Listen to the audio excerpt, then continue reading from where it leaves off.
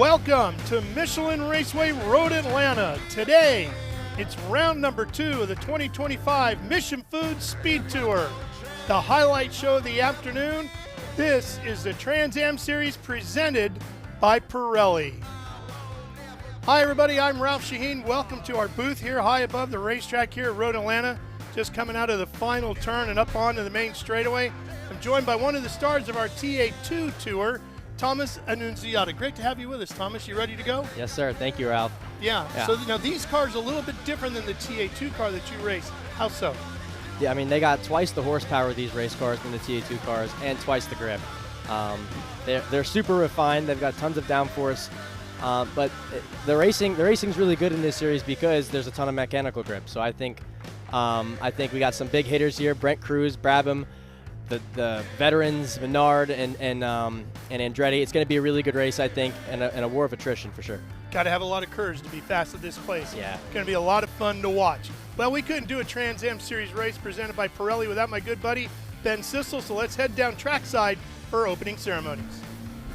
Well, ladies and gentlemen, so excited to be here on the grid for the fan walk at the Mission Foods Road Atlanta Speed Tour. Right now, we've got this is more of our GT classes, but the first one I want to introduce in this beautiful blue Camaro, the number 64 with the gold outlines, Rob Dickey, our lone GT1 competitor. We started this GT1 here in 2025.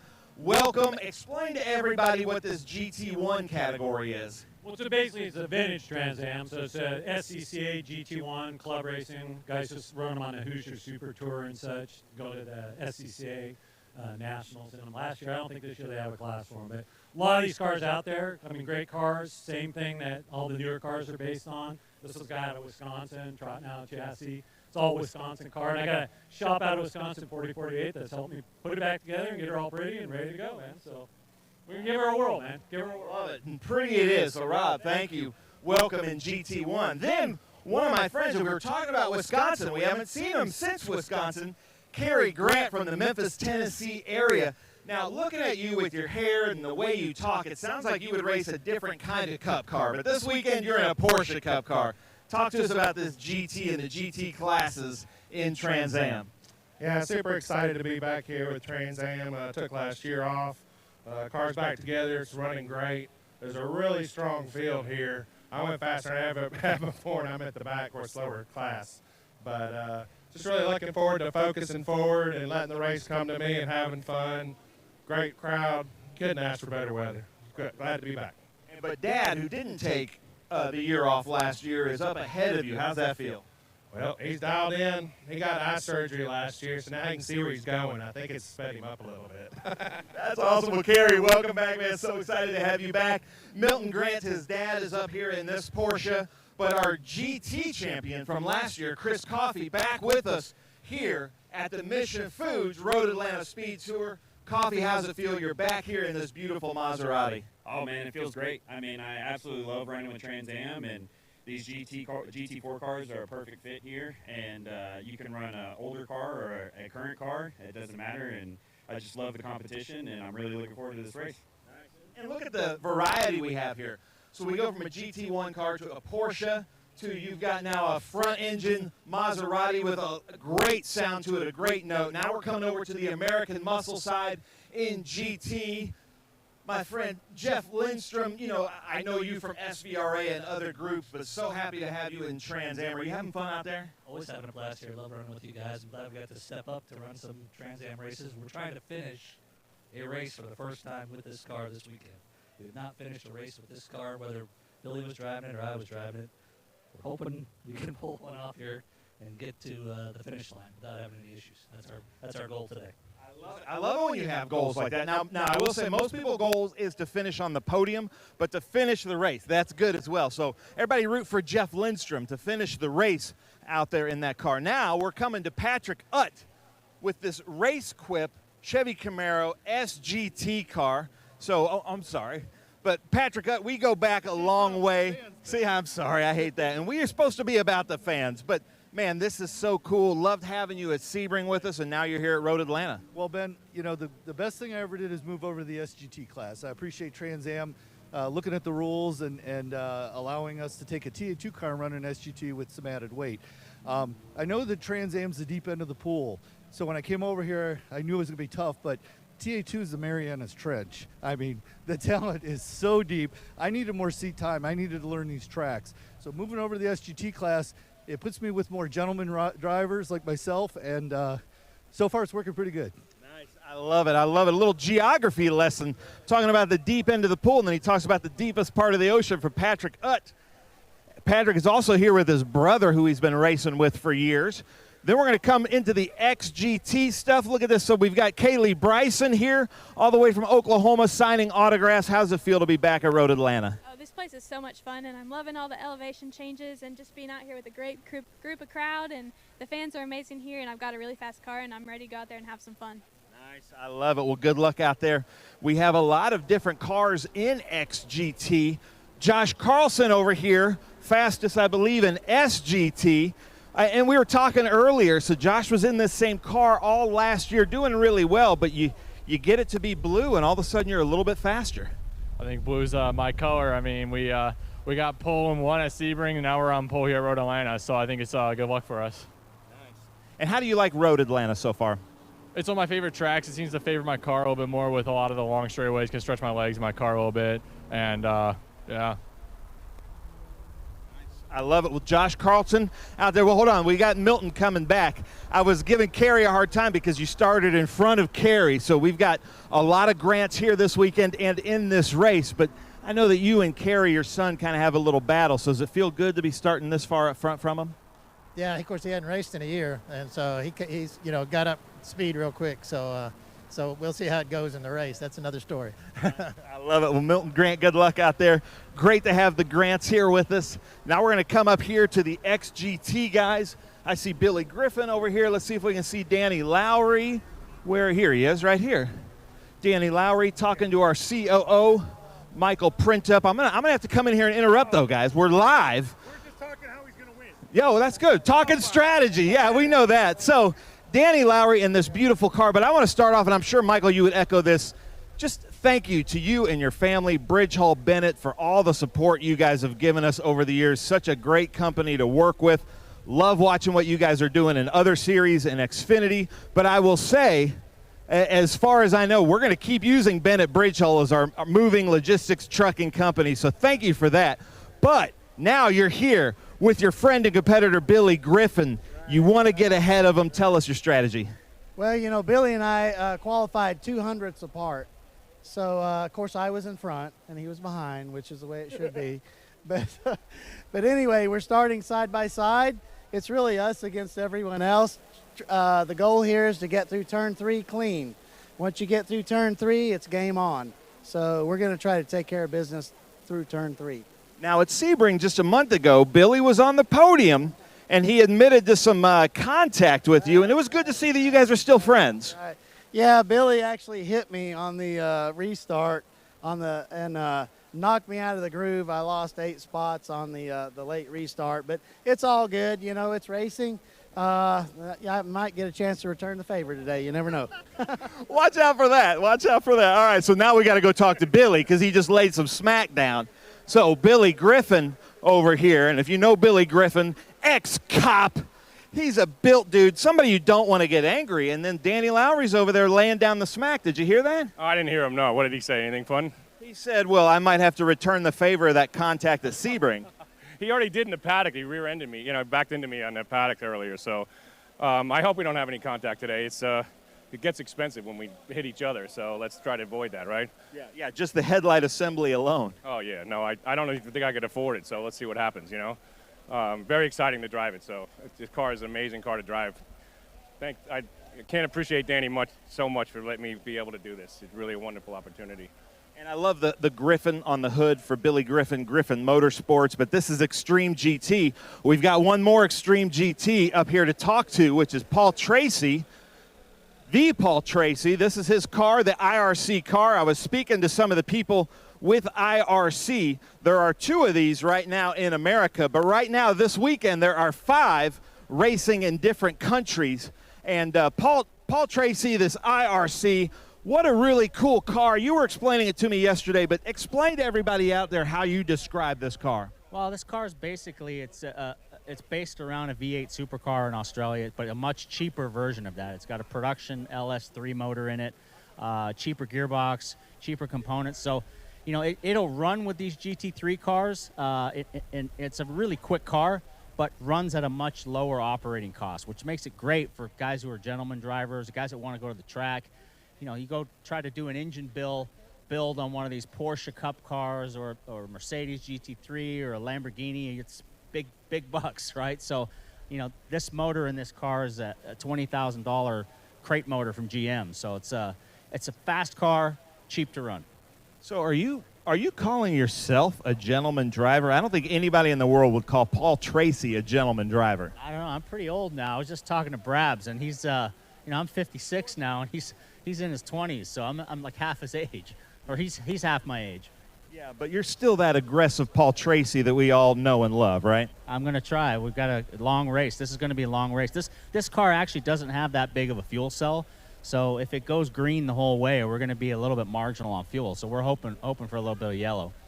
All right, well, you won at Sebring. Great race there at Sebring. So Paul Tracy's here with us, ladies and gentlemen. And as a commentator, I'd love for him to come up to the commentary booth. But as a driver, we want him in the race car. So that's really cool. We were talking about the Grants. Here's another Grant here, and Keith Grant. Here he is. So we have 3 of the 4 Grants that usually race in Trans Am with us. So Keith Grant in a TA car, the first of our TA cars. Are you having fun out here in Road Atlanta? Oh, yeah. Love the track. Love the cars on the track, so we're having a good time. So you're here with your uncle and your cousin? But you're in an 850, 900 horsepower, and they're in the Porsche Cup cars. Big difference. But I also know you from Formula Atlantics and high downforce cars. So what's your strategy when the green flag drops? I'll try to get to the front, but that's going to be tough. We got a good field today, and I just want to maintain position for a little bit, but try to work my way forward slowly throughout the day. Well, it is in the TA class at Road Atlanta. It is kind of a war of attrition, is it not? I think that's true at about every track right now. Well, that's awesome. Ladies and gentlemen, Keith Grant, Franklin Road. He's got Motul on the hood in this beautiful car, and Tommy Dreese just ahead of him in a car that matches. So we got to make sure. Now, Tommy Dreese's in the Trent Shore car, but let's come back and talk to Amy Ruman. Okay. Amy Ruman, 2-time champion, the McNichols Chevrolet Corvette, Valley Automotive. I know that you love Road Atlanta. How's it feel to be out here? Beautiful weather and a great crowd. I mean, what a perfect day here at Road Atlanta, and look at all the fans come out to support us as usual. I mean, what a great facility and a great track. And of course, this track is special to me. It's where we got our first win here in Trans Am. So hopefully today we'll have something for them, and we'll move up a little bit. Nice. I love it. I love it. Amy Ruman, ladies and gentlemen, the McNichols Corvette. We've got 2 ladies out here in Corvettes. I got to come and talk to Masood because we didn't get to speak to him at Sebring. He kind of took a year off, but you have a special guest here who we love as well. So you got to introduce her and bring her into the shot as she's walking away.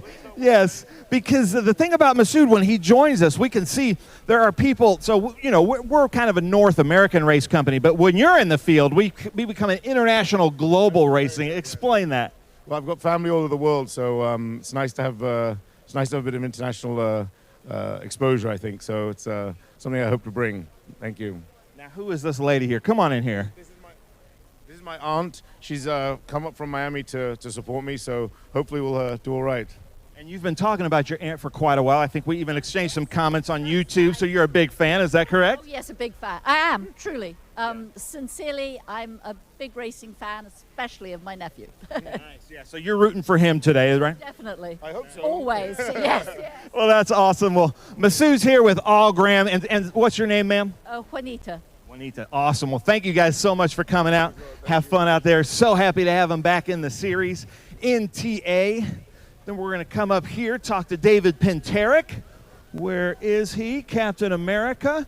David Pinterick in this beautiful Kreider Racing Ave Riley car. And we got to get a shot there, Lucas. They're all in their uniforms. I love that. Can't find David, though. Then we come over here to the Tommy Dreese car. Tommy Dreese is nowhere to be found. But here, we're going to do a little special thing here. Go into the porta potty Yeah, he said he's in the porta potties. That is true, Tommy Dree. See if you can hear me. But we're going to interrupt here. Our new president, Andy Lally. And just a few years ago, Claudio Burton brought Andy Lally to Watkins Glen for him to just wipe the floor with the field. And now you're the president. How does that feel? Well, I had a lot of fun with Claudio there. I'm super thankful for that. That was a really cool. That was my first foray into Trans Am, so it was an honor. We got our W together. That was a lot of fun at Watkins Glen there. So this transition, this has been pretty wild. This has definitely been an experience that I'm trying to get my arms around and do the best I can for this series. Love this series. Trans Am, our GT competitors as well, has been for sure probably one of the most exciting, but also one of the most daunting things I've ever taken on. And Claudio, real quick, you're from Atlanta. You and Adam Andretti won here last year on Adam's birthday. Is that extra pressure? No, the pressure's always the same. So, no extra pressure. Man, somebody check Claudio's pulse. You're not even, my heart's racing. I'm nervous. You're just over there like, no big deal. We're just racing crazy cars out there here at Road Atlanta. Let's try to talk to, here we go. Look at this, some legends. We have a Brabham and an Andretti on the wall talking through here. Matt Brabham, always one of our fastest TA competitors. How's it feel to be at Road Atlanta? Oh, it's always great to be back here. A lot of history here. The track is awesome, and these cars, it's really fast, it's flowing, and a lot of blind corners. So, I mean, it's going to be a lot of fun. Nice. How about that? And then Adam Andretti. I mean, this is some royalty right here, ladies and gentlemen. Back here in Top Liner. Extra pressure. You won here last year on your birthday. How's that feel? Extra pressure? No, come on now. No extra pressure. Not when you're an Andretti. There's always pressure. The pressure is a privilege, honestly, and we're blessed to be here to represent Top Liner in this Chevrolet Camaro. It's going to be a good day today. The weather couldn't be better. The fans have come out. We're actually, entertaining some youth here, and it's just a very blessed day. So looking forward to a good one for you fans at home, and all the fans showed up here. Thank you. We're going to have fun. Nice. I love it. Well, let's come out here in the middle because look at all these great fans. We've got Adam Andretti up here. We've got Paul Menard, the Paul Menard. We got Matty Brabham up here. And then in first place is our TA2 champion from just a few years ago, Brent Cruz. We're going to talk to Brent Cruz here in a little bit, but right now I'm going to send it up to Ralph in the booth. All right, Ben, thanks. Looks like it's a lot of fun down there on the grid as we're getting ready to go racing. All right, welcome to all of you that are watching right now live on YouTube. Stay right where you are. At the bottom of the hour, we're going to flip the switch, and all of our fans watching live on Speed Sport 1 will be joining the broadcast. So for now, just hang right where you are. We'll be right back with our Speed Sport 1 friends as well.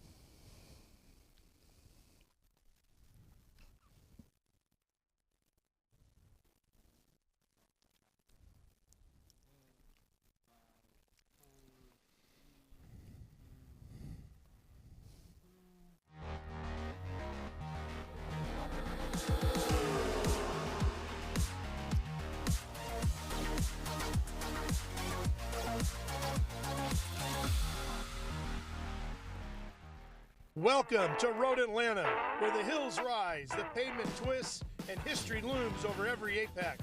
Since 1972, this track has been a proving ground for the fearless. And today, the warriors of the Trans Am Series are back to take it on. Paul Menard stamped his authority at Sebring to start the 2025 season. He started the same way last year and won the championship. Could it be deja vu all over again? And in the TA2 class, more history is being made as Toyota joins the fight with two Camrys rolling onto the grid, ready to shake things up in the muscle car hierarchy. The drivers aren't just battling each other today, they'll be fighting the track, the ever-changing elevation and blustery winds that'll push them and their machines to the limit. Speed, precision, no second chances. There's beauty in these Georgia hills, but if you don't stay locked in, you'll be nothing more than a part of the scenery. It's been a long month away, but we're back at it in the ATL as we go for round 2 of the Trans Am Series presented by Pirelli.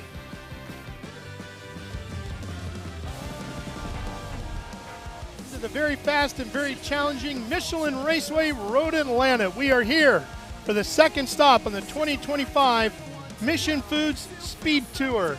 This is the next show for the Trans Am Series presented by Pirelli.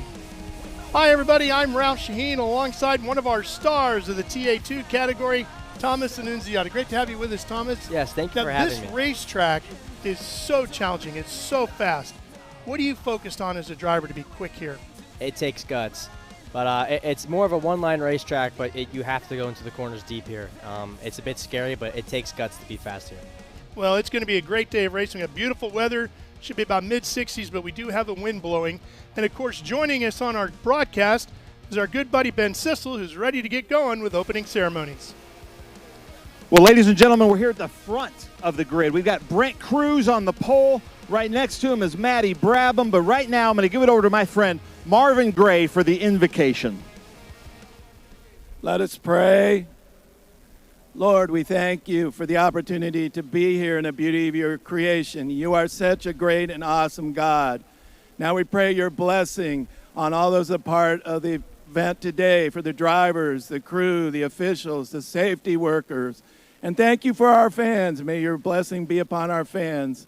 And now we thank you for our troops and our safety forces that protect us. We pray that you bring an end to the fighting in Ukraine and Gaza. And we thank you that we got our astronauts home safe. In your name we pray, Jesus. Amen. Amen. Marvin, thank you so much. If we can get a shot here, this is beautiful. The Hall County Sheriff's Color Guard joining us from Hall County, Georgia. We appreciate that as we welcome Lainey Ewers, who's absolutely incredible, beautiful voice for the national anthem. Lainey, take it away. Oh, say, can you see by the dawn's early light what so proudly we hailed at the twilight's last gleaming, whose broad stripes and bright stars through the perilous fight o'er the ramparts we watched were so gallantly streaming, and the rockets' red glare, the bombs bursting in air, gave proof through the night that our flag was still there. Oh, say, does that star-spangled banner yet wave o'er the land of the free and the home of the brave?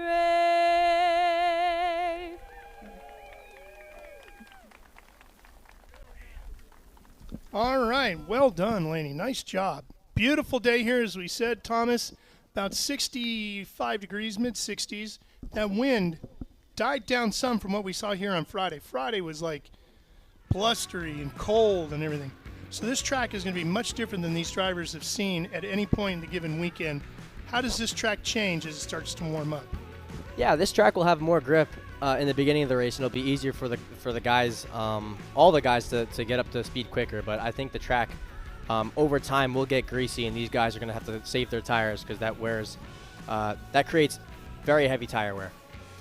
Well, one thing we're not going to talk too much about here is bumps. That was the story at Sebring, of course, which is where this whole series first ran back in 1966. And that's where we kick off the year on a traditional basis.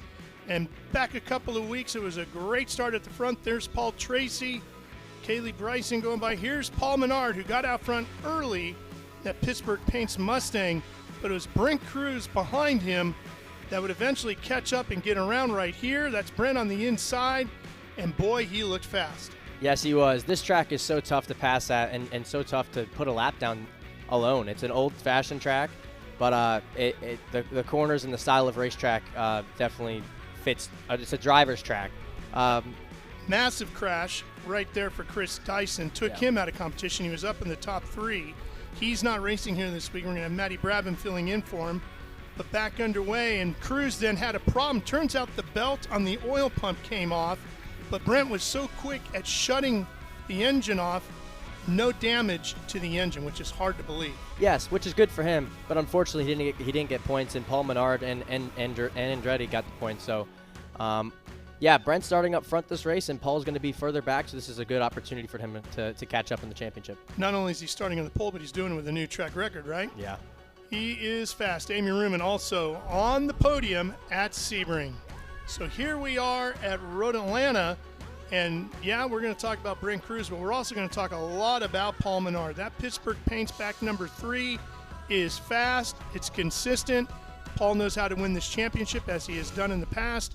He is definitely one we're going to keep an eye on here in 2025. My name's Paul Menard.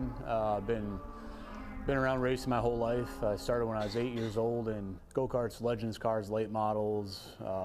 Got into the NASCAR National Series for quite a while, running trucks, mainly Xfinity and Cup cars. And a good friend of mine, Pancho Weaver, let me drive his Trans Am car a few years ago at Virginia International, and kind of got bit with the bug again. And Paul Gianlozzi called, and we started talking, and we put together a full year last year, and here we are again this year. The history, it's the oldest road racing series in America. Started in the late 60s, and a who's who of drivers and champions have come through the series and either made it their home or found success other places. The cars, keep coming back to the cars. I have not driven a car that's more fun on asphalt. There's some dirt cars, and I used to ice race back in the day. Those cars are really fun too, but on asphalt, these are by far the coolest cars I've ever driven. 900 horsepower, no gimmicks, no ABS, no traction control, just raw stock car with wings and some cool aero effects and good looking cars, and some cool tracks, some really historic tracks throughout the country that I've never run at before, that I get the opportunity to race at now and check it off the list. I feel like there's a couple different tiers in the TA class. You have some guys that just want to come out and just drive really cool race cars in a competitive environment. And then the rest are hardcore racers, and Dyson and I and Andretti had a good battle last year. Dreesy was in the mix. Amy's always a threat for the podium. Can you point me, Lucas, 'cause I just can't so there's hear them. some good racers. Can you point me, 'cause I can't and hear this them. year it's just stepped up. We got the same crews last year with Dyson, with Andretti, with Tommy, with Amy. Brent Cruz, who is he's up and coming. I think he's 17 years old or something, but he's going to be somebody that you're going to be watching on Sundays for a long time when he gets old enough. Well, Paul Menard getting set to go racing, but before we can fire up the engines, we got to go back downstairs for the most famous words in racing. And Ben, we can't get one of our races underway on the Trans Am Series without our good friends at Mission Foods. Well, ladies and gentlemen, it is my honor to be here at the Mission Foods Road Atlanta Speed Tour with my friend and the CEO of Mission Foods, who's racing with us this weekend in his beautiful Porsche. But Juan, what's it like to be here at Road Atlanta? Well, it's excited. I mean, I'm great. I'm glad to be back. I've been driving this track for 35 years, so I'm ready to drive this afternoon and tomorrow. And I'm wishing good luck to all the drivers today. And it's great to be partners with SVRA. I love it. I love it. And I love, thank you so much to everybody at Mission Foods for all your support of motorsports, from drag racing to the baggers to motorcycles to sports cars. But Juan, deliver us the most famous words in motorsports, sir. Take it away. Drivers, start your engines.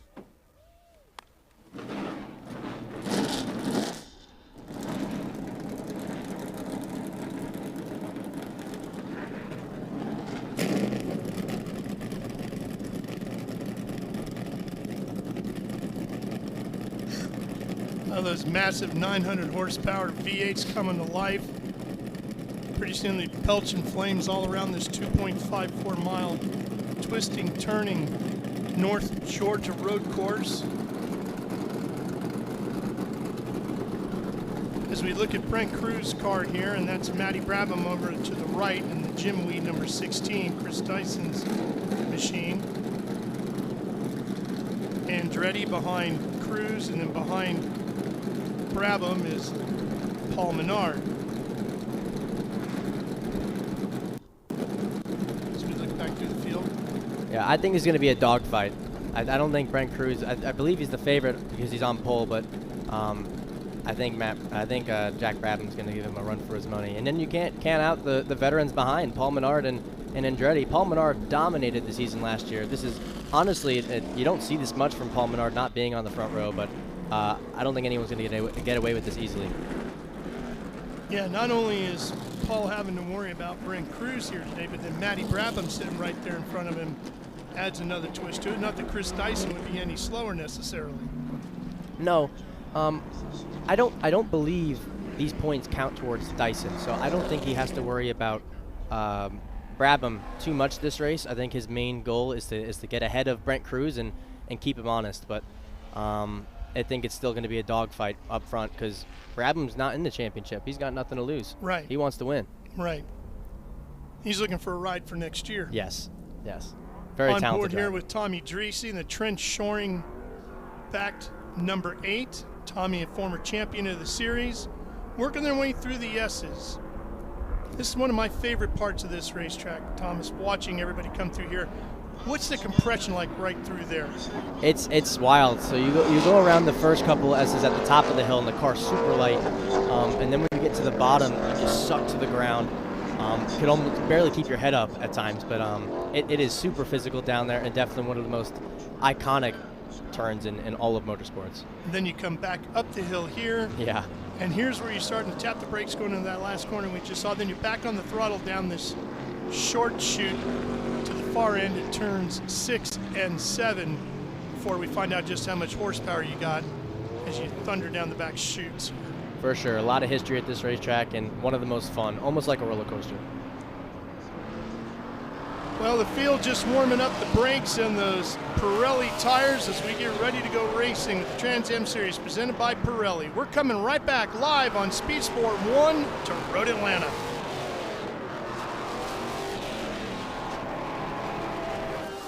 How good is this? Look at this view from Losowski. It brings all my fans, it brings the audience into the car with me. Speed turn, 140 mile an hour entry speeds. The quickest and most efficient way for me to get information to my drivers is from using the V-Box HD2 system.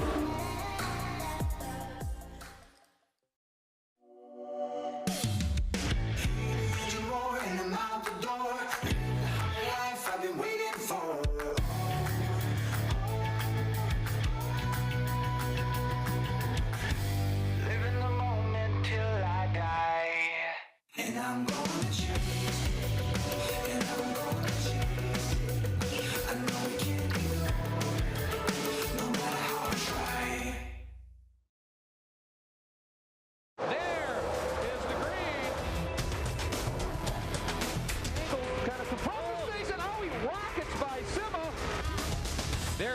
said. One of the ways you overtake here at Sebring is really good in the braking zones, like this one right here. Both go around. There's the green. We are back and at it. Watch this. Oh, look out, Miller, look out.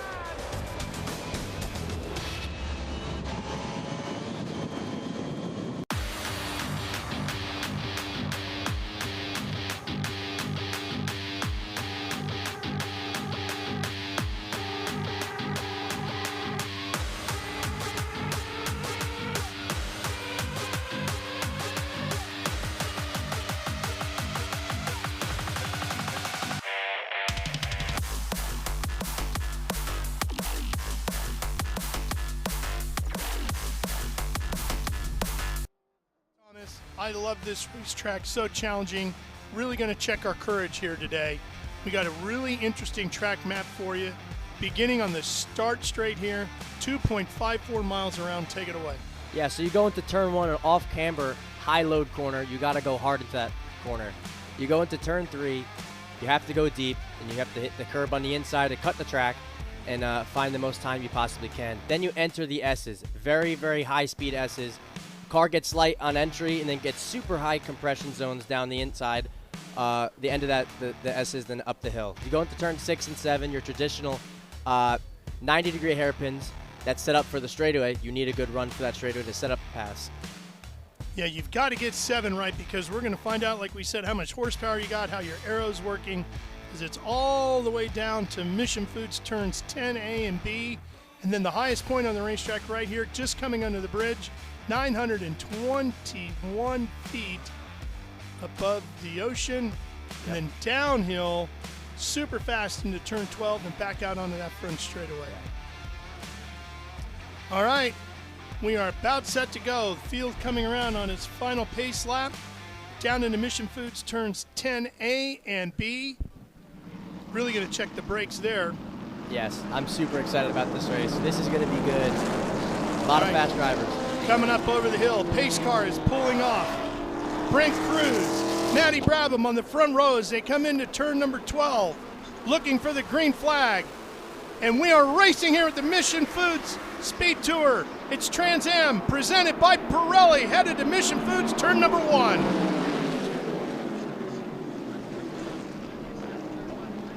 Looks like a good start for Brent Cruz. Yeah, Cruz right out front. Jumped on it early in that number 70. And it looks like Andretti followed him right through. Great start by Adam Andretti. He gets up into second. Then it's going to be Brabham and Dallenbach, or not Dallenbach, I should say, Paul Menard. Wally Dallenbach not here actually this weekend. The team has decided not to come back racing until mid-Ohio.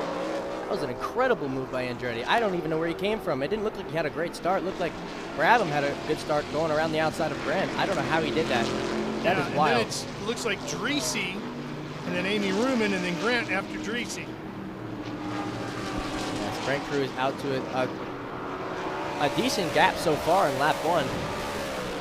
Let's see how his tires hold. If you push too hard here at this racetrack, you will lose time at the end of this race, which will allow for other race car drivers to attack you at the end of this. So Brent's got to be careful here, saving his tires. Andretti and Brabham, veterans of this sport, know what they're doing here. So let's see what Brent Cruz has. Thundering up underneath the bridge. Down through the very fast turn 12. Boy, it's going to gut check you right there, isn't it? That is wild how fast they're going. Yes, it's very scary, especially when you get down to the compression zone there. The car hits the ground and sometimes wants to veer off the racetrack, but you have to hold it or else you just don't have lap time. So like I said, very, very scary track. You need tons of guts to get around this track, but we have a very gutsy race car drivers up front here. Into the Cube 3 Architecture S's.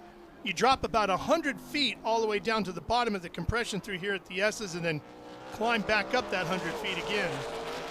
Yeah, and as a race car driver, you really don't, when you're focused on putting the laps together and focused on chasing the guy in front of you, you don't honestly feel the elevation change. You feel it after the race is over and you're on the cool down lap. But when you're this focused and this honed in, you don't really feel those butterflies and going over the hills and the compression zones. You're mainly focused on catching the guy in front of you. Andretti's car looked a little loose coming off of turn number 7. Looked like he spun the tires up a little bit. Yeah, he might be struggling with some early pace here. The tires are still cold, And Cruz's car is coming in much quicker than Andretti's at the moment. But let's see, Brabham's hunting him down.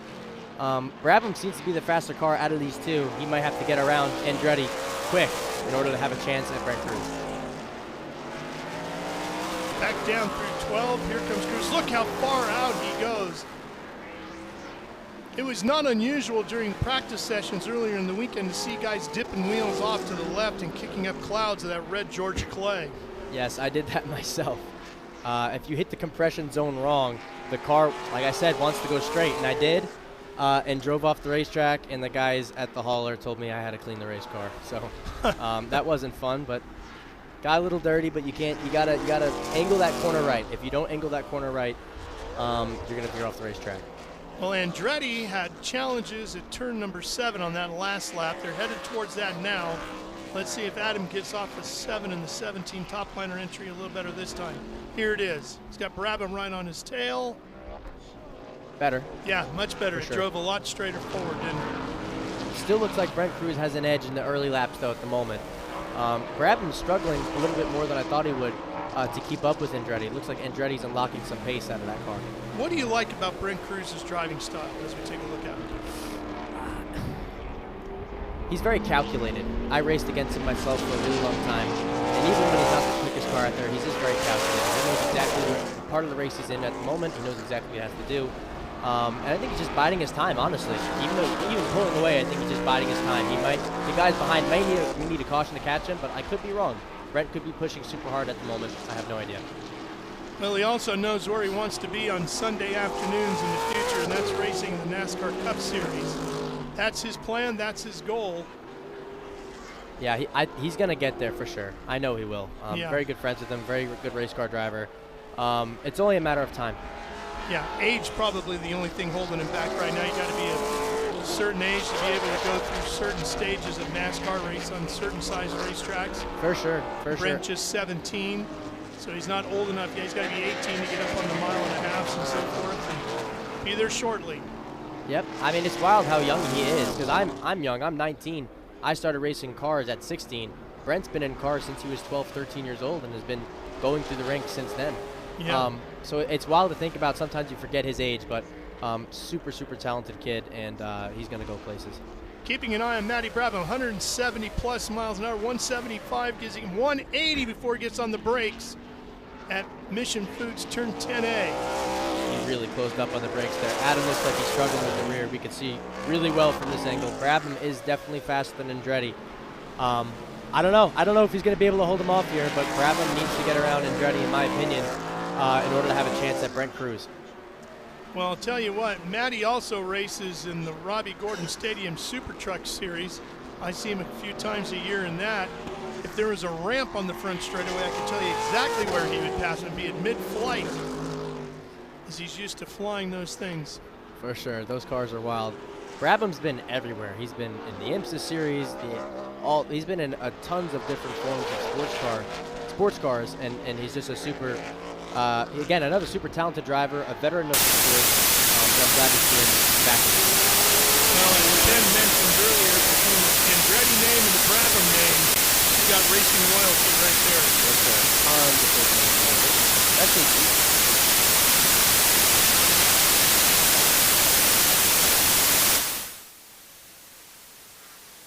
Looking a little deeper back in the category here. Brabham getting closer still. He's so much better on the brakes there than Andretti, but he can't seem to find a way to get around him through the rest of the racetrack. Yeah, do you see any place on the track where Matty seems to be quicker than Adam? And we know Adam's struggling to get off some of the slower corners. Well, because these cars are so fast and they got so much aero, there's dirty air. So when you get behind the turbulent air, the air isn't pushing the car behind down into the ground. So Brabham is struggling in the high-speed stuff and is losing time. But where Brabham catches Andretti is under braking. He seems to be stronger in the slow-speed corners. So I think his best chance to get around Andretti will be Mission Foods turn A and B. So we see our top 3, now top 4, working their way through the first part of traffic as they catch Foss in the 54 Chevy. Yeah, this is definitely not over. There's so much left of the race to go. These races usually go caution-free. You got to save these tires. I think when Brabham gets around Andretti, it's going to be, I think he has a chance at catching Cruz. We saw Lowry and Griffin running nose to tail in the Mercedes AMG cars. Yeah, that's a good battle. Mercedes versus Mercedes. We'll see who ends up on top at the end of this race. So that's in our XGT category. As you can switch back. Here comes Brabham under brakes. There he to goes. the inside at Mission Foods, turn 10A. Right alongside, door to door as we go through 10B. Now it's back up the hill under the bridge, rolling through the gears. Sweeping down the hill. Looks like Adam might get him back. He did. I called it. I said it's not over yet. Here comes the crossover. Can he get him into turn 1? Down to Mission Foods, turn number 1. Brabham to the inside. Andretti trying to squeeze him a little bit, try to take the line away. Carrying a lot of speed through there. Not yet, but I said so. That's where he was better. He's better under braking. Andretti's better through the fast stuff, so he has to stay. He has to find a way to get even closer to Andretti, so he could dive into turn A and B, turn 10 A and B, and complete that pass. He needs to get this done quicker, though. I am surprised about where we are with Paul Menard. Menard has lost touch a little bit with these two right here fighting over second place. Yeah, the former NASCAR driver, unbelievable driver, and he gives me tons of feedback whenever I need it. It seems like an off day for him and the team. They usually don't find themselves in these positions. They're usually up way ahead. So definitely surprising, and this is a big points day for Cruz if he could just finish the race. Lowry here, still leading Griffin in our XGT battle, and they are running 11th and 12th overall. That time carrying more of a gap between him and Brabham as they went into Mission Foods turn number 10. Yeah, they're going to have to get past this lap traffic. Here we go. He could use this as a pick. Yeah. Adam's good run, good run. That's going to help Brabham quite a bit. Brabham Huge looking run. inside. Here he comes. He's got to go. He's got to go. Who's going to be able to carry more speed through Mission Foods turn 1? Looks like Brabham, first one up the hill and over the rise. He's got the inside line here. He's going to have the edge going over that. Andretti trying to hold the outside. Boy, Andretti is doing a tremendous job of fighting, though. Yeah, that was clean racing. I'm surprised they didn't make contact going into turn 1 or the exit of turn 1. But this is exactly what Brabham needed. I think Andretti just needs to hold back, save his tires, and if Brabham can catch Brent, that'll be a dogfight, like I said before. And who knows? Maybe he's the beneficiary of an accident, or however those guys race against each other. Hard racing will bring them back to Andretti. Yeah, Adam Andretti, the winner here a year ago. Yeah, that team, Burton Racing, super fast car. They need to just put it together. They put it together here last year. I've raced with them too as well. They're an unbelievable organization, but they seem to struggle sometimes with hard luck, right? Their car sometimes doesn't get to the end of the races, so they need to focus on that long run pace. And as long as Andretti stays in this race, it is not over yet. These cars, as fast as they are, they can be finicky. Matty Brabham hitting 182 miles an hour. He's winning the Mission Foods turn 10A. One of the you most can see wild that feelings. Wild ride down through turn 12, and here's the entrance to Mission Foods turn number 1. Tons of traffic. He's got to get around this stuff quick, and he's got to hope Brent Cruz catches that last traffic. It's a long time. Now we're on board with Tommy Dreese. He enters out onto the front straightaway. Yeah, Dreese's been last year told me. I told me a lot about what he was going through in his during that year and his career, and he's been putting a lot of his work stuff aside this year to focus more on the racing. And yeah, they're just trying to work out all the glitches and all the problems within the team, right? I mean, it takes a team to put these races together, and if one thing goes wrong, the entire thing goes wrong. You have to be perfect. So you can see there, car's looking good. It looks reliable as long as he does all the laps and they learn from all the experiences throughout this race. They should be good for the rest of the season, but it's going to be a learning year for them. Tommy was 4th, if I'm not mistaken, at Sebring. I believe so. Just one spot on the podium, battling with Amy Ruman at the finishers. Kaylee Bryson right there. That bright yellow Corvette. She's running 13th overall.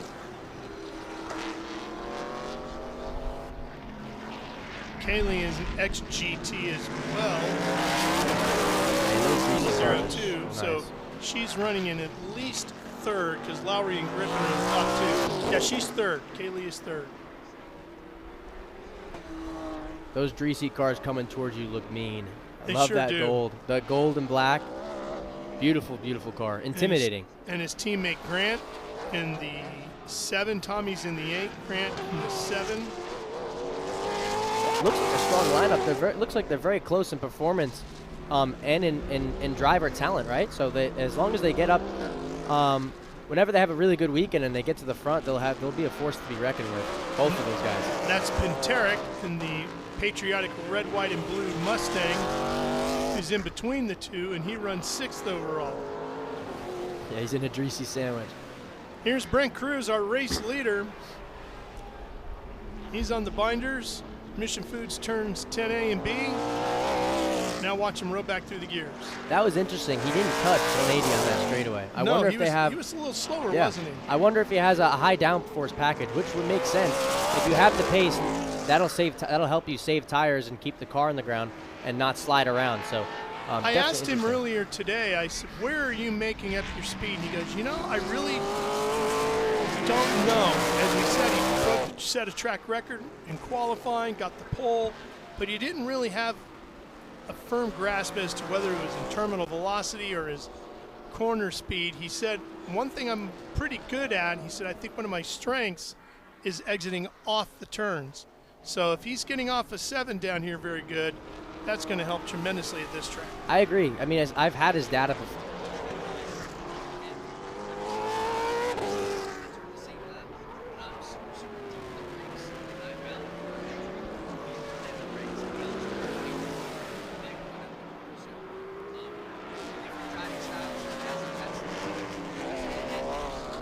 So you're more comfortable with the front end of the car, and he's more comfortable with the tail end of the car.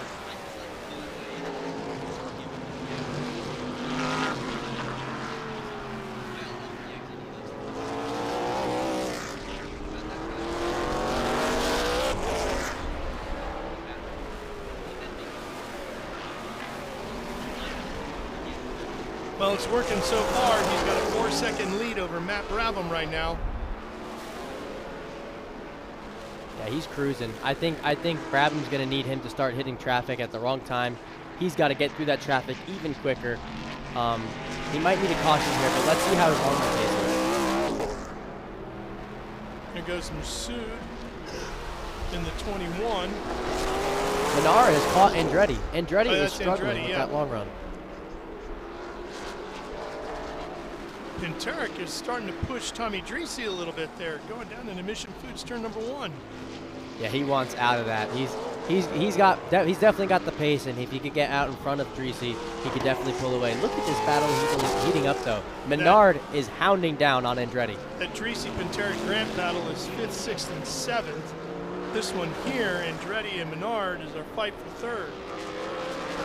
I don't know who I want to see finish last on that podium. Those two guys are great. Menard's going to need that podium spot to. I think I know the problem for Adam Andretti. We're being told he's got oil pressure issues. Anything he can do to combat that at all? I don't know. It's really hard as a driver, especially here when there's no relaxing here. You're always up on the wheel because this place is so scary, and you need to just get through that fear and keep the pedal down in order to be fast around here. So that's going to be difficult. But I was saying it before. They have such great race cars. They're so fast, but they need to figure out how to get the car to last the whole way. Even with that issue, he's still holding on to series points leader Paul Menard, In fact, who pulling is away. also our reigning champion. Yes. No, this is good. I think Menard knows he needs to get this final spot in the podium to reduce the points gap, or at least reduce the damage that Brent Cruz is going to put on him here. Well, as they say, champions minimize the damage on their bad days, right? You don't have to win the championship necessarily every weekend by maximizing the points, but you have to at least minimize the damage when you can't. And that's what Paul's trying to do here today. For sure, and that comes with experience. For example, I mean, my first Trans Am Series year, my rookie year, I had the speed to win a lot of races. I was fast, but I didn't always put it together. I just put it in the wall sometimes. You drive off the racetrack, you push too hard. You got to be there at the end, and you got to be there for every race. You got to collect every point. If it's a 4th place car, finish 4th or outperform the car and do better. But you can't take yourself out of these races. Menard has gotten around Adam Andretti. The Pittsburgh Paints number 3 has gotten around the top liner number 17. Now let's see if Menard can pull away. That's and there is Brent Cruz, our race leader. Cruz is cruising away. Brabham only 1/10 behind that lap. It looks like the Oh, time look at it. You can see. Looks like Menard got a little wide coming down the hill. And Andretti almost took advantage of that, was almost able to pull up alongside of him again. Yeah, he was looking. I'm a bit confused with that. It looks like Andretti's car is struggling at some parts of the racetrack, but then comes alive again. Because Andretti is quicker than Menard this whole race as of right now. Like you see right there, he lost a ton of time. It looks like he's having issues in certain parts of the racetrack, which is hindering his performance. And Menard's using up a lot more of the racetrack, isn't he? Yeah, he's trying. He doesn't have the speed. He's doing everything he can and using all the racetrack to try to get as far away as possible. But he's putting together a solid race for what he's got. Yeah, Paul did win the season opener at Sebring, but he had lost the lead to Brent Cruz, as you saw the highlights at the beginning of the show. And Cruz had pretty much walked away from him. And then he had the oil belt problems. This almost reminds me, this season almost reminds me of Lewis Hamilton and Max Verstappen in 2021. You got the veteran, the champion, Menard, looking for his second consecutive championship in this series. And then you got the young gun, Brent Cruz, who's out there trying to prove himself. It's going to be interesting, but it does look like, as of right now, the youth. Oh, there's Brent. Oh my he looks gosh. like he's slowing. Not again. Oh, my gosh. 2 races in a row. Are you kidding me? Brent Cruz, the fastest car by a long shot, finds himself slowing to a stop. Was that the entrance to Mission Foods Turn 1? Yes. Yes. That's heartbreaking. That's heartbreaking. No. Oh my gosh. I mean, that's perfect if you're Paul Menard, but that's not the way you want to win these races. No. I feel for him. Commentator's curse? Could be. I'm Just going to put talking it to on him. you. Yeah. Man. Cruz had a 2.5 second lead or more, and that vaporizes in an instant. Not sure if we're going to get a yellow here, but Brabham is now the new leader. Menard running a second off pace, I believe, at the moment. He's got to do the best he can to find pace in that car, because at the moment he has nothing for Brabham. Well, and we really didn't get to see exactly what Brabham's car is capable of at Sebring, because Chris Dyson, who was driving it then for his second year in a row, had a terrible crash there, which knocked him out of competition this weekend. He's here, he's feeling okay, he's just a little sore, so we expect to see him back behind the wheel at our next stop at the Trans Am Series presented by Pirelli at Sonoma Raceway out in the wine country, end of April. For sure. That's a smart move by him, too. I mean, it doesn't make sense to continue to hurt yourself out there. No, it's a long championship. There's no point. It's a long championship, and there's a lot of points to be gained. So as long as he gets himself back to 100%, he'll be back, no doubt, and be driving at 100%. Yeah, and he's capable of winning anywhere, any weekend. For sure. For sure. We see sparks showering out of the bottom of Menard's car as he gets up on some of those rumble strips. Let's see if we can figure out what happened to Brent Cruz. We're going to go on board here. Just keep an eye on him as a driver, Thomas, and let's see what he starts flipping switches and stuff. Wow. It's hard to tell down there. Oh. It looks electric. It looks like we have an electrical issue. What makes you say that? I'm pretty sure I saw a wire loose. Oh. Something disconnected in that interior. I could be wrong. Hard to see from this angle, but He looked like he was turning this knob right here, just to the right. Something went across the dash, near the windshield, went across the dash. I have no idea. But so at Sebring, he blew a motor, I believe. Well, it was the belt on the oil pump. The belt, came yes, off. yes. He had a mechanical failure with that. That's completely different. That has absolutely nothing to do. Two separate issues, right? Oh my gosh. But it's the same engine. Yes. Even though they didn't have even though he had the issue with the belt of the oil pump, he was able to shut the engine off right away going into Mission Foods turn number 7 there and salvaged the engine. That's heartbreaking. I mean, those things you really want to happen during practice, and you really question yourself why. I mean, you're there the whole weekend. You do all 3 practice sessions. You're there in qualifying, and that's when you push the car at it to its most, to its farthest level. And then, we have an issue over here. Oh boy, one of the Porsches spun turned around coming out of 7. If he does not get that going, That could be the yellow that you're looking for. That's the 55 of Grant. Menard needed that yellow. Hey, we'll see. We'll see. It doesn't look like he's moving at the moment. Here's Brabham coming into some of the slower trap. He's at 49 in front of him here. That's Utt. Patrick Utt in SGT. He gets around Utt to the inside. It's the gap to Menard, 11 seconds. Yeah, Menard's just struggling with pace here. But it's going to be another big points day for him because Brabham he doesn't have to worry about.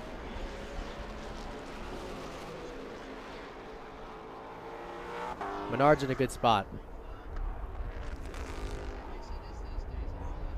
Yeah, anyway, as I was saying before, it sucks when that stuff happens and you really question why life is the way it is sometimes.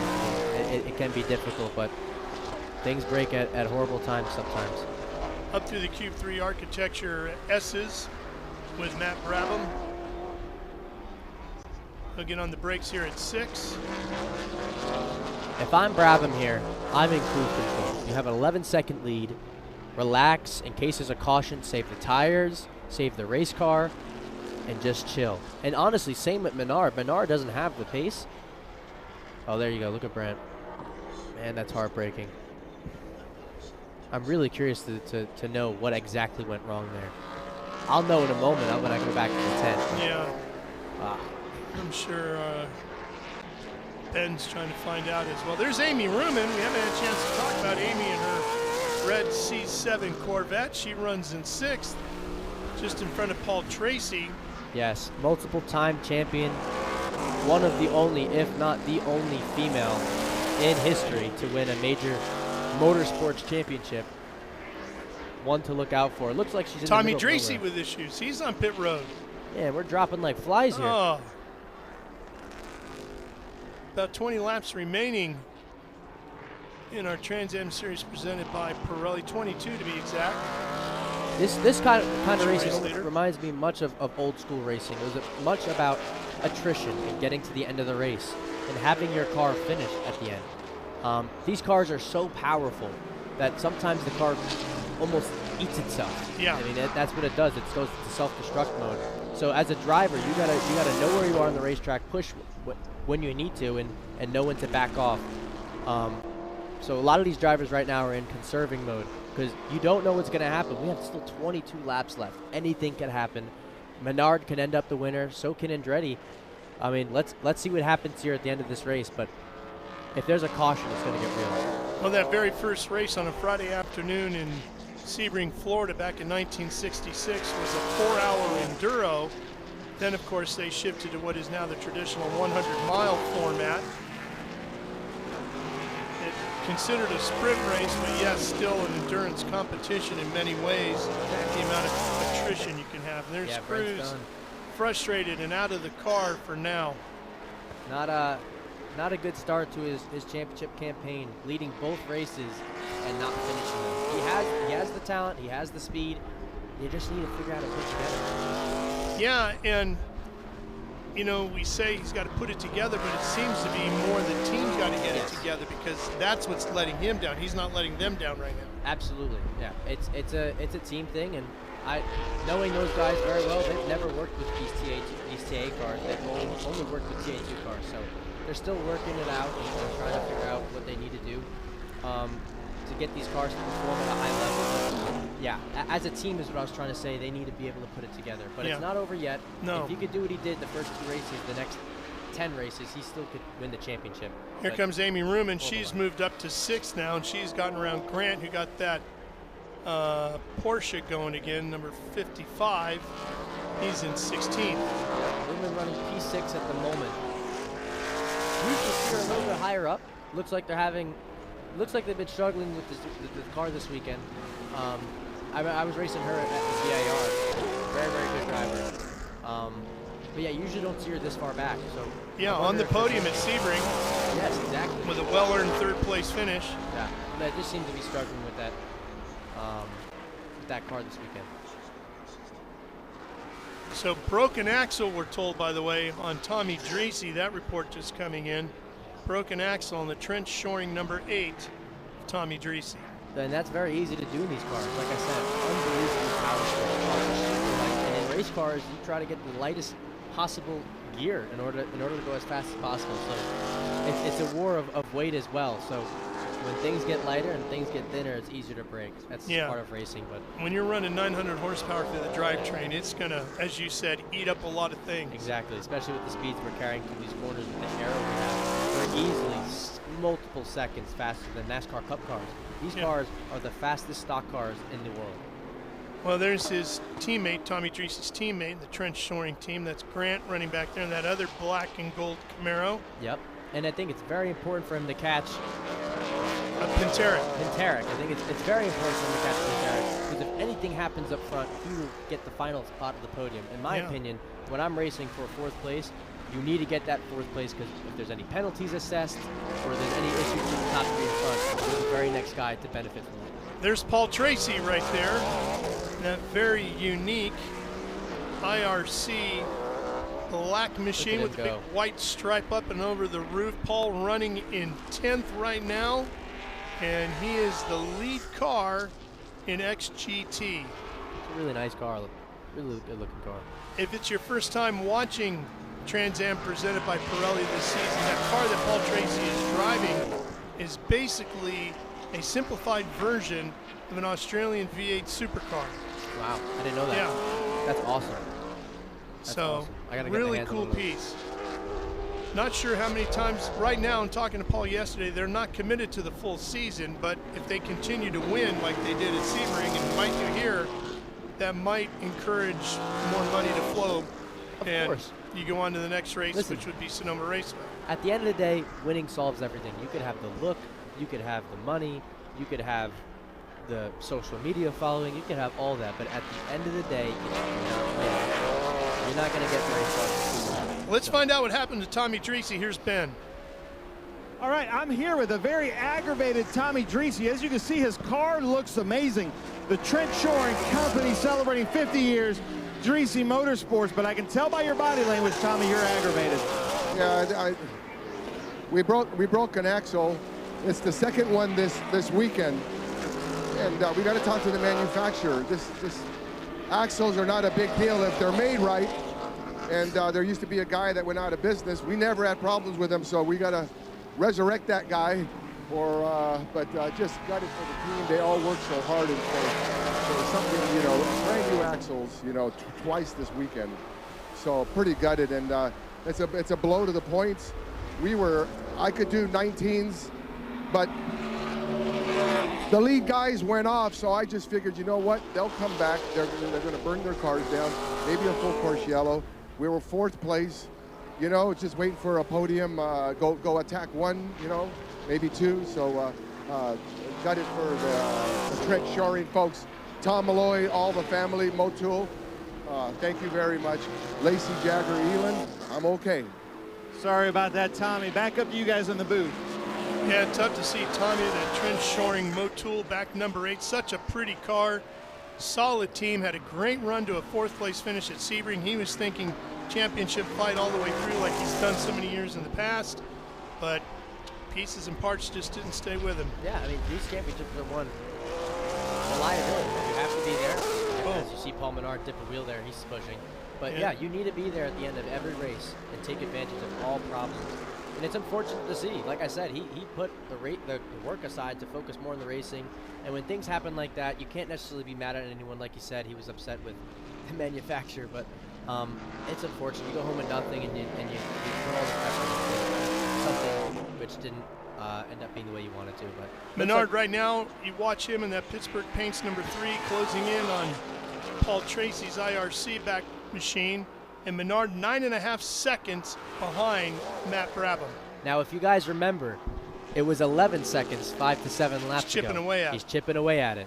Menard did not look like he had the pace, but as he's shown time and time again, the defending champion is now closing up in the final stage of this race. Maybe what he was doing is what Tommy Dreese was talking about. He saw the lead cars take off, and he figured, just like Tommy did, those guys are going to come back to me. They're going to burn up their tires. It might be a quick caution.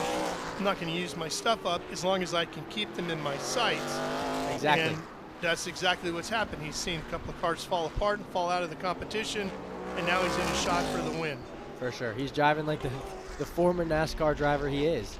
I mean, and as you mentioned earlier, since Brabham is not running the full championship, he doesn't have to worry about those points being taken away.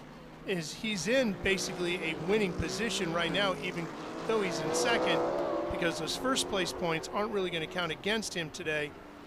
So he's in a great spot sitting there in second. I mean, it's a win-win for both these guys, honestly. I mean, Brabham, of course, again, behind the wheel for the first time in a while, and showing off his talent and skill and dominating this race as of right now. And Paul Menard doesn't need to beat this guy. He's good. In his head, he's got the points, and he's won the race because he's beat everyone he needed to beat. So, obviously, Menard, being the race car driver he is, he still wants to win this race, but make no mistake, P2 is a great day for him. That's Masoud right there in the 21. Masoud right now in 8th. 8th overall, 8th in Trans Am.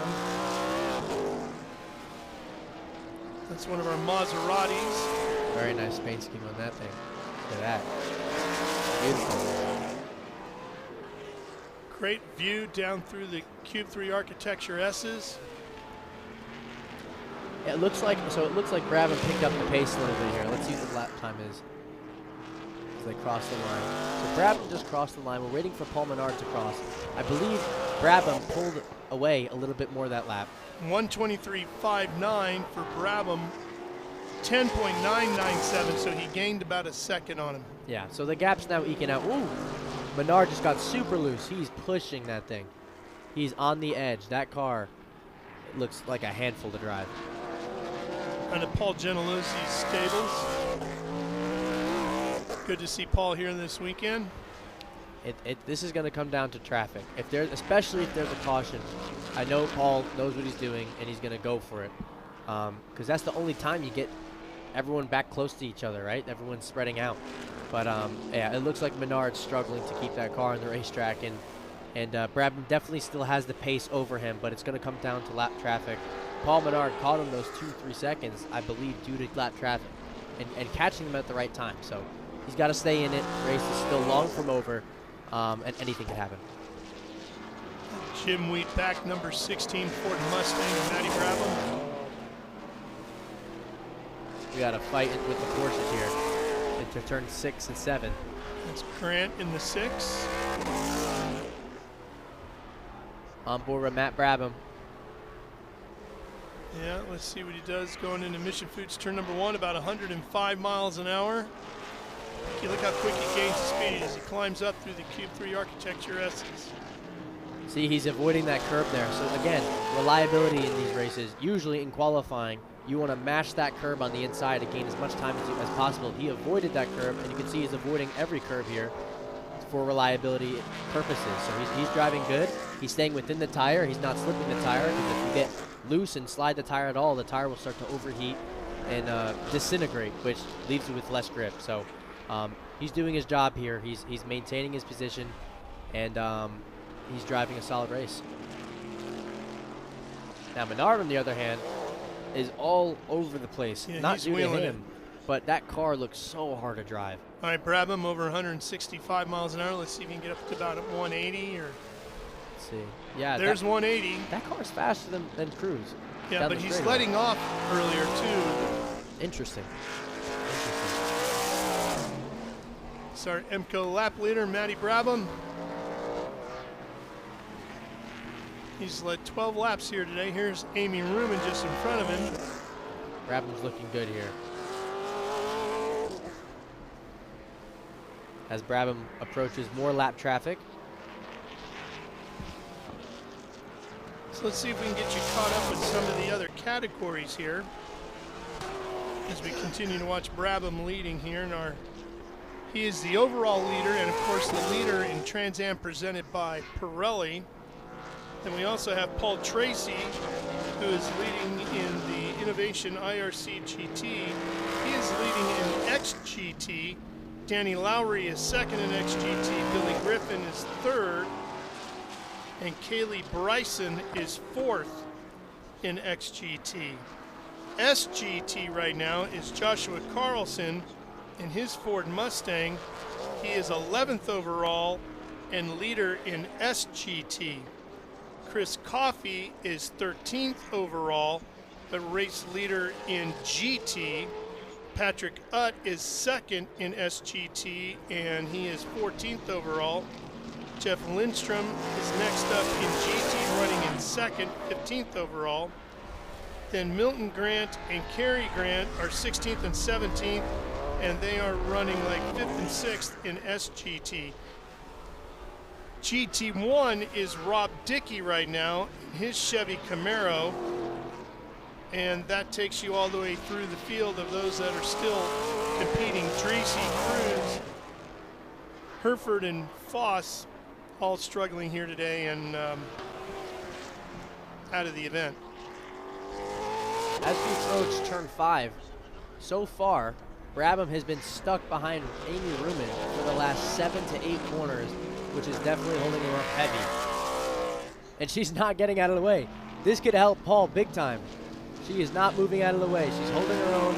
Well, Amy's running in 6th right now. 8 seconds, Menard. Only 8 seconds behind. Yeah, that's a big difference. This is big. This is big. Let's see the straight line speed down here. If Brabham can't get to her at the end of this corner, this is going to be a problem. As we see one of the Corvettes going slowly. We're hearing from Matty Brabham's radio. He was really disappointed that Cruz's car broke because he was really looking forward to the fight with him here today. And I think that's every driver, right? You want to beat the best on any given day, and it was obvious that Brent Cruz was going to be one of the best, if not the best here today. And that's awesome to hear. True competitor over there. I mean, I love dominating races, but there's something about winning just by a nose or just eking out 7 seconds.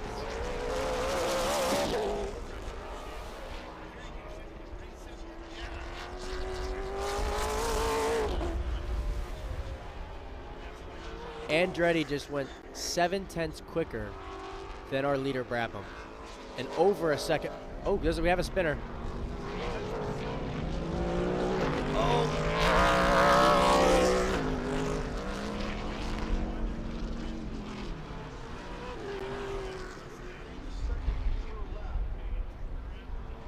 He looks like he'll be fine, but Andretti much quicker than Brabham, and again Menard.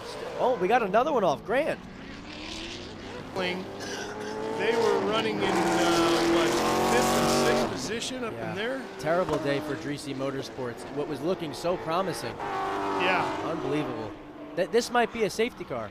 It could be, because he is definitely in a dangerous position. This could be a yellow. This could be big stuff for Menard and Andretti. And is that a double yellow? Could be huge for Andretti, who's basically double yellow. Double yellow. There it is. This race got just got super good, ladies. Andretti was 22.5 seconds back, and that gap is now just gone. Disappeared. Evaporated. This is important, and it's going to be it's probably going to be a 7 to 6 lap dash to the finish, with 10 laps to go at the moment to clean up the race car. To clean up the racetrack, it's going to be good. It's going to be really good. So Adam Andretti is going to walk over to Keith Grant's pit area in the paddock after the race and hand him some free coupons to the Andretti karting facility. Absolutely. Right down the road on I-85 from here. Yes, this was that guy. For helping him out with that. Andretti being last year's winner. Yep. Can he his do birthday. a two-peat? His birthday this year will be on Monday when he's ready to celebrate and get another win here today. While they're lining everybody back up, getting the track clear, we're going to take a quick break here on Speed Sport 1. Stay with us. We'll be right back for more Trans Am presented by Pirelli. How good is this? Look at this view from Losowski. It brings all my fans, it brings the audience into the car with me. Speed turn 140-mile-an-hour entry speeds. The quickest and most efficient way for me to get information to my drivers is from using the V-Box HD2 system.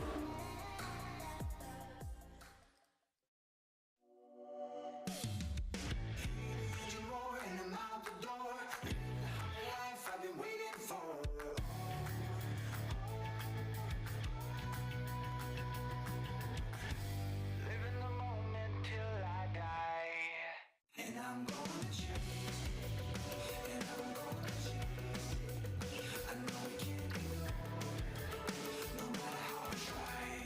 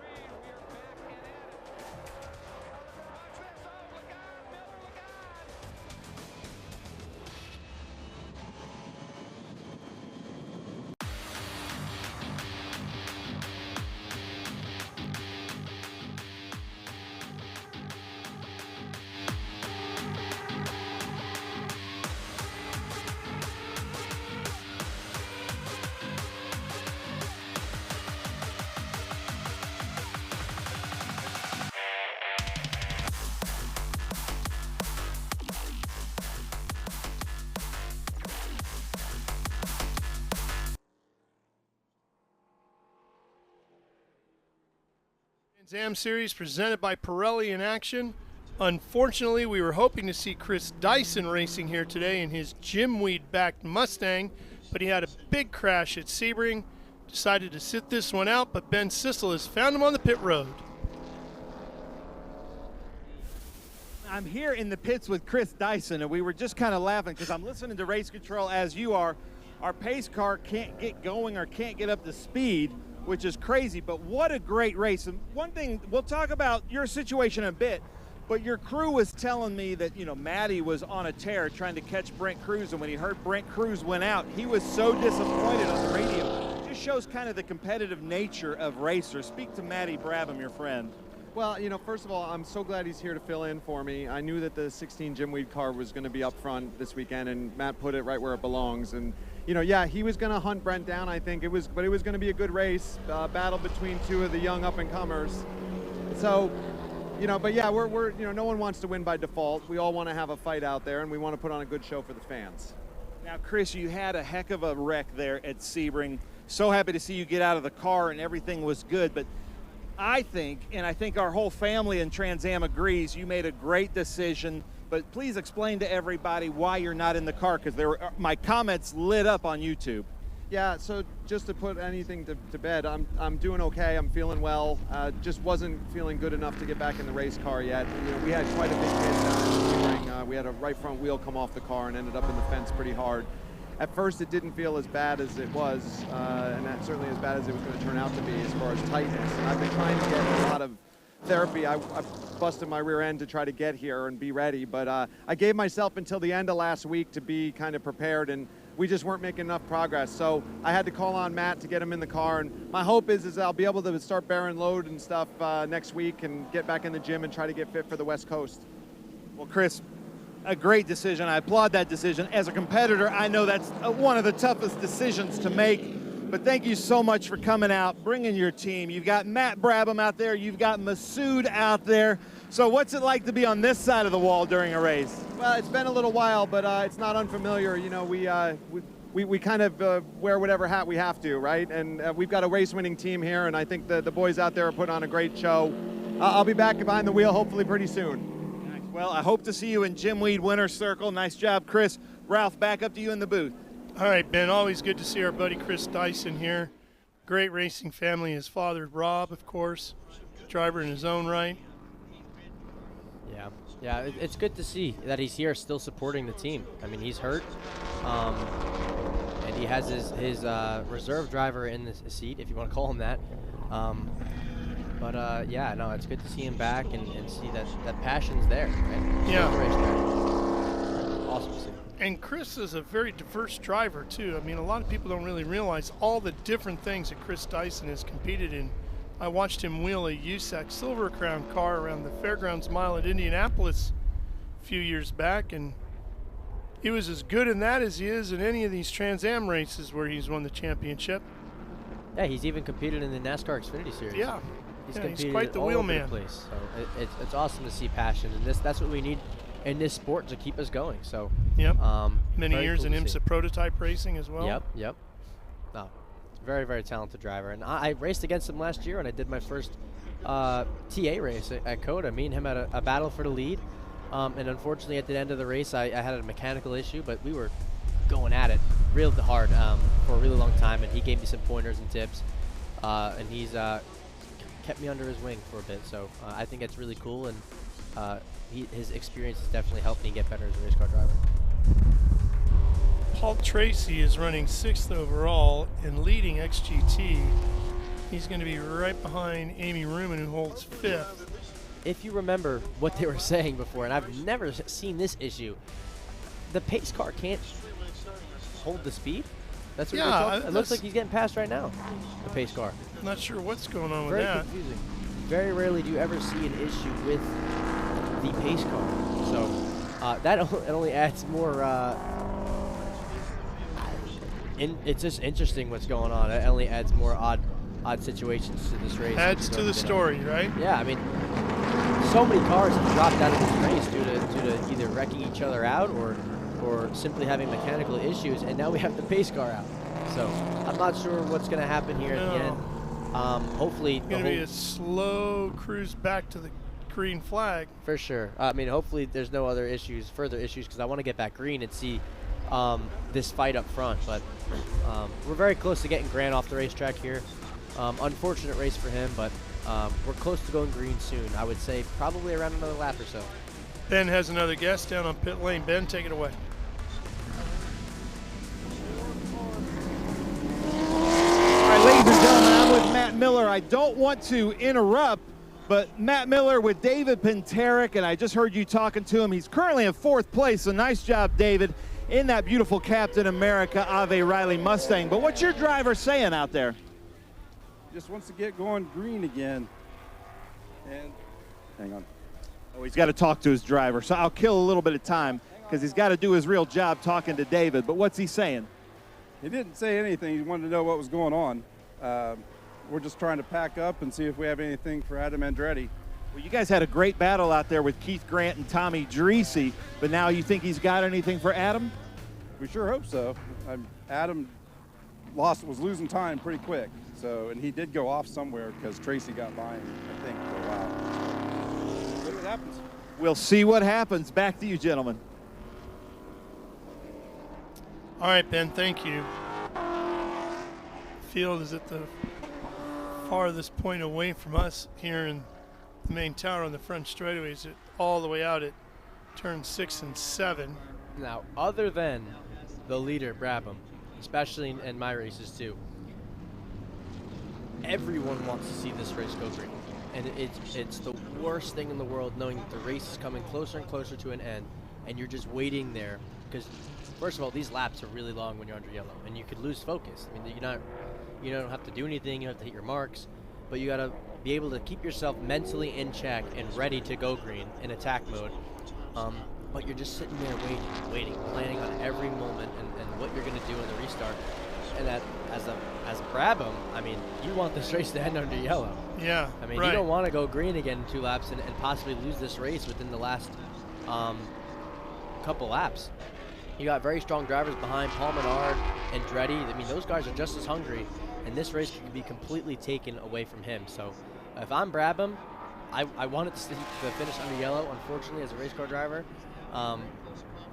You know, we want to win, but for people at home and the entertainment, this is going to be very exciting, I think. And this is the perfect scenario for the 2 guys behind. Well, our Ginetta pace car seems to be doing okay. Not exactly setting a track record right now, but it's staying in front of the field. No. But I mean, in ways that's good. As long as the car is running, that's awesome because we have a pace car. But the slower he goes, the more laps we're going to have at the end of this race. Not running laps. Yeah. So by the time they pick up this car off the side of the racetrack and turn Missions Foods turn 10 A and B, which it looks like they're really close to doing, it's going to be a dogfight. I think the only chance they have They need to slide that one over a little bit on the rollback, don't they? Yeah. We got to go, on the edge though. there. We got to get this race started. I wonder, does Amy get her lap back, or does she start in front of Paul? Right now, showing her a lap down. Yeah, I know she's a lap down because I watched her, unfortunately, go a lap down. But I wonder if there's a rule where she gets her lap back, because her starting in front of Menard is gonna ruin this final restart, I believe, with Menard not having a chance to get the lead. We'll see though. Looks like they're just about done, which is awesome to see. Yeah. Fans all around our 2.54 mile circuit here today in Road Atlanta. About an hour north of downtown Atlanta, north side of Georgia, just shy of the South Carolina border. Look how cool that is. Look at all the fans over there. I went over there. I went back there yesterday. There's so many camping. There's so many kids here, young generation, like ball games, and there's people riding dirt bikes up there. I mean, it's super cool to see that one of the longest running series in the world, motorsport series in the world, has so many fans still, and it's so pure. Ben, what happened to Brent Cruz? All right, I'm with Brent Cruz here in the pits. He's been the class of the field the last 2 races. Brent, what happened out there? Yeah, I just want to thank the good Lord above for keeping me safe. Feel like it's kind of unpredictable now. If anybody has a car that they think that can stay together for all the laps in California, I would love to drive it. So grateful for all my guys. They've done an amazing job all weekend. You know, just kind of tough when you're only doing 5 to 10 lap runs all day in practice, and then you get out there in the race and just kind of falls apart. But I'm open for hire, and hopefully there's a car out there that I can drive that will stay together a little bit longer. But can't thank you guys enough for being here and tuning in on the broadcast. Can't thank everybody at Toyota Racing enough, everybody at Nitro. They did a great job all weekend, and we had the car to beat. Brent Cruz, they do have the car to beat, but back to you, gentlemen. That was an interesting interview. Yeah, not sure. Didn't look like he wanted to nail it down to one specific thing, did he? Yeah, and he's talking about, he was almost asking if anyone else had a race car in I think California. right now he would consider it, right? I mean, behind the safety car coming into the 10A, 10B not something complex where this almost started, and the 7 car went off. for sure. I was just surprised to hear that from him. I wonder if my team will continue to work on this car.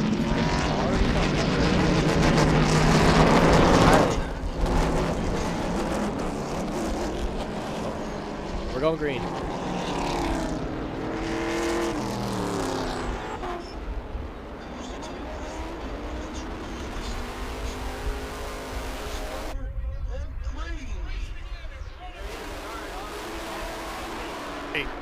Wow. Menard looking inside of Ruben's Corvette. Andretti coming right with him. There's Tracy.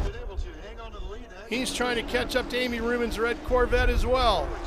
See if he can get himself up in the top 5. Man, I can't believe the lap cars, they were in front of the lead lap cars. That kind of hurt us. That's going to be a pretty good fight. Paul Tracy looking to get into the top 5. Oh, that'd be mega. Because he's right behind Amy Ruben. And yeah, she's got a more powerful car, but you're talking about one of the world's best drivers in Paul Tracy. Well, we'll see. So because Amy Ruben is being lapped, she's going to have to back off and get offline in order to let the faster cars by. Tracy could take advantage of that and get closer. But we'll he see. lost a spot there. Let's see the gap up here. Tarek that got around him. Paul Menard is not too far away at all. No, Menard is, I mean, that gap has dwindled, right? Brabham has got to start working hard here. Even being stuck behind Amy Ruben. It's Brabham, Menard, and Andretti pushing 3 in a row here. That helped Paul saving the tires because the tires cooled down, the car cooled down, and he has a looks like a good short run pace car. Here he comes. And Andretti. 2 Mustangs and a Camaro. He's closing the gap. He's closing the gap, Ralph. This is going to be good. Brabham ran a 123, Menard a 124, and Andretti a 122. Menard last time around. Absolutely ate that curve. All 4 wheels off the ground, sparks flying.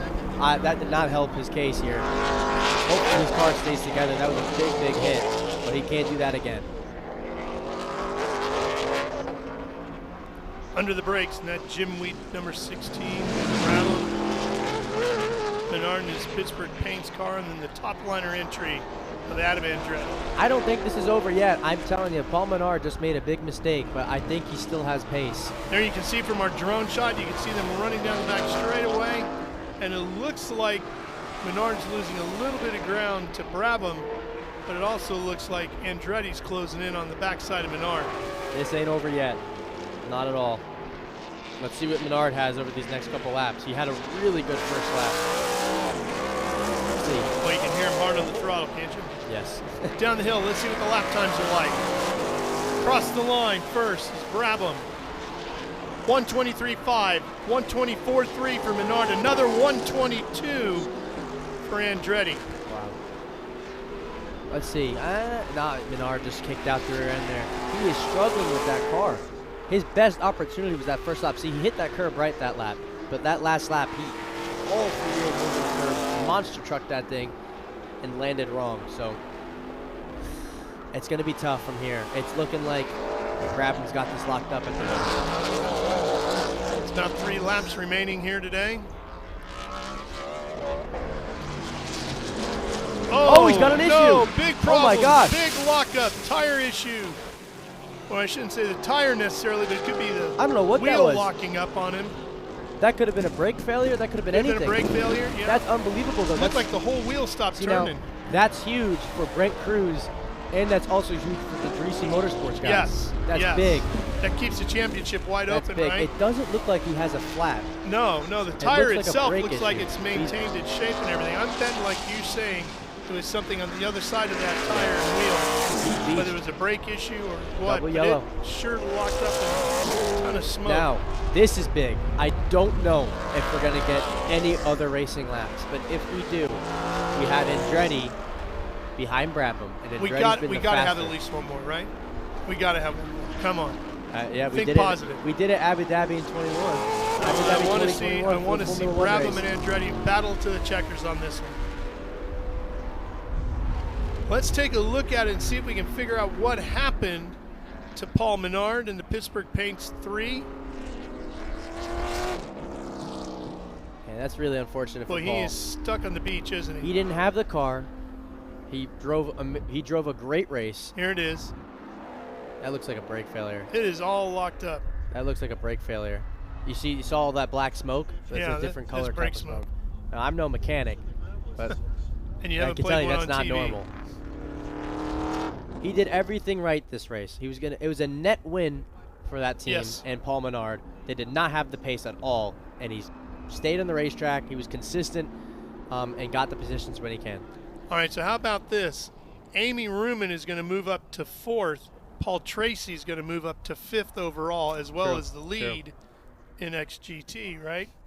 So what a run for both of them. And Amy Ruman's going to find herself, if she can stay inside that top 5 to the finish, she's going to find herself right in the thick of this championship fight as we head to California. Look at Paul. He's waving them over. He's trying to get out of there. Yeah. It definitely proves, Amy Ruman's run definitely proves that you need to finish these races to win the championship. That's right. All right, we're going to get Paul out of the gravel trap, and we're going to take a quick break. Coming right back for more live on Speed Sport 1.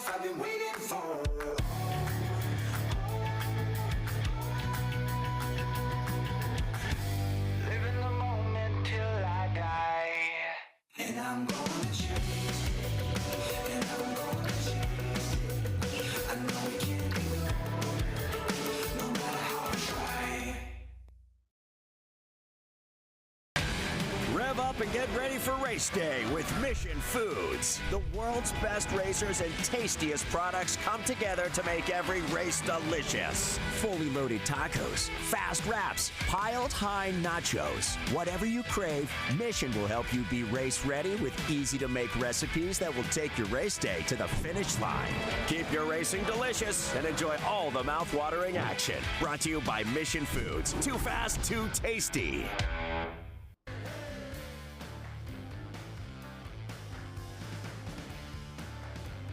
See how that Pittsburgh Paints and Stains premier back number 3 of Paul Menard is just buried in the gravel trap. So the white flag has come out. This race, unfortunately, Thomas is going to finish under yellow, and that means that our race winner is going to be Matty Brabham, but the big winner on the day might be the guy who's actually going to cross the line in second in Adam Andretti, because if our terrible math is correct, he's going to be in fantastic position in the points leaving here. For sure. Yeah, Adam Andretti, unbelievable story. I mean, he's a really, really good friend of mine. He's the reason I even had a TA ride in the first place. But goes into Sebring, has a huge crash in the TA2 car, doesn't think he's going to make it. He's in the hospital. He sprints all the way back to the racetrack, qualifies the car, and somehow finishes second at Sebring. In Trans Am. In TA. And now he's going to get another second place after an issue at Paul Menard. He will be, I believe, with my math, which is not always great. Yeah, no, don't rely on either one of us when it comes to the math. I think he will be the championship leader, which is amazing to see. Yeah, and we're trying to confirm that right now. Our next event, don't forget, is at the end of April, the last weekend in April at Sonoma Raceway. So all of our West Coast fans, hope you're able to buy tickets to join us for round 3 of the Mission Foods Speed Tour as we head to Sonoma Raceway. And then the very next weekend, we return to WeatherTech Raceway Laguna Seca, which is going to be spectacular 2 weekends in a row. So hopefully we can see it, if not one, hopefully both of those events as we work through Northern California and Central California coast, the wine country and the coast. It's going to be just tremendous. For sure. I'm probably going to take some family down there and have a nice vacation down in California. There's a look at it. You can see April 24th through the 27th in the wine country, Sonoma Raceway, and then down to the Monterey Bay Peninsula, WeatherTech Raceway, Laguna Seca. Looking forward to that. Seeing new track president Lori Eberhard out there, and the new general manager who was just announced this week, Mel Harder, coming to WeatherTech Raceway, Laguna Seca as well. Excited for Mel and everything that's happening with the Friends of Laguna Seca out there. For sure. There's a good look at where we're going across the country. Next week, we're going to be at NOLA Motorsports Park. That's not a full Speed Tour event with Trans Am and TA2, but we will be there broadcasting live. Here's the checkered flag. The victory today is going to go to Matty Brabham. He's going to take the win here at Road Atlanta, round 2 of the Mission Speed Tour season, as he takes the win in Trans Am presented by Pirelli. What a drive. Look at the team members at the wall. Look at the passion. That's what we love to see in motorsports. He drove an amazing race. Of course, he wanted to battle Brent. You don't like to see Brent drop out of the race like that, but what a great race by him. First time back in the seat, takes the dub, and you see Adam Andretti, I believe, now leading the championship. So yeah, we're working to get confirmation on that with our series officials, and while we're waiting on that to come through, let me give you the rundown in all the different categories. So Matty Brabham, Adam Andretti, and David Pinteric with a tremendous ride in his We didn't Ford even get Mustang. to talk about that. Yeah, Wow. to P3. finish third.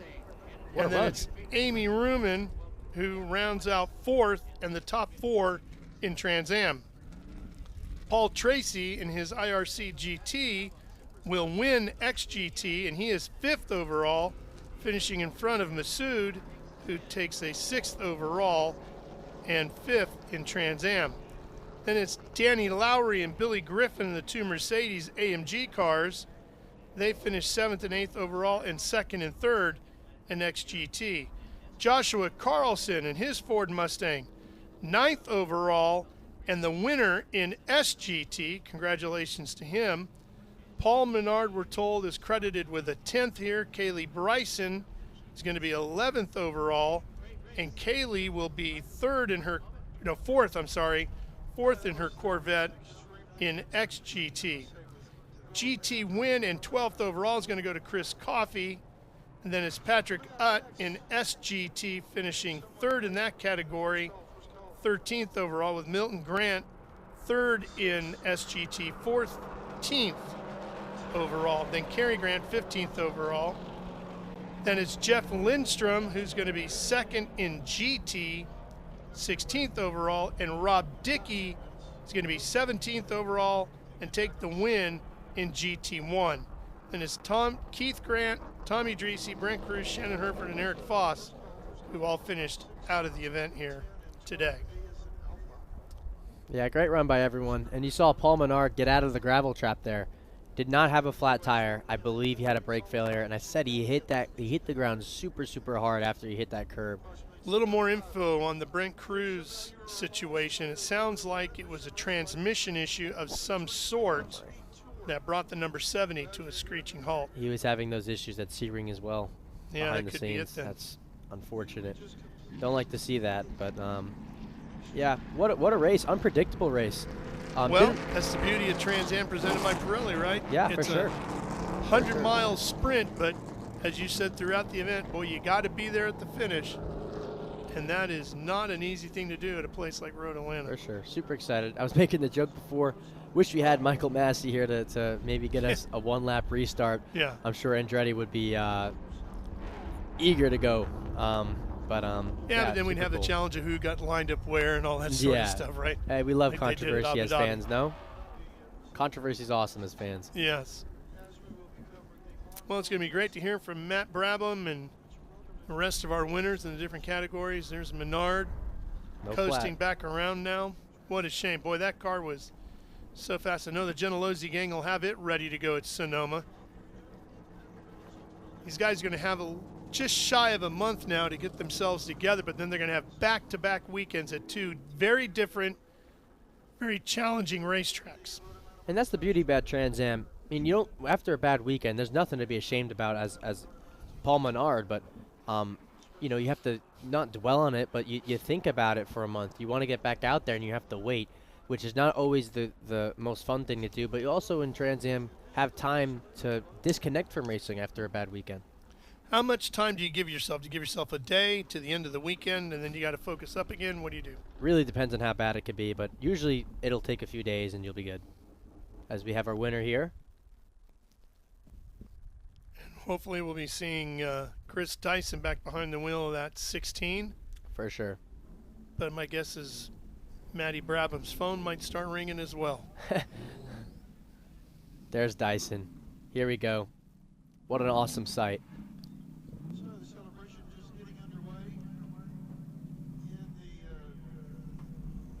All right. And it looks like Matty's about to crawl out of the car. We'll let you take it away here. Ladies and gentlemen, as Matt Brabham gets out of the car, we see team owner and driver Chris Dyson helping out his teammate. But how about a round of applause, ladies and gentlemen? Matt Brabham here at the Mission Foods Road Atlanta Speed Tour. And Chris Dyson, you got to be proud as they take off their helmets. Well done. Sorry, No, you did a great job. Thank you. So as you take off your helmet and Hans device, Chris, this has got to feel good. Not as good as you winning yourself, but I guess this would be a good second to that. No, I think it's great. I mean, honestly, we had a really tough weekend down at Sebring, and I think everybody on the team felt like, you know, they wanted to dig deep and get a great result here. And just because I couldn't drive didn't mean that we didn't have a rocket fast car. And I think Matt just went out and proved it to everybody today. I'm so proud of the guys for the rebound and so proud of Matty for coming in. I mean, this guy's got one of the great winning percentages in this series history, and just thrilled to have him as a teammate and a part of the group, and keeping this Jim Weed car where it belongs in Jim Weed's winner's circle. Nice. Jim Weed winner circle. Exactly right. Nice. I love it. Matt Brabham. And you know what I love about you, I've known you for a while. You're super competitive. When Brent went out, all your crew said he's so disappointed because he wanted to race. But how was your race out there? Yeah, I mean, I was kind of upset. I was angry. I was angry at him because I could tell in the beginning he was maybe, you know, saving his stuff a little bit. And then as soon as I got in front of Adam, I could tell he picked up the pace. And then he started running off. And I'm like, you got to save your stuff. You got to save your stuff, man. Like, I want to have a race at the end here. And yeah, he dropped a wheel off, dust everywhere. And I was like, and then 2 laps later, he was broken. So I was like, it was just that first reaction of like, I wanted to race him. I want to have a good race at the end of the race. And yeah, these things are just so fast. They're so much fun. Obviously, Brent did a great job this weekend. He was tough to beat. He got me in qualifying. And I was hoping I could get him back in the race. But yeah, obviously, it didn't work out. But yeah, so proud of the Dyson guys. Chris, obviously, hoping a speedy recovery for him. I mean, he would have loved to have been out there. But I'm happy to take over the Jim Weed car for him whenever he wants me to. So, you know, thank you so much to Jim Weed. Thank you so much to the Dyson race team. And Trans Am is always so much fun to race. I mean, I love coming back. And at a track like this, it just doesn't get much better. Well, Matt Brabham, ladies and gentlemen, unbelievable. Always great to have him. We miss Chris Dyson, but now provisionally what this does is mixes it up a little bit, and I think I can say provisionally Adam Andretti is on top of the points in TA here in Atlanta at Burton Racing's home track. That's got to feel good. Absolutely. I mean, we had such adversity today. We had an ignition box going dead on us pretty early. So it just was cutting and coming in and cutting and coming in. And but we persevered. You know, these guys talked me through it and kept me motivated to stay out there. All the vitals were good in the engine, so we weren't feeling like we were going to lose an engine. But, man, we had something for them. I mean, we were right in that fight there early on before that happened. But bummed for Brent Cruz. He was the class of the weekend. He was fast all weekend long, so I hate it for him that he was out when I came around here. Super happy for Matt Brabham and his team, and just ecstatic for our group. We got this points lead, and we're not looking to relinquish it anytime soon. So we're looking forward to going to the West Coast, and thank you to all the fans, the kids that spent their day with us too, that Claudio Burton brought in. I mean, it's been a very blessed day. So thank you to everyone. Really appreciate it. Nice job, Adam Andretti. But I see our XGT competitors all talking over. Hold on, PT. Come back over here, Paul Tracy with Danny Lowry. Where's Billy Griffin? Let's get these XGT guys together, because that was quite a battle out there. Paul, unbelievable. That car just seems to keep going. How was it? It was great. We had a pretty quiet race for us, really. I had a TA car that was kind of buffering myself to these Mercedes cars, so I knew that if I could keep that TA car behind me, then I had a little bit of a breather. So, you know, long race, we were marginal on fuel. We definitely needed that yellow. I was going to run out of fuel if it kept going green, but you know, I can't thank these guys at IRC enough. They gave me a chance to drive this car in Australia and then come and show what it can do here. And you know, you finish in the top 5 with the big TA cars and win the XGT class. It's pretty cool for these guys. There's just a little group of guys, and if you want a track car and you're a gentleman driver, that's the car to get. I love it. Paul Tracy. Then we come over here to these 2 Mercedes-Benz drivers. Looks like you guys are still friends, so I like seeing that. Billy, how was it out there? It was great. There was a moment that I probably could have not been friends with him at one point, but I kind of conceded to let it go. So I knew what he was going to do at one point, and I could have stuffed it underneath him because we talked about it, but I'm like, I can't do that. Let's let it ride. So it was fun. Good race. A lot of fun. So a little bit of a flip-flop from Sebring then, too, with the points and everything. So, Danny, how was it for you out there? It was good. The car was really good early. It got slick late, and I really didn't have anything for Paul. The plan was to get up there and put pressure on him, but we just couldn't find his bumper. We had traffic getting in between us and made it a little bit more difficult. But, you know, at the end of the day, it's on us to drive the car to get up there, and we just didn't get the job done. But the car was good. We just weren't quite where we needed to be today. But we had a good day. But you're both now going to be able to pull the car in under its own power into the trailer. That's a win in itself. Absolutely. Absolutely. Cars look great. I'm barely sweating. It's fun. It's a good. Barely sweating. I love it. Now, where is David Pinterick? Here he is. David Pinterick on the podium with us again in TA. David, we spoke on the phone just a couple of months ago. So excited to have you back, and now you're on the podium. That's got to feel good. Yeah, not bad for an old man. Feels good to be out here. The old Sesame Street thing, which one doesn't belong? You got a Brabham, you got an Andretti up in Terrick, which like I don't belong here, but it feels good to be running with those guys. Yeah, and so happy to have you back here. You do so much for the series. Sporting the red, white, and blue Kreider racing car, you know, this is, you know, I know that you're a huge Trans Am fan, so to be on the podium with such a legend, that's got to feel good. Yeah, well, and Claudio was telling me, don't cry, and that's going to be hard not to. It feels really good to be here. Nice, I love it. Well, David Pinterick, nice job. Let's come over here and talk to some of the GT guys. Carlson, here at Road Atlanta, the blue, you're back up here on the podium. That's got to feel really good. How was your race? It was all right. I like the blue. Last year we had the neon and we had a mechanical failure and finished 3rd after getting on pole and qualifying, so blue must be good luck here. I really like the track. It really suits my car really well here, and just happy to be back on the top step. Nice. I love it, Josh Carlson. Then Chris Coffey over here with the Traffic Graphics Maserati. That was a good run, good weather, great fans. This is what it's all about, isn't it? Yeah, this is an absolutely incredible race. I mean, we went A to B, didn't have any issues. Car ran great the whole time. I really want to thank all the other competitors out there. I mean, the TA guys were really respectful when they were making their way through, and I mean, it was just a great time, and I'm happy to come out on top again. Nice. Well, we're about to have a celebration here at Jim Weed Winner's Circle. We're going to set up for that, so I'm going to send it back up to the booth. All right, Ben, we'll be right back with you there at the Jim Weed Winner's Circle in a second. Just before we step off for our quick commercial break, I want to update you on the points. Yes, as long as everything stays the same, everybody passes post-race tech inspection, Adam Andretti will have 202 points. to Paul Menard's 191. Adam Andretti is the new points leader in Trans Am presented by Pirelli. All right, we're going to take a quick break here at Road Atlanta, but we're going to come back. As you heard, more activity coming your way in the Ginetta Winner's Circle before we wrap things up here at Road Atlanta and start thinking about Sonoma Raceway coming up in a few weeks. Yeah, all right, stay with us. Coming right back for more live on Speed Sport 1. How good is this? Look at this view from Losowski. It brings all my fans, it brings the audience into the car with me. Speed turn 140-mile-an-hour entry speeds.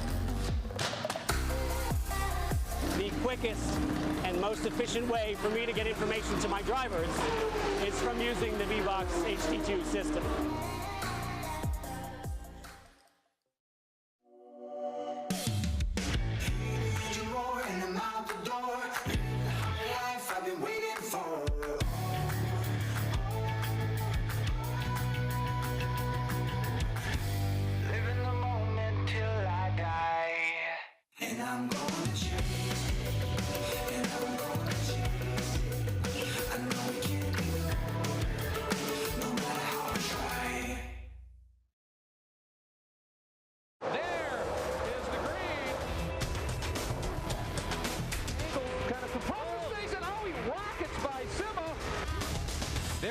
Said. One of the ways you overtake here at Sebring is really good in the braking zone, like this one right here.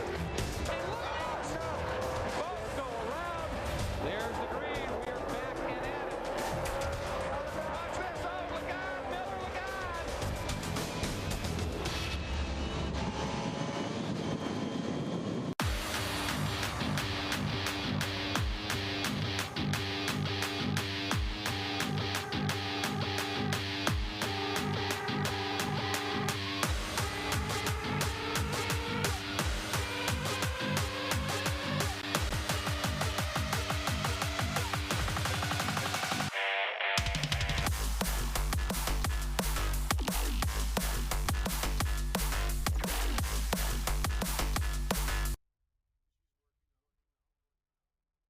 Welcome back to our live coverage here on Speed Sport 1 from Road Atlanta.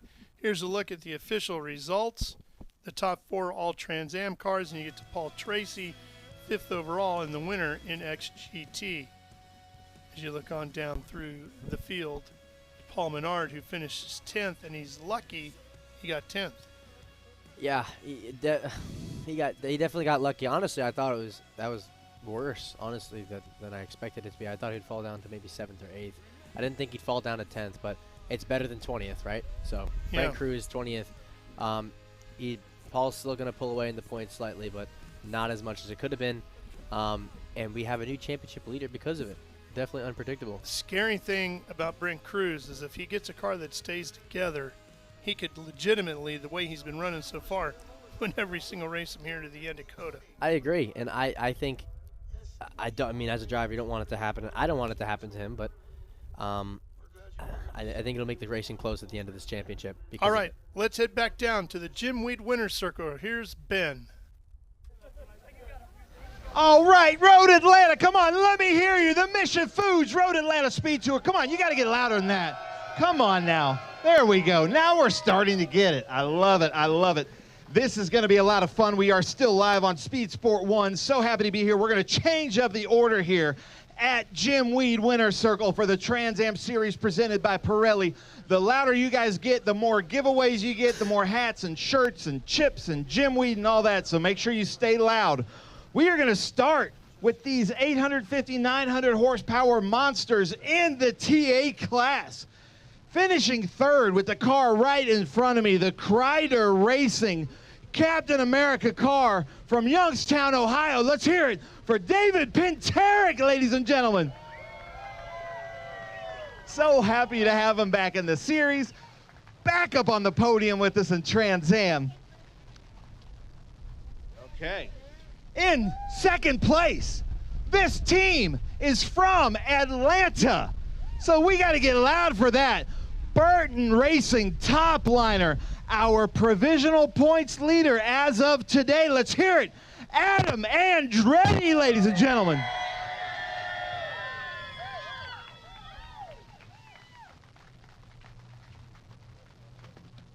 And then filling in for the team owner in that beautiful Jim Weed car, super fast. The note coming out of that exhaust was like music. But let's give a huge round of applause, ladies and gentlemen, for Matt Brabham, Jim Weed car. All right, Atlanta, keep this up. Keep this up. I'm liking this energy. All right, Penteric. Man, this has got to feel good. I can already see you're kind of tearing up a little bit. How's it feel? It's great to be back. This is the best racing in the world, and I'm just grateful to be part of it. Anybody you want to thank? Well, let's start with my wife at home. She's watching. Janet, I love you. I miss you. Kreider Racing, Sandy and Reed, Matt, Colton, Eric, and Brent, and everybody that's watching. This is great stuff. PME does a good job, and Riley makes a great car.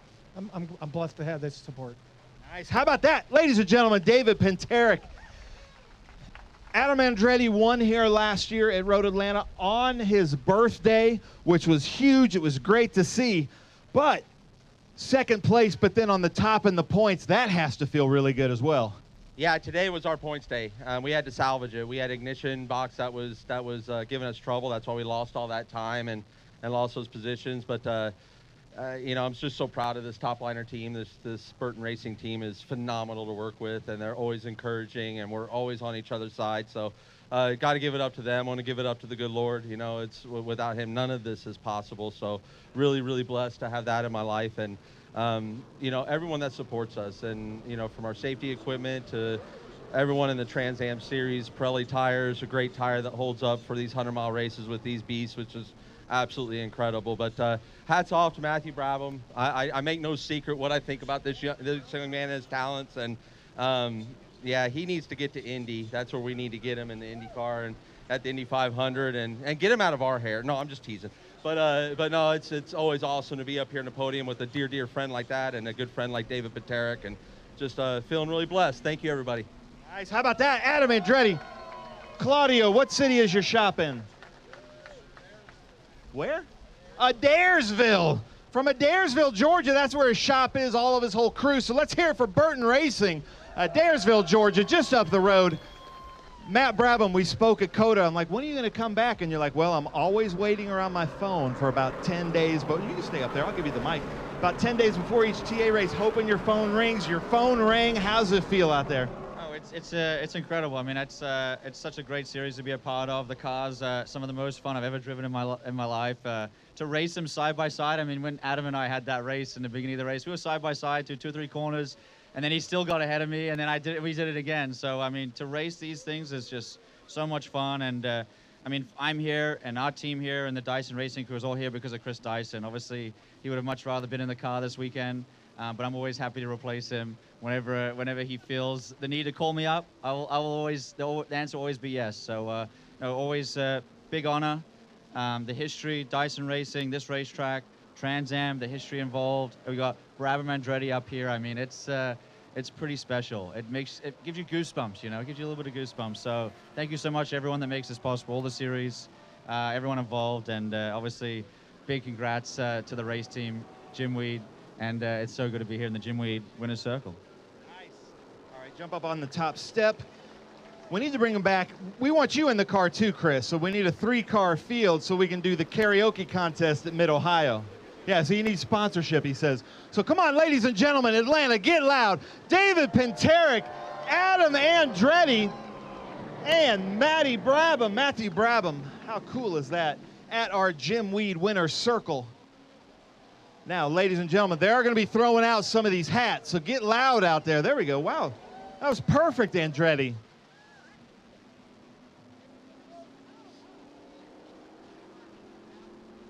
All right, hold them up. Come on now, Atlanta. I know you can get Brian Gluck. I know you can get loud. Let's hear David Penteric, Adam Andretti, Matthew Brabham.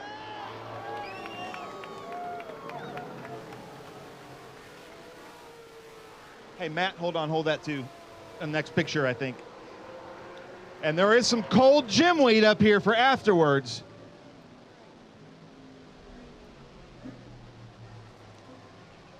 Let's see what they got. Oh, they're going right for it.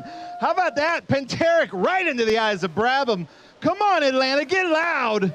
One more time, David Penteric, Matthew Brabham, Adam Andretti. Nice job, guys. Congratulations. Adam, unbelievable, dude. I think Adam's birthday, Monday? Monday is Adam's birthday, ladies and gentlemen. All right, and then Matthew, don't go too far away because we're going to bring you back up here in a little bit, okay? All right, we're going to go to GT in second place. And if you listen to our fan walk, all he wanted to do was finish this race. Did you finish the race? He says yes. Well, activity's still working its way around through there at the Jim Weed Winner's Circle. But it has been a great day of racing here with our Trans Am cars at Road Atlanta. Let's talk a little bit. You got TA2 tomorrow. In fact, we're going to actually have Adam Andretti up here. We're going to send you down to your race car. So what do you expect based on what you saw out of the TA cars here today? It's hard to tell. Usually the TA2 cars, you don't see as many people breaking down. I think it's going to be more a war of track position, and it's usually close, that series. We're usually all within a few tenths of each other. So I think it's going to be close, but definitely got to see how the cars handled and see how traffic affected the other race cars, because we're going to have a lot of traffic tomorrow. Yeah, you're going to have a lot of traffic. Bigger, deeper field. Yep. Going to be dealing with traffic all day long. And obviously you learned a big lesson here today in making sure your car gets to the finish, right? Yeah, hopefully my team watched the race. Yeah. That'd be cool. Some unique pieces and parts that had issues here today, too. That was the other thing. Not just your traditional types of things, right? Yeah. Makes sense. Yeah. Makes sense. And we're going to be intrigued to see what everybody does between now and end of April. Yeah. In Sonoma to get the cars ready. I think it's going to be an eye-opener for many teams. There's a lot of missed opportunities this race. There's a lot of huge opportunities for other people, but there's a lot of missed opportunities this race. A lot of points left laying around, right? Yeah. So. Let's take a look at the highlights from here today. Trans Am Series presented by Pirelli. This one got underway with a new track record and a pole for Brent Cruz, who was certainly the class of the field early on. See him leading over Paul Menard here.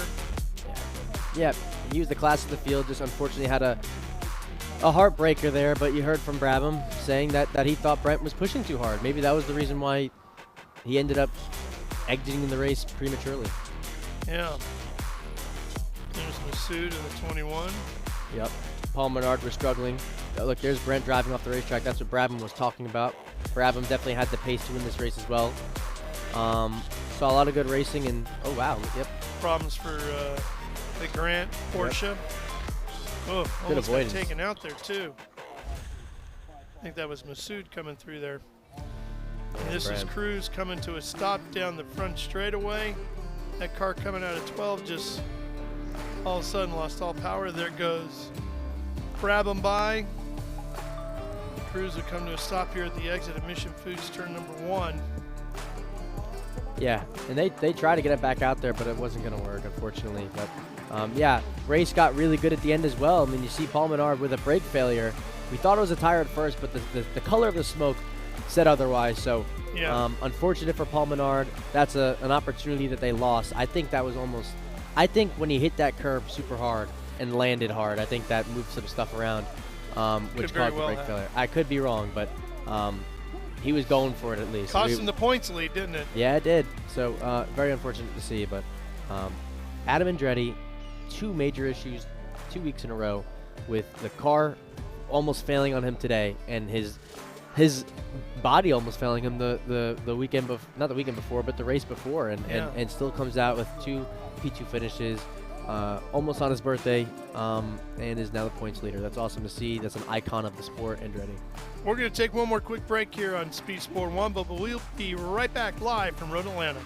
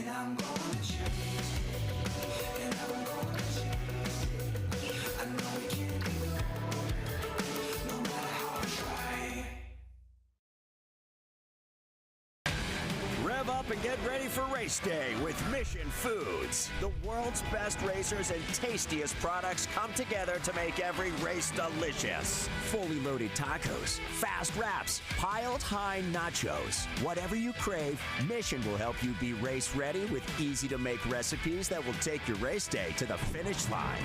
Keep your racing delicious and enjoy all the mouth-watering action. Brought to you by Mission Foods. Too fast, too tasty.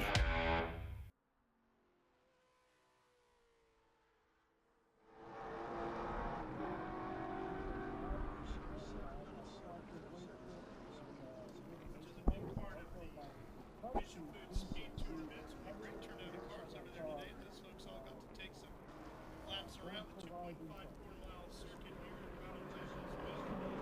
Yeah. Lots of things to come see and do when you come to one of these Mission Foods SpeedTour events. Yeah, we got a lot of great racing action highlighted by Trans Am Series presented by Pirelli, and then the Cube 3 Architecture TA2 event, which will be the feature tomorrow here at Road Atlanta and live on Speed Sport 1 starting at 12:30 p.m. Eastern Time tomorrow on Sunday. Yeah, it's the best of both worlds, right? I mean, you could come here as a car fan, a racing fan, and see so many classic cars that you wouldn't see anywhere else. You almost see in museums. And then you have, on top of that, cars being pushed to the limit with some of the best drivers in the country and sometimes the world around the racetrack. So super cool to see. Some of our SVRA competitors out on the track now. They're working under a yellow flag situation. This is another example. NASCAR fans, you need to come down to one of these races for this exact reason. There's so many classic cars in this race, from a 2010 Xfinity car all the way down to Bill Elliott's car that he used to run. Yeah, it's a 1985 yeah. Elliott You got Rusty Thunderbird. Wallace's car. You got Ricky Bobby. Ricky Bobby. Ricky Rudd's Motorcraft Kane, Ford. Sterling Marlin tons of Dodge cool in there. Viper, all kinds of stuff. Something for everybody at a Mission Foods SpeedTour event.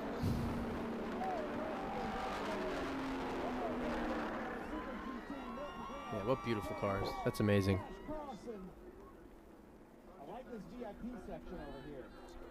Lots of cool machines in SVRA competition. We have some open wheel category races going on this weekend as well, so there's truly something for everybody. Yeah, that's what's so cool about these events. You got the Trans Am Series, TA2 and TA, so different in horsepower, so different in the car and the competition, the drivers. We got drivers all around the world. We got IndyCar drivers and NASCAR drivers, huge names like Andretti. Then you got sports car racing. You got all types of Formula car racing for the younger generation of drivers coming up, and some really cool classic cars that really intrigue the old soul when it comes to racing fans. As this one goes green tomorrow, you're going to be coming down that hill, see that green flag. Where do you want to put yourself in the early positions of this race? It's hard to say. It's looking like I'm a second place car at the moment. So if I do my best in qualifying, I think pole's still on the table. But if it's looking like a second place car, which is really good. But I want to win. So I'm racing my teammate Gonzalez, which seems to be the class of the field this weekend as of right now. So we'll see, but I can't pass him on the restart, so I gotta hopefully get a really good lap one, and maybe I could attack him on the opening laps to get myself some track position in front of him and take the W home. Okay. So Ginetta pace car right behind one of Rusty Wallace's old Penske Pontiacs. And there's another Rusty Wallace entry from back in the day. So weird to see cars that were racing on the racetrack before I was even born. I've only seen these. You didn't need to say that. I've only been seeing these cars on YouTube when I was first starting racing, movies, but it's so cool to see. It's almost like a different dimension in ways. So many decades of history on the racetrack at the moment. So awesome. A little bit about those two Rusty Wallace cars. The first one is a Penske Pontiac. The second one here was actually a Fitz Bradshaw road racing chassis. So a little bit different setup between the two cars. I know a lot about my history when it comes to this NASCAR stuff. I don't know. There's some minor things like that I don't know, but is that where you hope to end up in Cup someday? Yes, that'd be That's awesome. the goal? I want to do that. I want to be able to race in Europe and some of the endurance races at some point as well. IMSA would be amazing too. I've never really thought about open wheel, to be honest. But in the closed wheel stock car route, I'd love to go overseas and do a bunch of things. But NASCAR Cup and NASCAR in general is the main focus.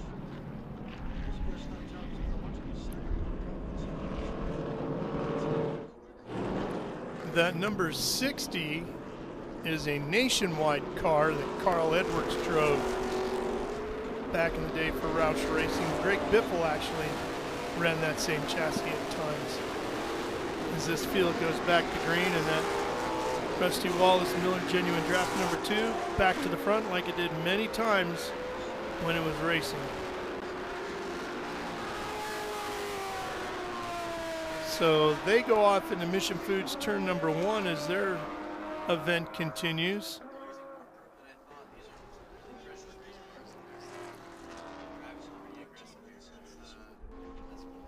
Well, and all the guys that want the vintage Cup cars and vintage Busch / Nationwide / Xfinity cars, they all look for a true road race chassis. Of course, the oval cars, everything tends to be shifted over a little bit and all that. Right. But they want to find a true road race chassis that you can, and they're hard to come by. So if you get a real one, that's a key to having a successful run. For sure. Well, for Ben Sissel and Thomas Annunziata, I'm Ralph Shaheen. We sure hope you enjoyed our coverage from here at Road Atlanta Mission Food Speed Tour Trans Am Series by Pirelli. Congratulations to our winner, Matt Brabham. See you tomorrow, 12:30 live on Speed Sport 1.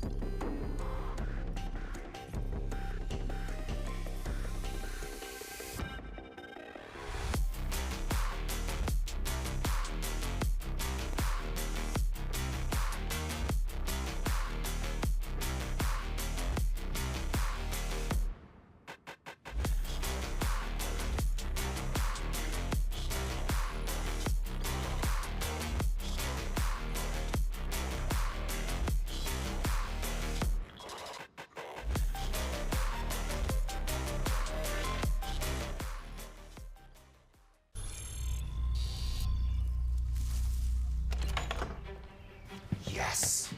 Hon, the WeatherTech's here. WeatherTech is the ultimate protection for your vehicle. Laser measured floor liners, no drill mud flaps, cargo liner, bump step, seat protector, and cup phone. What about my car? WeatherTech.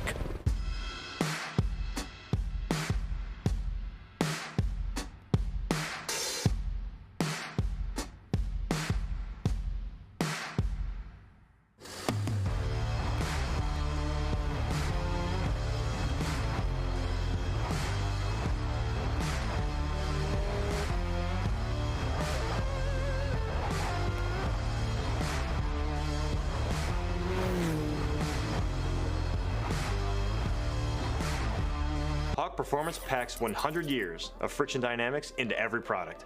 Backed by Carlisle Brake and Friction, the world's premier innovator of industrial brake and friction components, Hawk leverages R&D tools and motorsports experience to deliver uncompromising performance on the street. There's no reason to settle for less.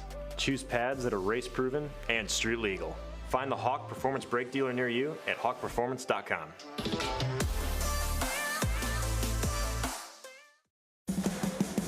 What does it mean to be built with Summit? It means you're hitting the autocross, drag strip, road course, trail, dirt, or open road with confidence. Because built with Summit means you're using parts from the top names in performance. Priced to make your project affordable. And it's all backed by trusted tech expertise and blazing fast shipping. Summit Racing Equipment. Let's build it together. SummitRacing.com. Architecture is about everything. We change the environment. We are changing how people live in the environment today. So we basically put our fingerprint on the future of what the United States looks like. My overall business philosophy is that I'm engaged with my company from top to bottom. And I think the racing world and helping out the next generation and younger drivers is a passion of mine, and is getting stronger and stronger every year. With that, that's why I want to be involved.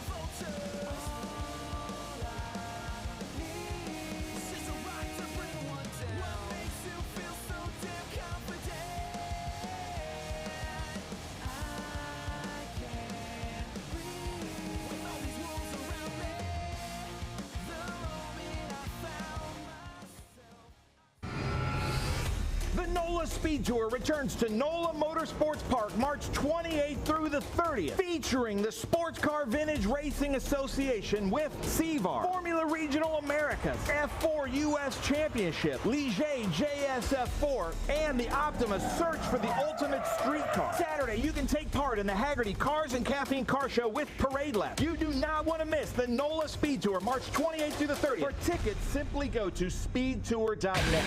Rev up and get ready for race day with Mission Foods. The world's best racers and tastiest products come together to make every race delicious. Fully loaded tacos, fast wraps, piled high nachos. Whatever you crave, Mission will help you be race ready with easy to make recipes that will take your race day to the finish line. Keep your racing delicious and enjoy all the mouth-watering action. Brought to you by Mission Foods. Too fast, too tasty.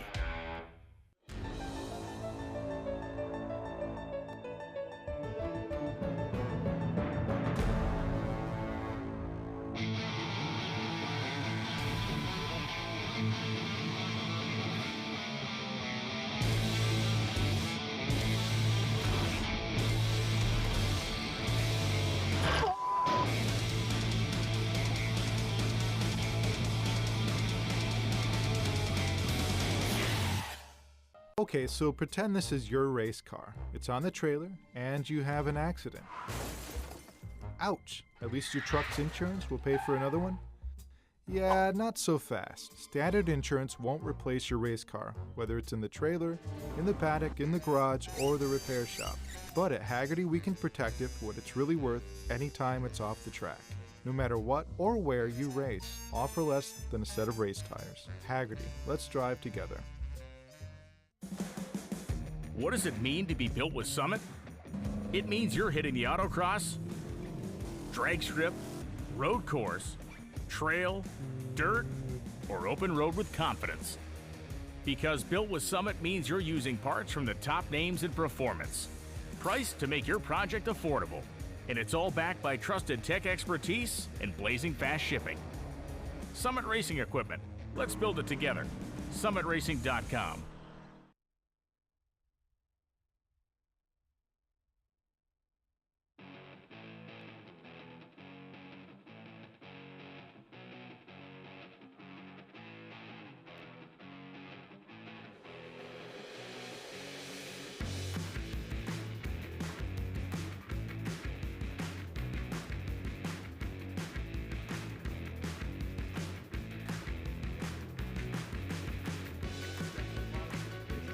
Quite a few returning ones, as well as a couple reigning champions from the past few years gone by, and a lot of people who are getting their first ever race for the weekend. Some of the folks that are going to be tuning in might not know much about the Ginetta series. Can you bring us up to speed a little bit about the cars? Yeah, of course. So the Ginetta Challenge runs the G56 GTA, which is the most popular car in the UK. It's a British brand, and so we run a variant of G56 GTA. We use a little bit more horsepower and a slick tire for our series here in the States. It's essentially a 2,700-pound car with about 300 horsepower, a lot of mechanical grip and aero grip. Where these cars really shine are on nimble tracks, stuff between mid and high speed corners, and it's just a good bit of it's a good driver's car. Ginetta has built their brand around creating fantastic drivers in their cars. And we're going to see you guys a few times throughout the 25 season with our Mission Food Speed Tour events. Yes, sir. Yeah. So we are here with SVRA for 5 weekends of the year. We are starting off at Road Atlanta, then we go to Indianapolis, Watkins Glenwood Trans Am in July, VIR, and we cap off our season at Barber, which is going to be really exciting. That's a perfect Ginetta track. Yeah, a lot of good venues and a lot of great racetracks.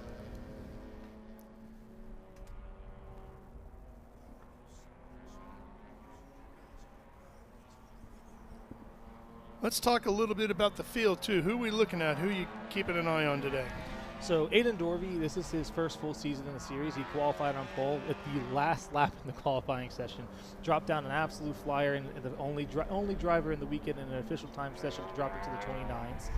Max Weithman is a longtime karter, and in a practice session, he got into the 29s too. So they're going to be very close together. Dave Lecco is our vice champion from last year, He pretty much never finished off the podium, so I fully expect him to have a very strong season. Jeremy Zumwalt won here both races last year, and then left the series for a couple races after basically job changes and things like that.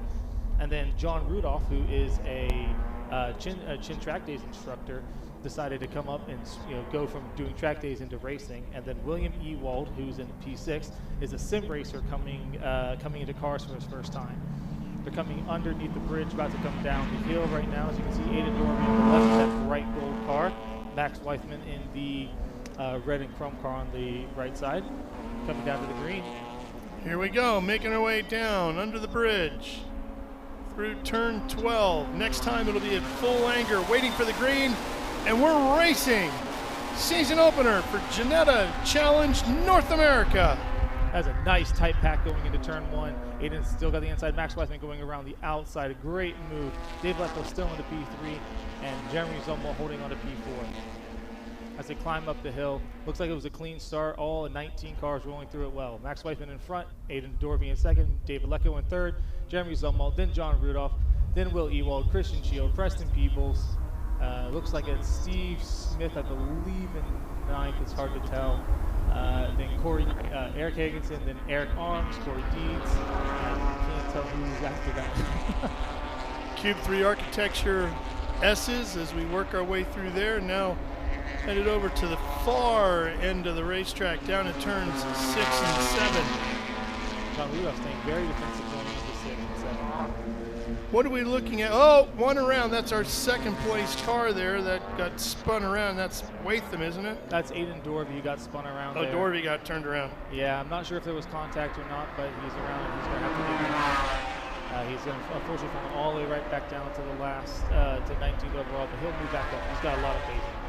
It's that very long back section of Road Atlanta. What are we looking at top speed-wise as we set up for Mission Foods turns 10A and B? So these cars go exactly 136 miles an hour, and they're on the limiter from then on. We use a smaller tire to get better acceleration, but it does top speed.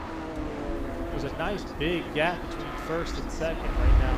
It looks like it's first and John Rudolph in second. Will Ewald's all the way up to third. Unbelievable.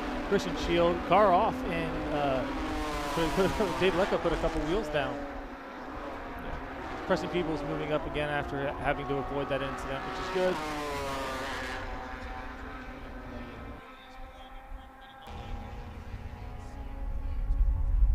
We like to call it smoke screen deployed because you really do see nothing, almost like James Bond. Yeah, so it's quite it's quite fun. We have a couple young drivers in the series. Max, obviously, he's quite young. He's just coming out of school. Will Ewald who's in third right now, is a senior in college, and so this is again the first races in a GT car here, and he's already going up to he's already in P3. Looks like a move down the inside, not quite. And you only get 2 sets of tires for the weekend, right?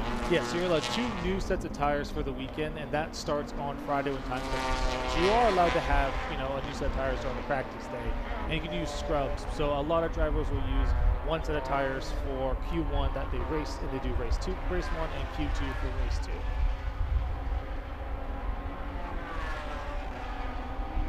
That's a great rule to help keep the costs down there. Yeah, we know the Pirelli tires on there have a lot of grip, but they can be expensive. But the speed that you get for those tires is incredible, and it is worth the cost.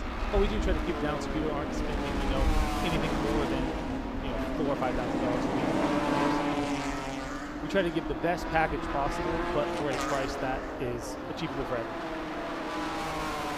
Like Peebles going by there back in about 10th position, with Deeds right in front and Fuchs right behind him.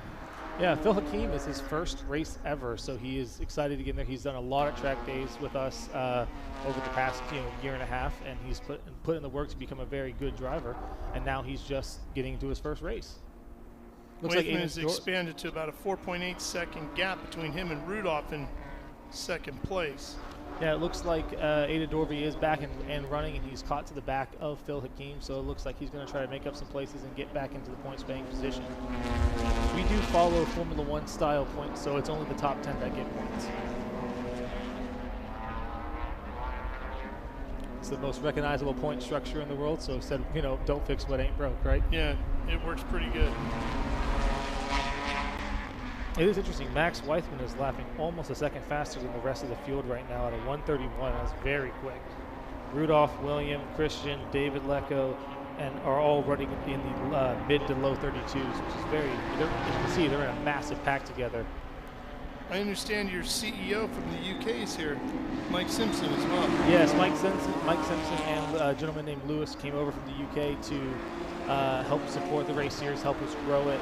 They had to catch a flight back right now, so they're probably on the way to the airport. But it was amazing to see, you know, them take time out of their schedule, fly over to the U.S. and help us help them grow. He went and talked to every driver, every team. You know, they want to really grow the U.S. series, and they're getting massive support. You know, they're bringing a lot of parts and a lot of hospitality to every event, and they're putting a very large investment into the U.S. market, which is amazing to see. Now, Ginetta used to make at one point street cars, but they don't do that anymore. No road cars, all race cars. These are purpose-built, 100% race cars. These are all purpose-built race cars. They do make a road variant of it, which is what our pace car actually is. Yeah. They put a 5-speed manual in it, which is pretty amazing. But their bread and butter, it's 99.9% of all cars are race cars. Most of them are built off of this chassis. They have a GT4, a new variant called the GTP8, which is going to come to the U.S. market in August, and they make an LMP3 car that runs in IMSA and in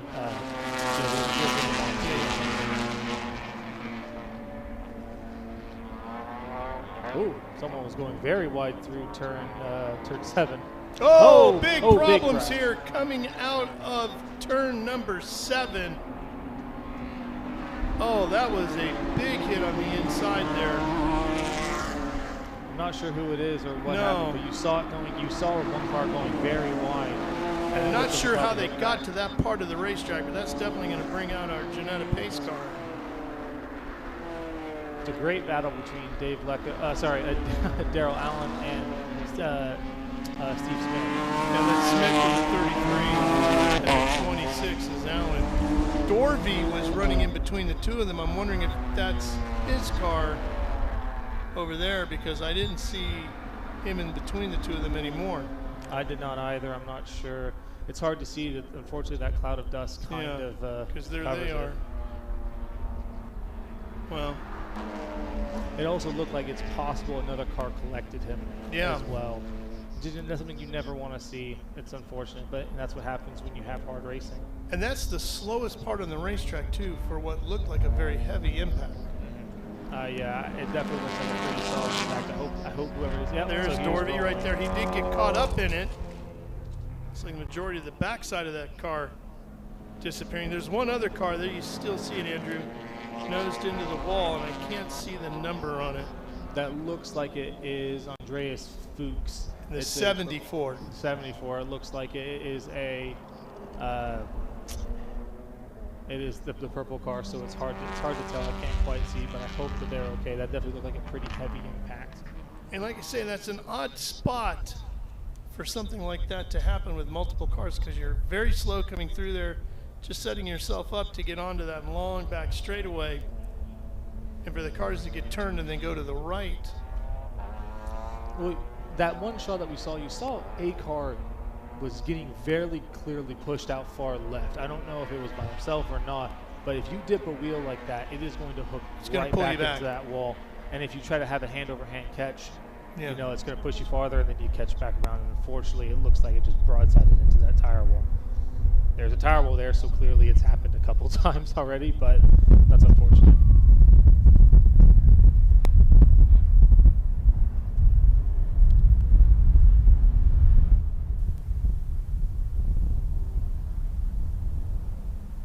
Looks like the safety crew was getting there.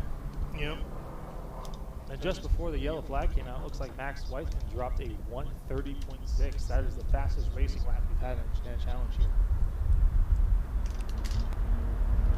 I'm going to bunch the field back up, so that's going to be a very interesting restart if we get to go back to green. We still have about 13 minutes left, so we should get to go green. Might get a lap or two.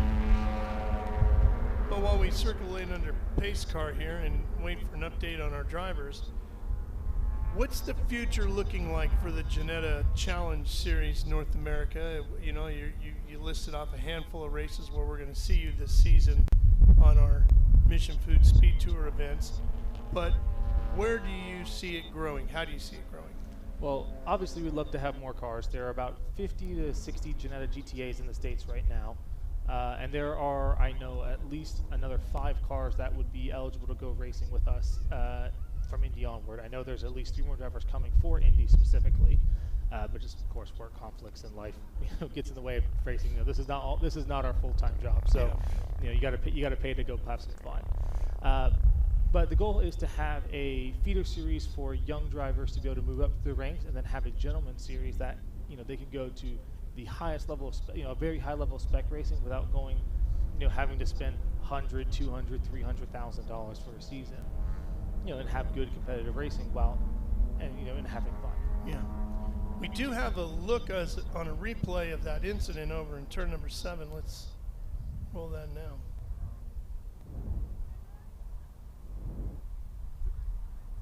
Yeah, Dvorak tipping that wheel, and it looks like Fuchs cutting inside. Oh boy. He just had nowhere to go, did he? Yeah, unfortunately when that happens you have to choose left or right, and if he had gone left, you probably would have missed it, and Dorby would have probably gone away with it. But unfortunately, that's a pretty heavy impact right into the back of Dorby's car. It's unfortunate. Obviously Dorby was pushing very hard to catch back up after his incident unfortunately through turn 7 as well. But double stack of the tire barrier there, though, so that helped soften the blow some. Yeah, that's not a fun thing to go through, unfortunately. But that's part of racing. Sometimes things like that happen.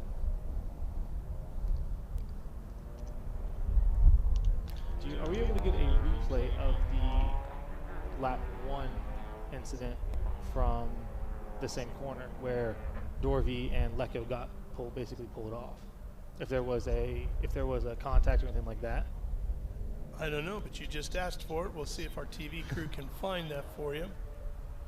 Yeah, just sure curious they're to searching see. Already. Yeah, curious to see where basically what made Dorby fall all the way back in the first place.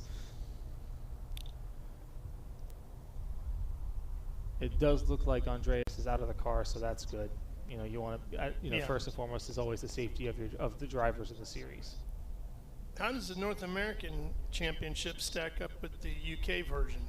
So it's the UK version.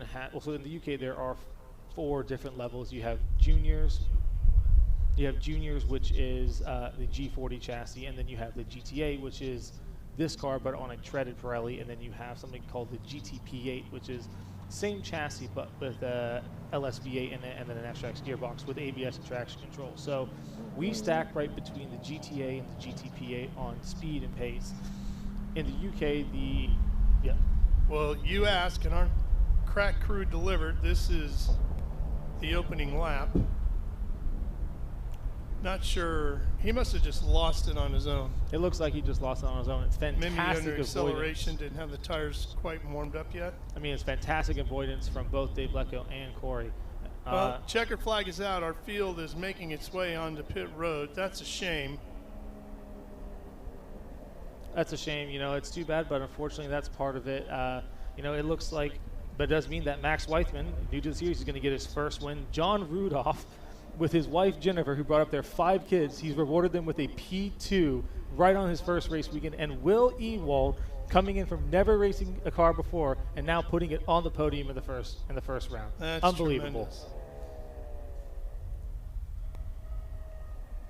Well, I need to get down to the podium because I do all the podium, basically all the podium ceremonies. Yep. Well, appreciate it, Ralph. Thank you so much. All right, Andrew, thanks for stopping by. See you Andrew tomorrow. Heffering from the Ginetta Challenge North America Series, where he is the series organizer, is headed down to handle the victory podium stuff, and we'll get ready for the next race that will be rolling out onto the track shortly. As I take a look out the window to the left, I can see a handful of cars already lining up in the false grid area, and we should be ready to go with another event here in just a couple of minutes.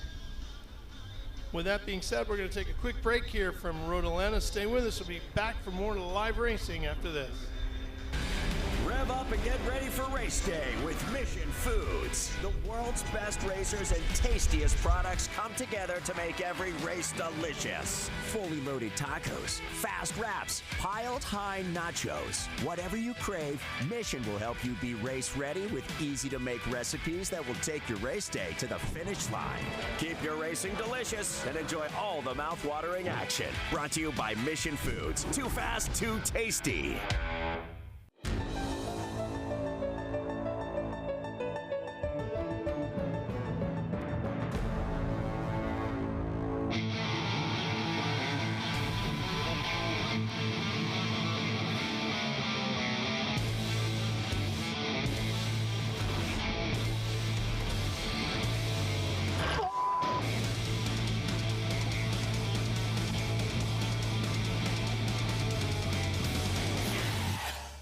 Okay, so pretend this is your race car. It's on the trailer, and you have an accident.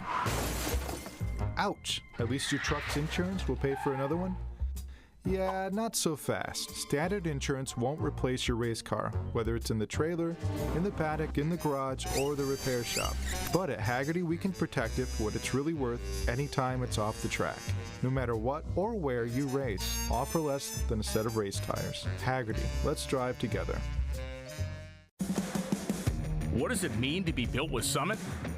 It means you're hitting the autocross, drag strip, road course, trail, dirt, or open road with confidence. Because built with Summit means you're using parts from the top names in performance. Priced to make your project affordable. And it's all backed by trusted tech expertise and blazing fast shipping. Summit Racing Equipment. Let's build it together. SummitRacing.com. Architecture is about everything. We change the environment. We are changing how people live in the environment today. So we basically put our fingerprint on the future of what the United States looks like. My overall business philosophy is that I'm engaged with my company from top to bottom. And I think the racing world and helping out the next generation and younger drivers is a passion of mine, and it's getting stronger and stronger every year. With that, that's why I want to be involved.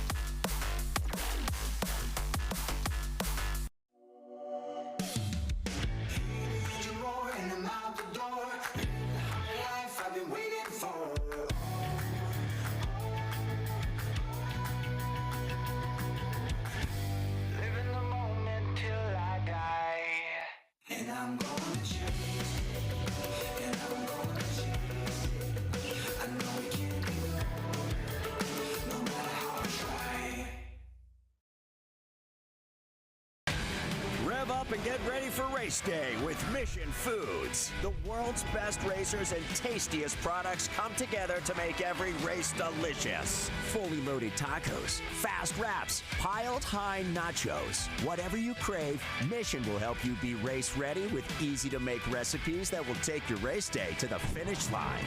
Keep your racing delicious and enjoy all the mouth-watering action. Brought to you by Mission Foods. Too fast, too tasty.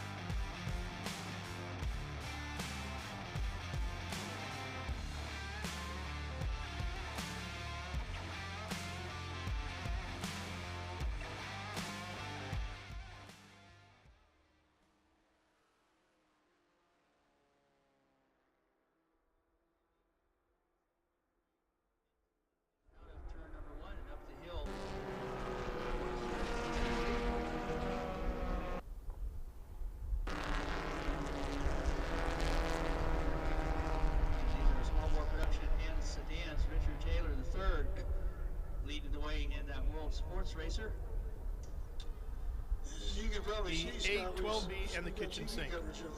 Yeah, just a little bit of everything here, but that's Kenneth Greenberg up there in the lead in that Morgan 4-4 in Group 4, followed by Richard Taylor III. Wasn't expecting Morgan to take the lead in this car. He's got a Honda S2000 there in third place of Darren Gazy. I was checking that Morgan out back on Friday afternoon. It is a beautiful car. Yeah, it really is. I love those cars. Roy Sanders in that silver Porsche 911. It looks like maybe that was Tommy Trey Bue's 911.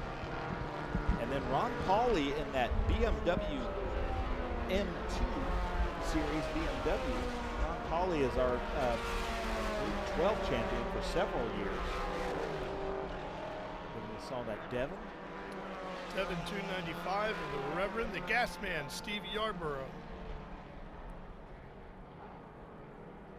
And now that Toyota is catching up to that Morgan. Morgan, the Ashwood frame car. That is a It is one of the prettiest ones I've seen. It's about to lose the lead here. which is expected. Richard Taylor is in a Group 5 car. The Morgan is a Group 4. But that Morgan is holding off some pretty modern machinery behind him with that BMW and the Honda. So as a British car guy, I got to cheer for the Morgan.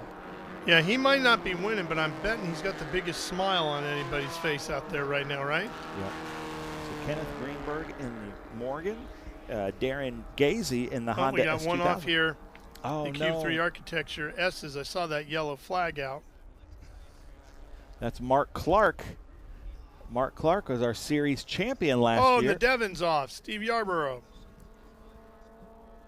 The gas man, the 76 gas man. Yeah, he owns a handful of 76 gas stations out of the Reno, Nevada area.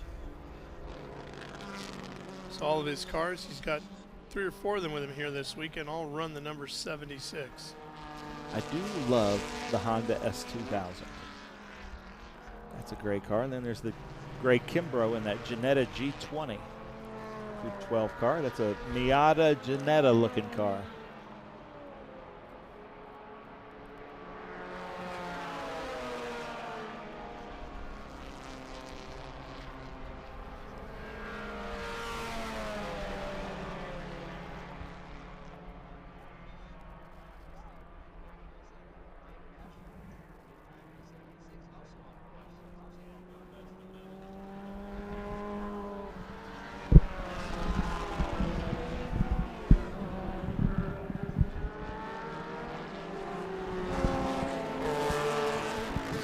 Double Yellow's about to come out to go pick up some of these cars from race control. So Double Yellow is out, pace car is out.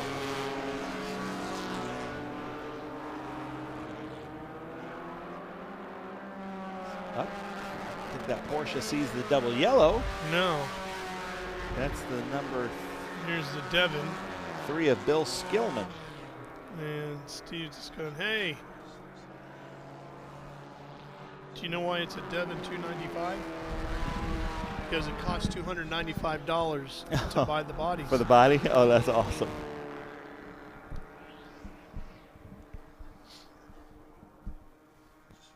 I learned that one myself this weekend.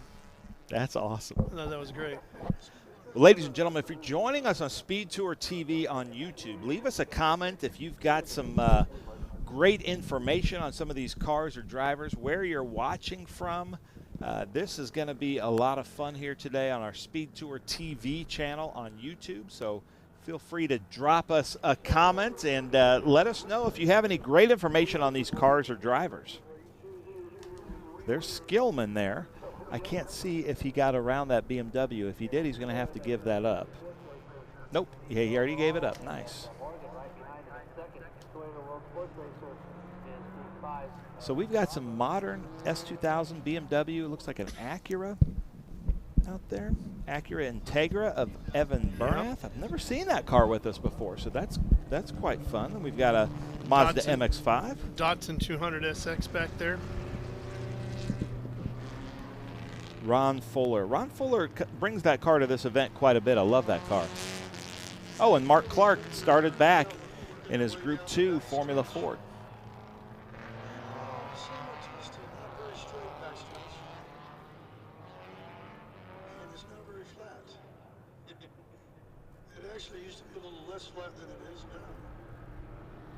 I was talking to Daryl with Ron Pauly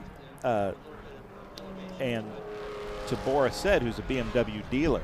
Yeah. And those BMW 2 Series, M2s, are just a lot of fun. They're somewhat inexpensive race cars for the amount of fun that you get with them, but it's not an automatic. It's just a, like a paddle shift car. Yeah. But looks like Ron, who's driven and raced Lexuses with us and Toyota products for so long, because he's got a Lexus Toyota dealership in Arkansas, wasn't expecting to see him in a BMW.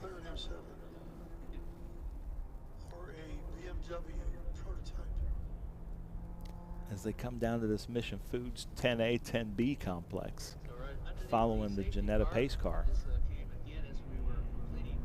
So I'm hearing that we've got one more lap, so let's go through this grid. Not quite in order, but we've got the Toyota of Richard Taylor III in first place. That Crossley right there is one of Steve Yarborough's Oh, yeah, cars. who's in that? He can't be in both cars. No, but from talking to him earlier in the weekend, he was telling me that that's one of his very first race cars that he still owns. And of course, it's number 76. Yes, that makes sense. So Richard Taylor is out front in first. Then the number 243 of Kenneth Greenberg is second. Darren Gazy is third. Ron Pauly in that BMW is fourth. Bill Skillman in fifth. Roy Sanders in sixth. Evan Bernath in seventh. Paul Denton in eighth. Robert Riles in ninth. Benny Bish. Robert Riles and Benny Bish, 9th and 10th. Benny Bish in that BMW 2002. Alan Schamer, our Miata champion from the last couple of years, actually, number 77 and 11th. Dave Asher, 12th. Mark Yarborough in 13th.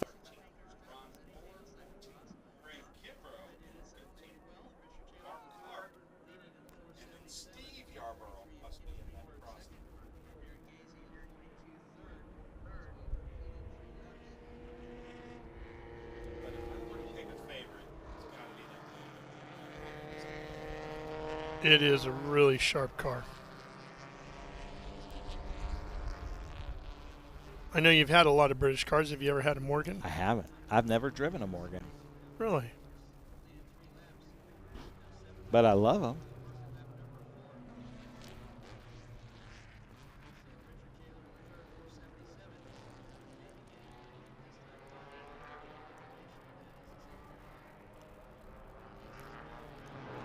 So the 11A, that's the Formula Mazda Star of Robert Riles, with Benny Bish behind him and Alan Schamer and Yarborough.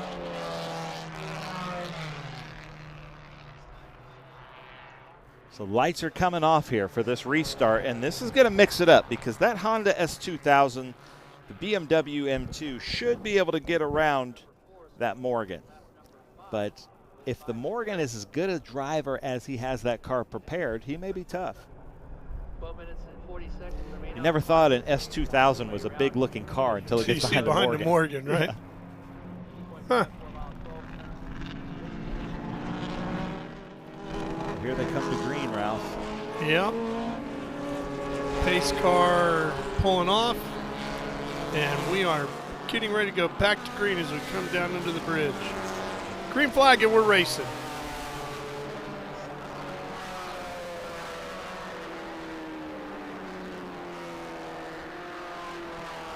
Honda looking inside, couldn't get it done that time.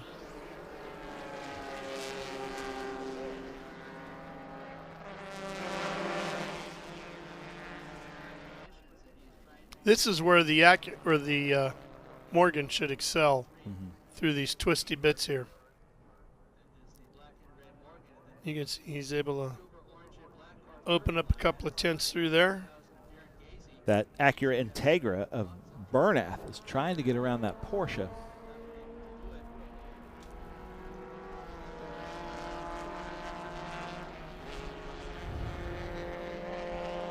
Ron Pauley moving out on the number 3 Porsche. Bill Skillman through the Cube 3 section. Down here to 7.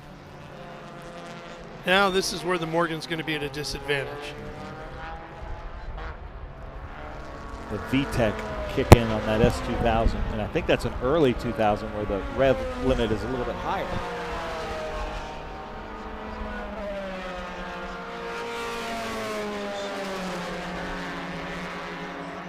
I'm always a little bit scared to see the open wheel cars with the closed wheel cars. Is the BMW now around? Yeah. That's a small BMW that looks ginormous with that Morgan. M2? Yeah. We've had some fantastic weather here this weekend. Well, starting today. Yeah. Fortunately, it showed up for the 2 race days, right? Because Friday, as we were saying earlier in the day, was rather chilly around Road Atlanta. Everybody was huddled up looking for warm liquids to drink. That's the battle, though, right there, is Bernath in that Acura Integra desperately trying to get around the Porsche. Trying to find where that Porsche is, who the driver is of that. He's not on our list here.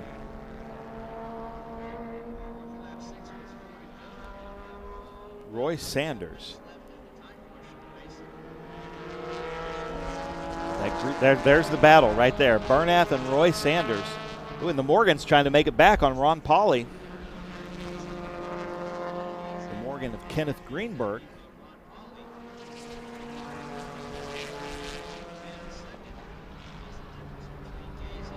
Can that Honda S2000 catch up to the Group 5 car of Richard Taylor and that Toyota WSR?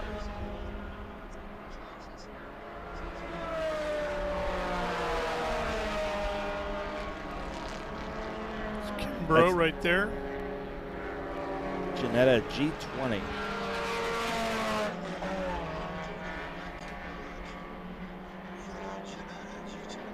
And our overall race leader out front, Richard Taylor. Let's see what happens to the gaps here, the leaders. Morgan is losing touch with these guys at the front. Gazy's catching up there, 2nd place overall. Now, all these cars are in their own groups, but it doesn't matter. Once you're out there in vintage racing, if you have a car in front of you, you want to get around it.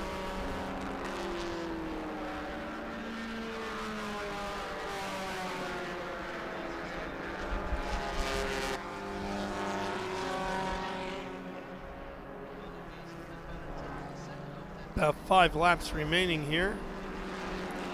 Again, this is groups 1, 2, 3, 4, 5B, 8, and 12B. Their first sprint race of the weekend. This is the race I'm interested in, though, right? Robert Riles, Roy Sanders, taking different lines. Acura Integra around that Porsche 911, prepared like a Group 8 car.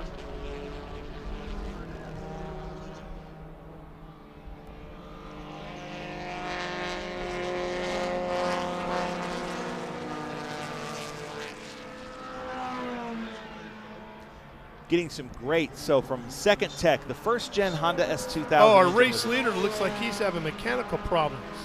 Who is? Our race leader, Taylor. Uh-oh. The overall race leader. Had smoke billowing out of the car. Oh, yeah. Yeah, so we have a new leader.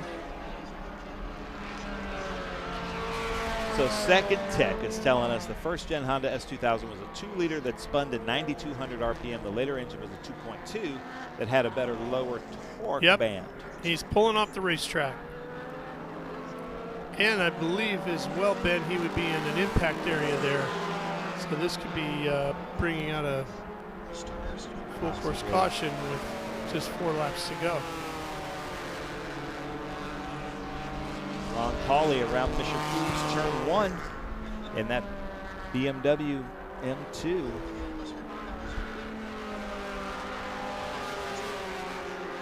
As they come down the Cube 3 S's, I could see that drone Got some cool follow shots from that drone. But this is the group of cars here, and I never thought I would say that, of a Formula Mazda, 2 Porsches, and an Acura.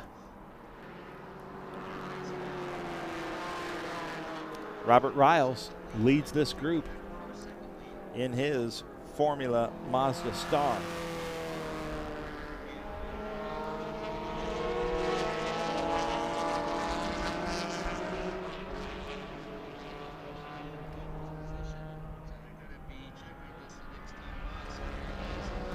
Bill Skillman also in a Group 8 Porsche, but he has what I learned last race was the ducktail, right? Yep. There's a ducktail and a whale tail. What's the no tail? The car behind you, the second one. So here we go. Let's see what that Acura Integra has anything for these Porsches. That's a no tail.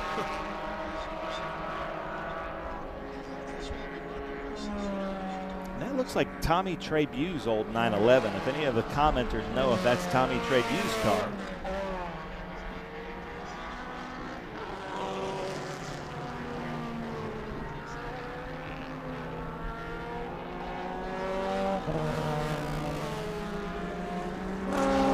And checkered flag is coming out, and Gazy's going to take the win. It looks like Skillman's going to hold off Sanders.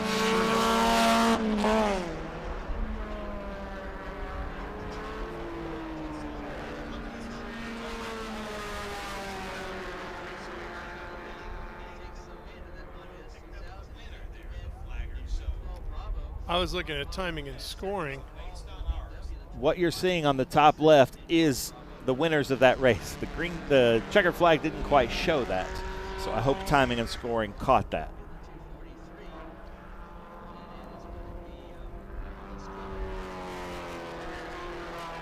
I have UGL 10 times. I can't wait for the TA2 race. The TA2 race is tomorrow.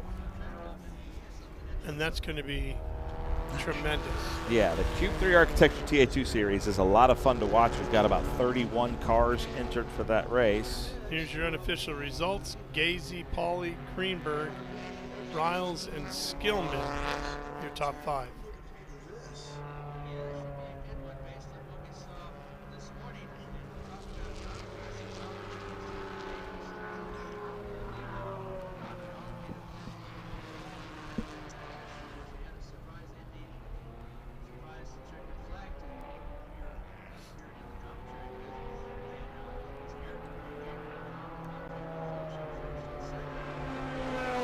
That was an interesting race, though, until it wasn't. So, top from 11, Benny Bish, Mark Yarborough, Ron Fuller, Greg Kimbrough, Richard Taylor III, Mark Clark, and Steve Yarborough.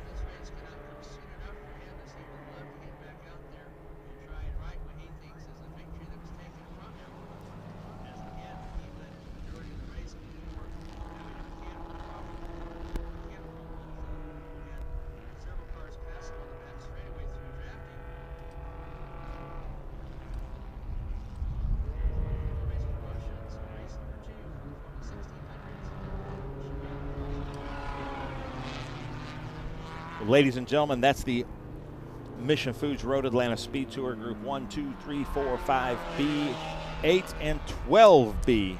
We're going to go to a commercial right now, but stay tuned. We've got some great races coming up.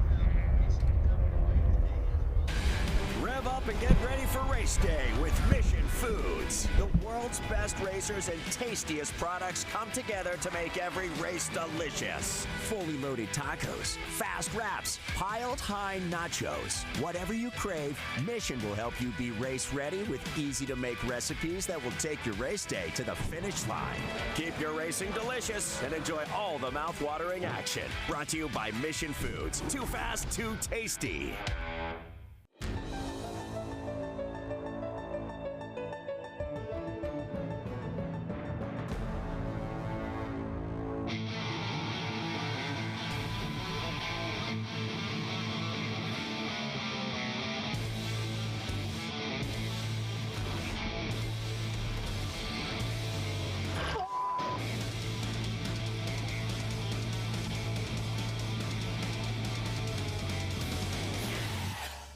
Okay, so pretend this is your race car. It's on the trailer, and you have an accident. Ouch! At least your truck's insurance will pay for another one? Yeah, not so fast. Standard insurance won't replace your race car, whether it's in the trailer, in the paddock, in the garage, or the repair shop. But at Haggerty, we can protect it for what it's really worth anytime it's off the track. No matter what or where you race, all for less than a set of race tires. Haggerty, let's drive together. What does it mean to be built with Summit? It means you're hitting the autocross, drag strip, road course, trail, dirt, or open road with confidence. Because built with Summit means you're using parts from the top names in performance. Priced to make your project affordable. And it's all backed by trusted tech expertise and blazing fast shipping. Summit Racing Equipment. Let's build it together. SummitRacing.com.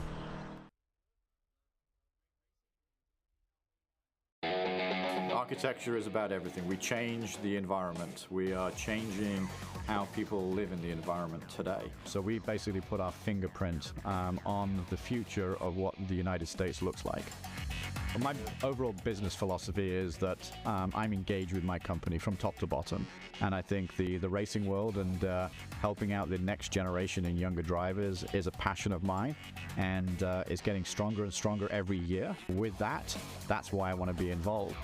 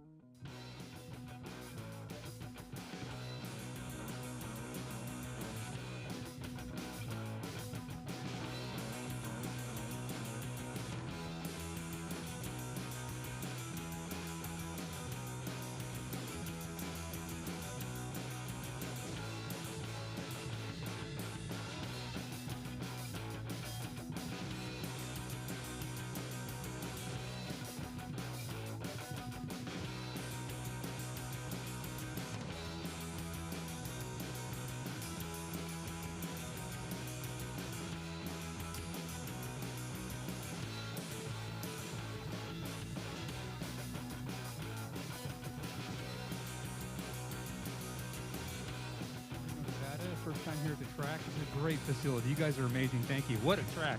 Oh, my God. We like that. We like that. We're going to have you see this area up here, P1. You're going to share that, Dave, with another racer out there, Kenneth Greenberg in the 243. Where's Kenneth? He's making his way. He's here. Group 4.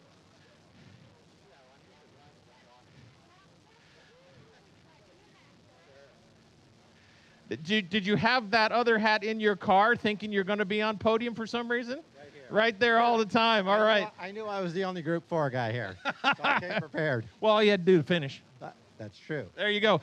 Tell us a little bit about the car that you're driving out there. It is so much fun. I've retired from Porsches and Aston Martins, and I'm now driving the 64 Morgan 4.4 that I bought from Dave Bondon, who's here this weekend. Great guy, great car. It's just good old-time racing. It's hard not to call that a vintage race car, is it? Anybody you'd like to thank? I want to thank my crew, Air Power Racing, because without their dedication and hard work, I wouldn't be here. Because they work tirelessly to make sure that car runs as best as it can so that I can give all these younger kids in newer cars a run for their money. Isn't that fun? Isn't that fun? All right. It sure is. Let's put you up top of this heap right here with Dave. That's Kenneth Greenberg, and we got one other sole representative, Group 5B. Where's the 477? Richard Taylor. Richard Taylor the third. Richard, is he out there? I know we caught everybody. Okay. Michelle, did the 470, Richard, is that Rich? Am I saying that right? Where we at? Richard Taylor? Richard Taylor the third. Richard Taylor the third. If he's not once, he's not twice. Where is he? All right, so Richard, thanks for representing 5B. We're good. All right, these two gentlemen, Michelle will get your photo right here, representing Group 4 and Group 2. Group 4, Kenneth Greenberg, and Group 2, Dave Asher. Let's hear it for them. All right, well done, gentlemen. Let's go on to some newer models. Let's call it, well, the cars might be newer. Let's go to Group 3, Ron Fuller. Come up here, Ron. Later? Ron, there he is. I know there was a different Ron. That's a different Ron. Ron Fuller, come up here. Tell us about, I'm guessing it's a Datsun of some sort, is it? Yeah, it's a 77 Datsun 200 SX. I used to race from 88 to 94, got a divorce, and it sat for 25 years. Should we stop at that point in the interview or no? I think that's good. I resurrected it in 2018 and been racing it ever since. Well, fantastic. We'll put you up here, P3 for Group 3. Let's bring Mark Yarborough up to join Ron. Mark in the 34. Come on up here, sir. Mark, come on up over here. We'll get some hardware on you. Everybody, if you notice in the paddock who has a red SVRA hat means they have been on the podium at some point or the other. Or they stole it from somebody who was on the podium. He took it. All right, Mark, come here. What kind of car is the 34? 67 MGB. Right there. Nice royal, or not a royal blue, a deep navy blue 34. What year is it? 67. 67. That's 58 years old. It's a new build out of Colorado West Coast Historics. And we built it 3 years ago. Scott Bohannon, Checkered Flag Automotive, did the restoration on it, and it's a bad little car. It's a badass little car. Let's put you up P2 over here. All right, joining Mark and Ron, no stranger to this podium, Alan Schomer, the 77. Alan, kind of come up here. I see him. He's out there bench racing a bit. Alan, I don't remember you being on P1 for a while. This is kind of unique and rare. I'm just giving you a kid. How do you like being P1 on top of Group 3, my friend? I have no idea how it feels. I've just gotten there. Well, savor it, and how about some folks to thank? You know, there's a whole bunch of people who helped me before I get here, and they're the most valuable because the car's ready when I unload it. And, of course, my wife, you know, she's my pit crew, and Jeff out here taking this picture, he just shows up every time and lends a hand, too. So it's all a group effort, and it makes us look good sometimes even when we're not. Absolutely. All right, racing a Miata out there. Let's put you up P1 in Group 3. And, gentlemen, hold up those Summit Racing certificates. We want our sponsors to know that we appreciate them. Summit Racing providing $50 today for all podium participants. Let's hear it for Group 3. Well done, gentlemen. Let's put some tires on them and maybe check the oil. We'll do it again tomorrow. All right, we didn't have Group 5B, but we do have Group 8. Is Benny Bish here? Hello, Benny Bish. Come up here, 99. Here he comes, Benny Bish. Joining Benny will be Roy Sanders. Roy in the 133. And then top of the heap in Group 8. All right, this is Roy Sanders coming up, Michelle. Top of the heap in Group 8 is Bill Skillman in the 3.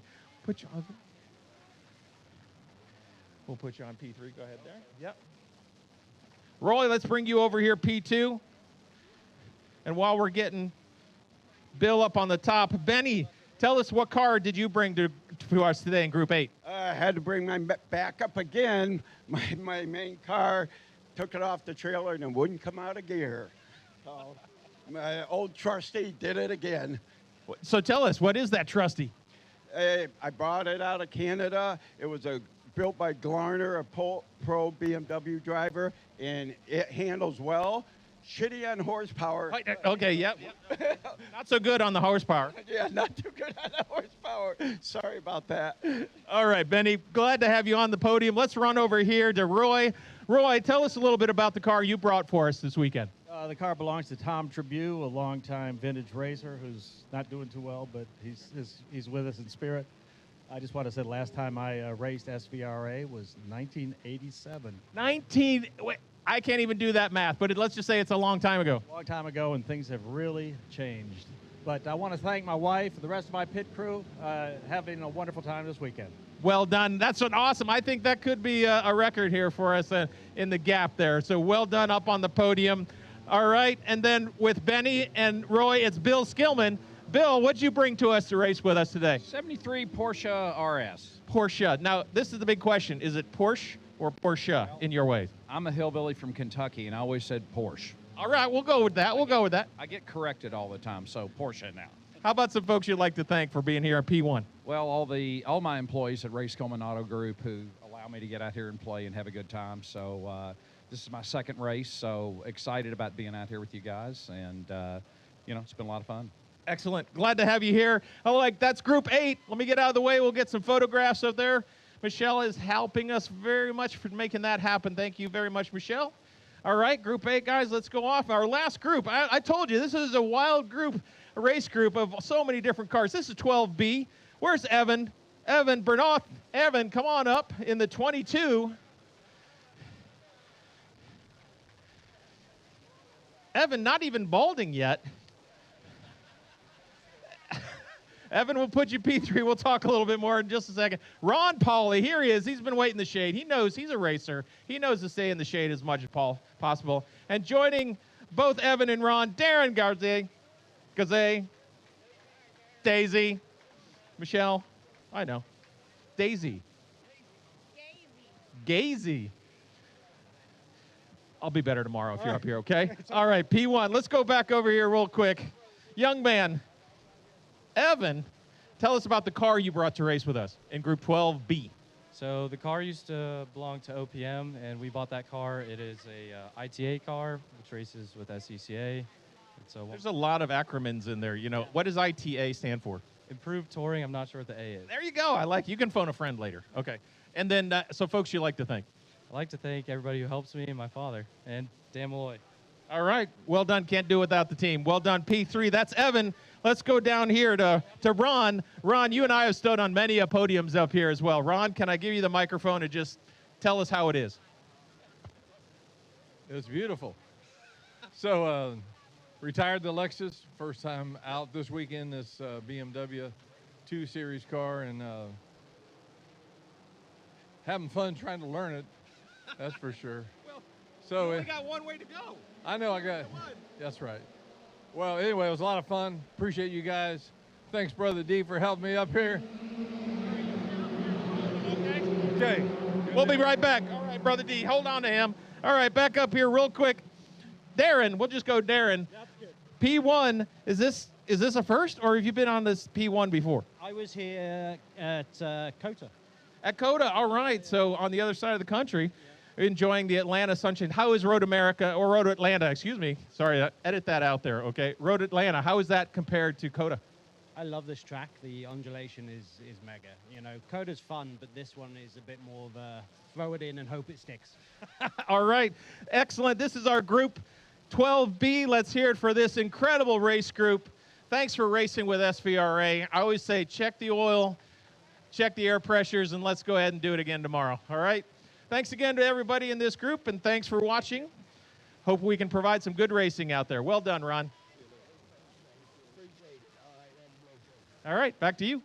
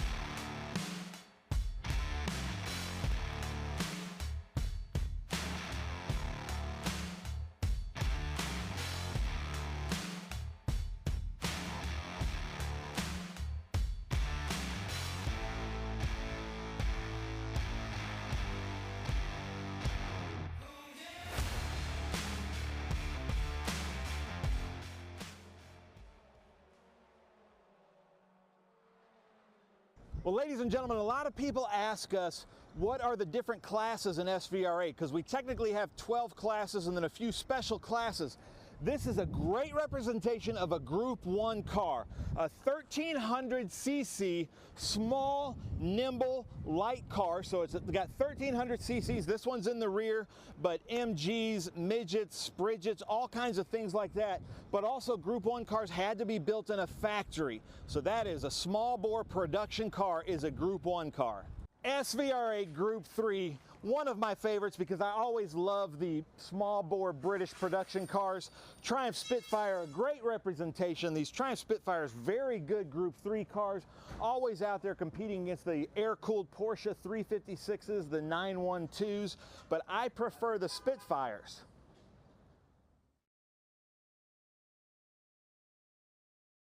So Group 4, I can't think of a better representation than the beautiful Lotus 11.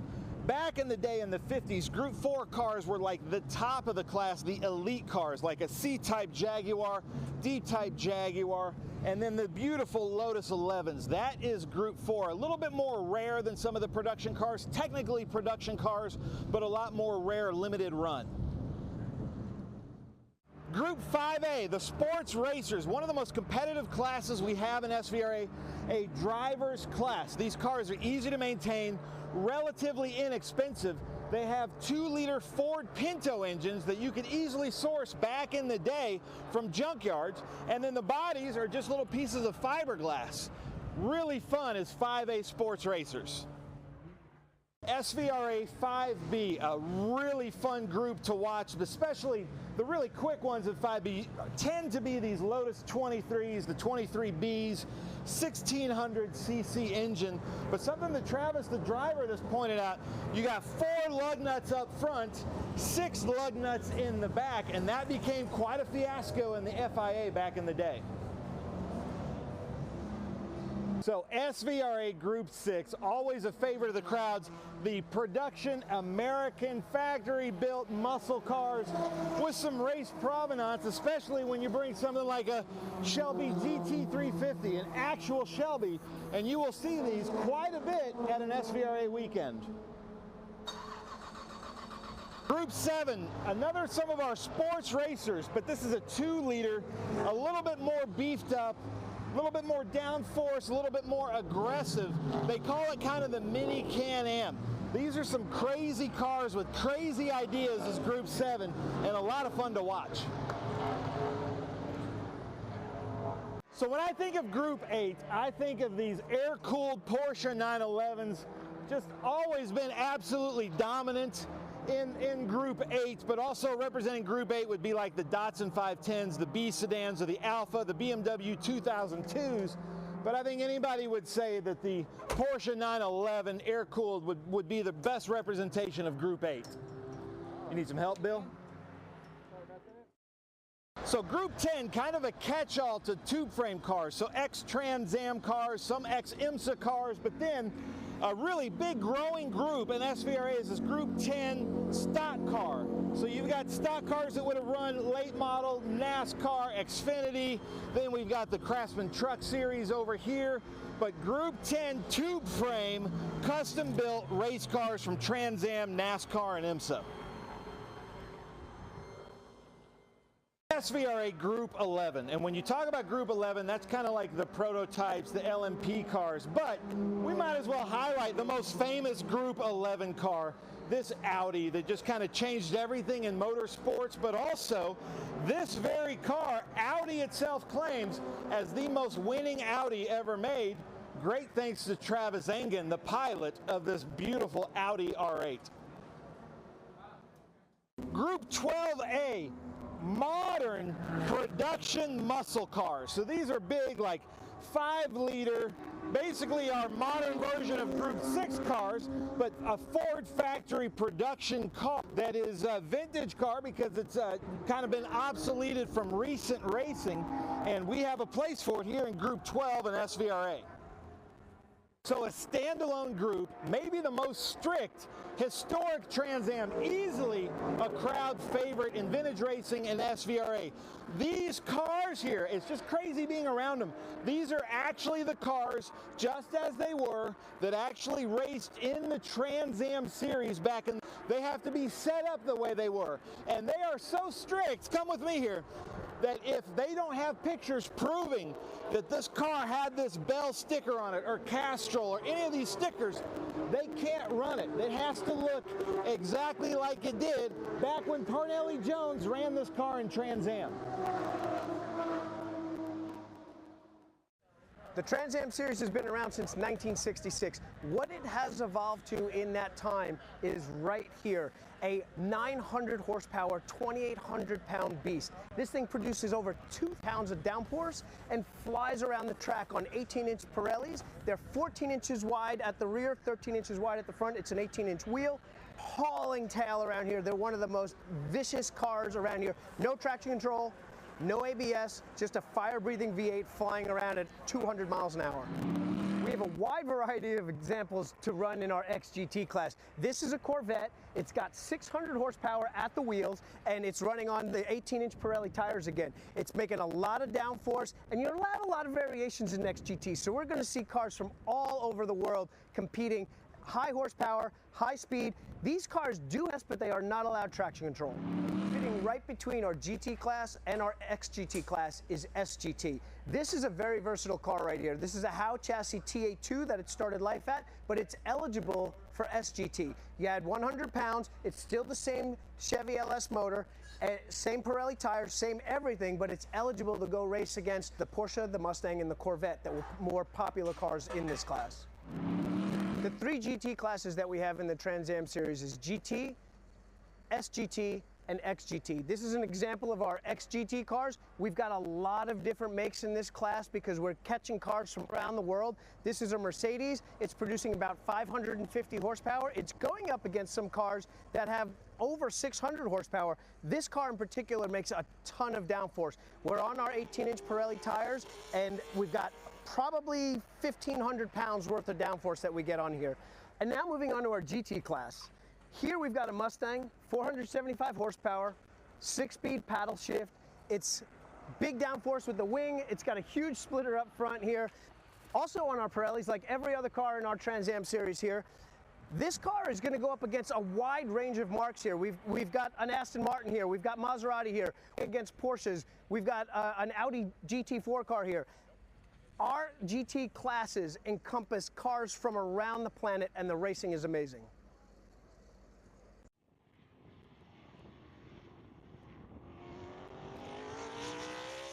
I'm Chris Dyson. I'm a 3-time Trans Am champion, and we're here to start the season.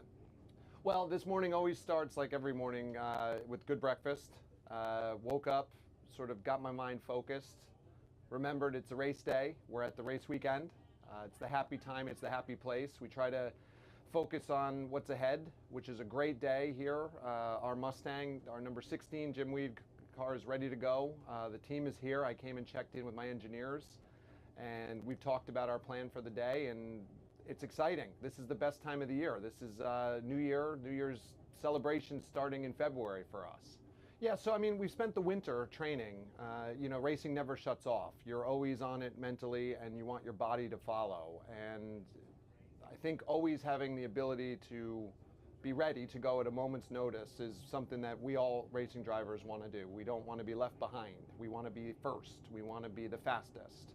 And a lot of our focus away from the track is on making sure that we're at our absolute best, and when we're not at our best, that we can still get back to our best. And I think that's a key thing for any athlete.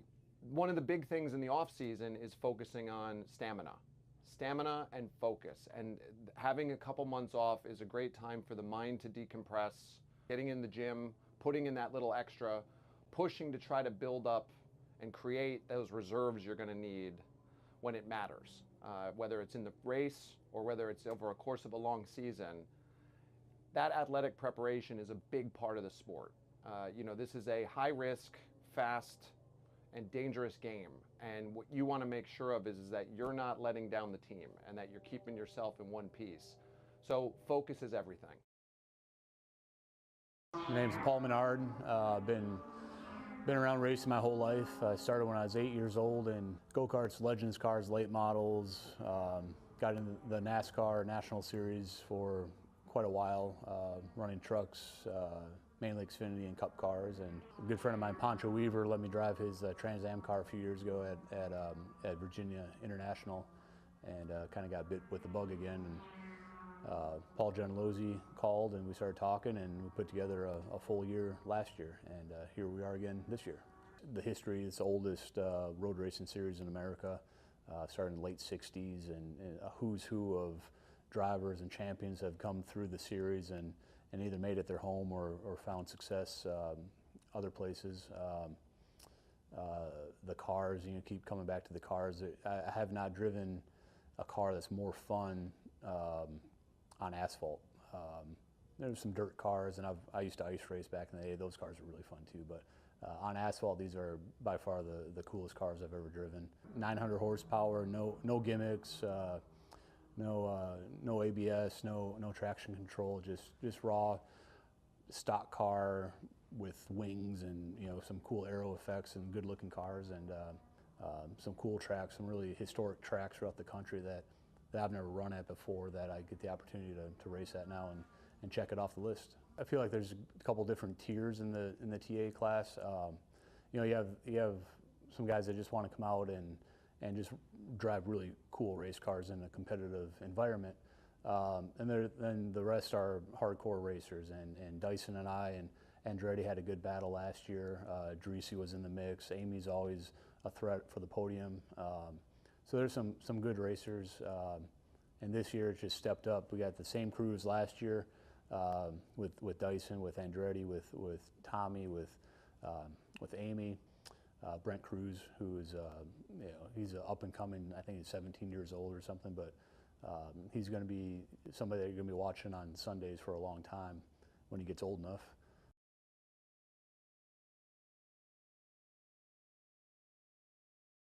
The Trans Am Series is all about high horsepower and a big focus on the cars. The TA2 Series is driver development. We get a huge car count, we get great battles on track, and with me right now is Tristan McKee. He's a Chevrolet development driver, and he's going to help tell me and you guys about what we do to make these TA2 cars fast and how you go about winning races here. So yeah, we really have to be perfect with everything. You know, the competition is super stiff around here. So we really have to have all our cambers, air pressures, and everything right with our Pirelli P0s. You know, they're great tires, super reliable, super consistent throughout the race.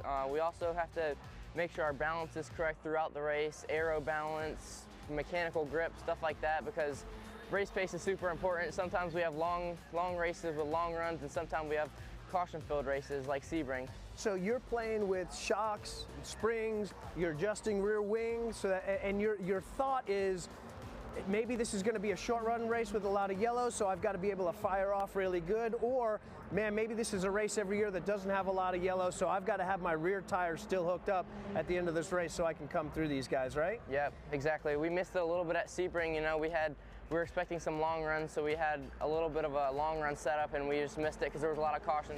And another one around the 61. Our TA2 cars are over 500 horsepower, a little over 2,800 pounds, and so as a development driver and you're coming up through the ranks, being able to just rake, tow, Ackerman, all sorts of things on this is the full package. So I imagine you're working with engineers and learning as much as you can from them, right? Yeah, I've learned a lot driving these cars. You know, I come from circle track world, so this is very different from what I'm used to. I'm really enjoying it. So the difference from running the circle track cars to running the road course stuff, what has been your biggest thing that you've been learning with your driving style? I've had to work on myself a lot because usually driver's fine, it's more the car, so I've had to, you know, redo all of my braking techniques because it's all different for this style of racing. So I've learned a lot doing this, and I think it's helped me a lot in the oval world, so I think it's really cool. Awesome. Well, thank you. Good to see you and good luck this week. Thank you.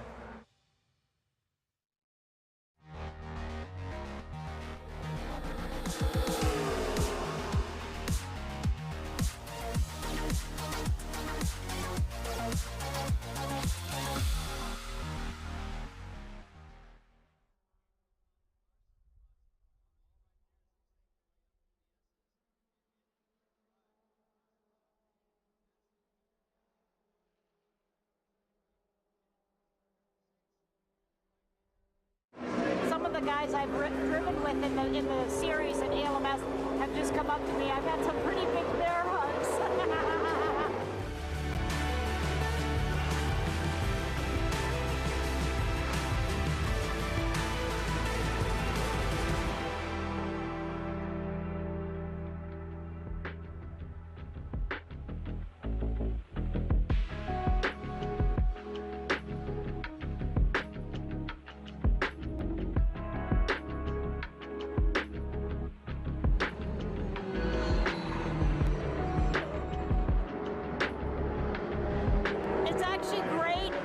Extremely bittersweet though, because I'm missing my better half.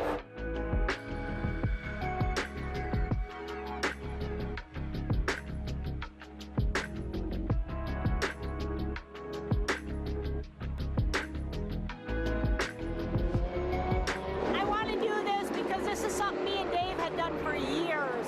We did it together as a team. I want to honor that memory with what we built together, what we accomplished together, and I frankly like racing.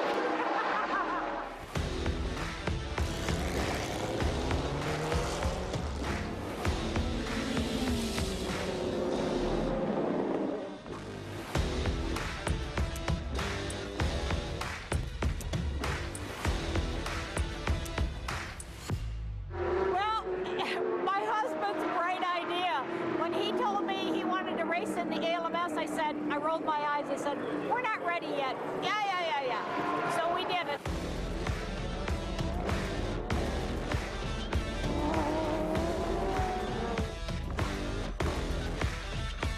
So then he says, yeah, I think we're ready to go to Le Mans. I rolled my eyes. I said, Dave, do you know what an undertaking that is?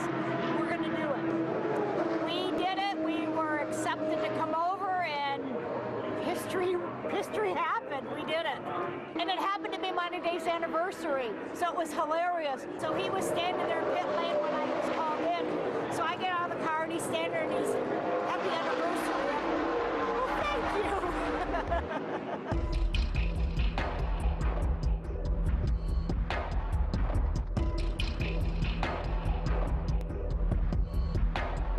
When we got up to the podium and we saw how many throngs of the people, we were just shocked, and we stood up there and people were shouting our name and we're waving, and we're like, oh my God, this can't be real. This just can't be real.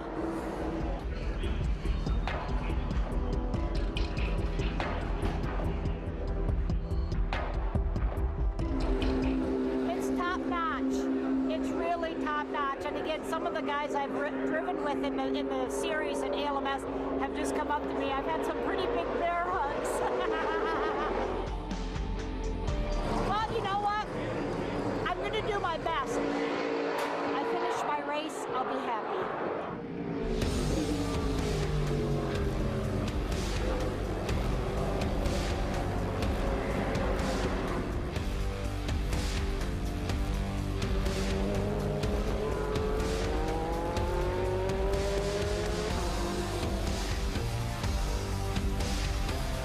I would say you can do it. Don't be afraid. If you've got an iron soul and you've got the determination and the bravado, you too can do this.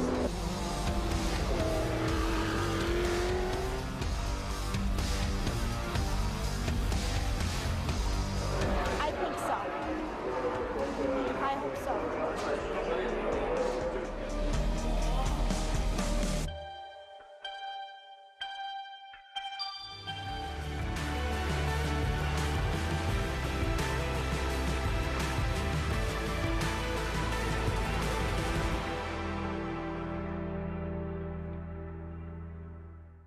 I think if we were out here racing the last 2 years, I think we would have had something to say about that.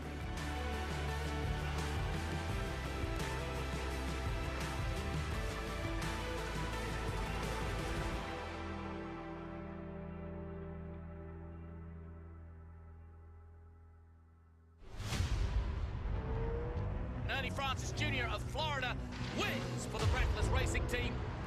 7 for Ernie Francis Jr.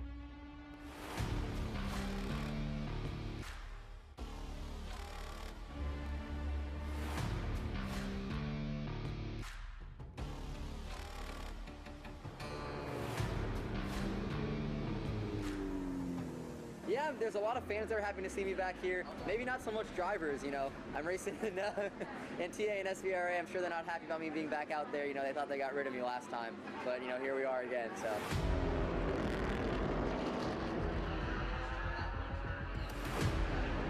Coming around the paddock again, it's a lot of fun, seeing a lot of old faces, a lot of friends that I've known over the years. So I really enjoy coming back here. Feels like home. You know, it felt a little rusty getting back in the car for the first time, but it clicked pretty good after the first session. So, you know, it's happy to be back around here. I still follow all the Trans Am socials, so I see what's happening after all the race weekends. You know, I see Chris Dyson out there racking up the championships, getting awfully close to my amount of consecutive championships and race wins in the series. So, you know, hopefully I can come in here and at least hold them off for one more race right now.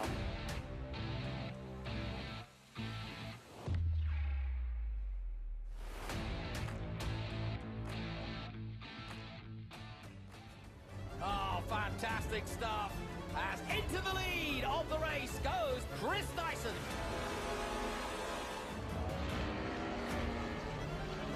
Dyson's gonna do it, and he takes the checkered flag and wins yet again. At some point, the torch had to be passed on. You know, I moved out of the series, so of course somebody has to pick it up from there. And Chris does an excellent job. Their team is amazing. They put out good cars, and you know, he does a solid job on the track as well. You know, I think if we were out here racing the last 2 years, I think we would have had something to say about that. But you know, he's been doing a great job, and I'm looking forward to racing with him this weekend. I think a lot of the TA2 guys are pretty quick. Connor Zillich in TA2 has definitely been impressive, watching him come up through the ranks over the past year or two. You know, just won the race today in the TA2 class, so definitely impressive watching him come up. A lot of the TA guys, it's nice seeing the field grow a little bit. I think they're up to over 10 cars this weekend in TA, so it's pretty cool to see that.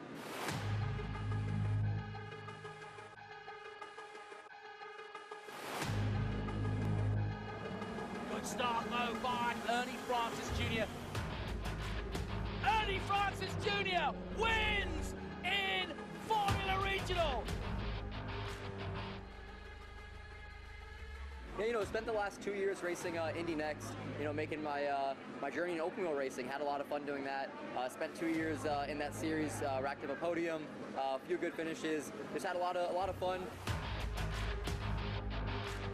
The whole program that I was in the last 2 years with Indy Next was racing for Roger Penske's Race for Equality and Change in the IndyCar series. So, you know, there was a lot of pressure on me in that program, and then still carrying over to where I am now does that as well. You know, being a younger driver coming up from a diverse background, a lot of kids look up to me and see me racing out here, and they want to follow in my footsteps. So, you know, I think it's great, and I'm happy to be, you know, leading the pack on that. Yeah, you know, right now just doing some sports car racing. Going to be doing this weekend here, and then I'm running the Lamborghini Super Trofeo Series in IMSA this year. So going to be doing the full season in that in the pro class. Going to be pretty fun racing sports cars again. Try to get into the IMSA driver market and see where I can go from there.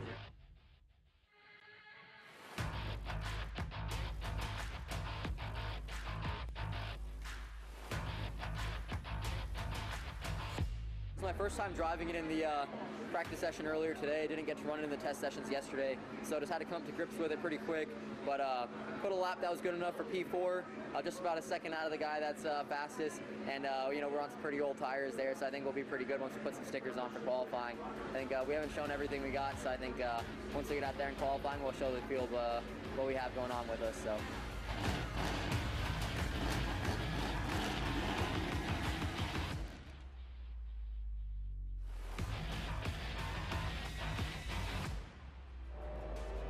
Away we go. Ernie Francis Jr. in the Challenger, his first ever chance of racing this car. We're on board with, oh no! Dyson was getting aggressive up the inside, but a little too aggressive, and he's taken Ernie Francis out in that beautiful Challenger.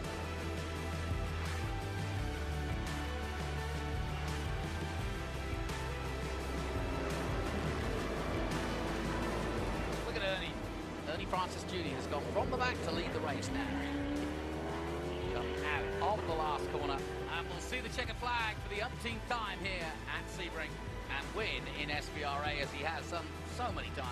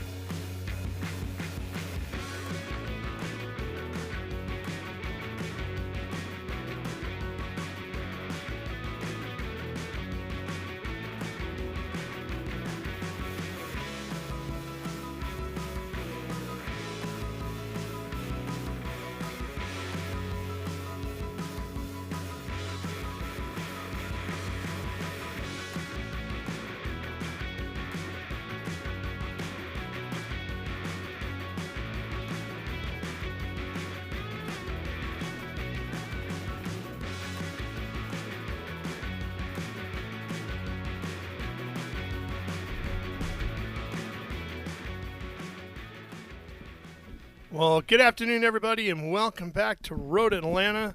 About an hour outside of downtown Atlanta, just south of the South Carolina border. We are here in Brazelton, Georgia, ready to go with another sprint race for our International GT category. Ralph Shaheen and Ben Sissel with you. Ben, these guys have been getting the most track time out of the weekend from everybody.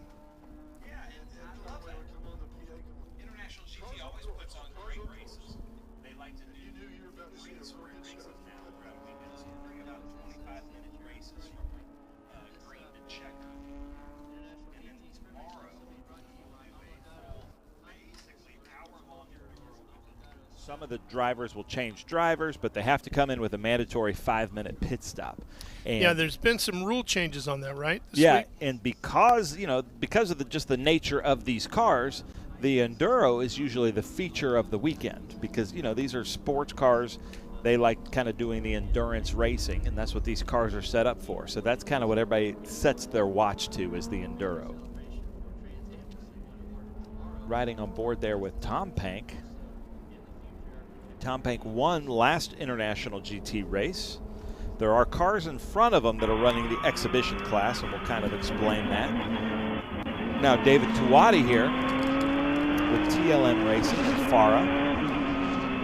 I do really like all the information that we're getting here. You can see the RPMs, you can see what gear he's in, you can see the brake pedal, you can see the gas pedal inputs, the steering input there, you can see his hands and how relaxed he is. Like all the information. And everybody likes to watch something different on that sort of thing. What do you tend to gravitate towards? I like to watch the steering input and then when he's on the brakes. And then I especially like when I see throttle and brake input at the same time.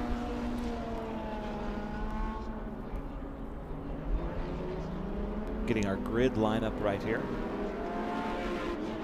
I like these graphics. So Memo Gidley is running the exhibition class, as is Jason Craver.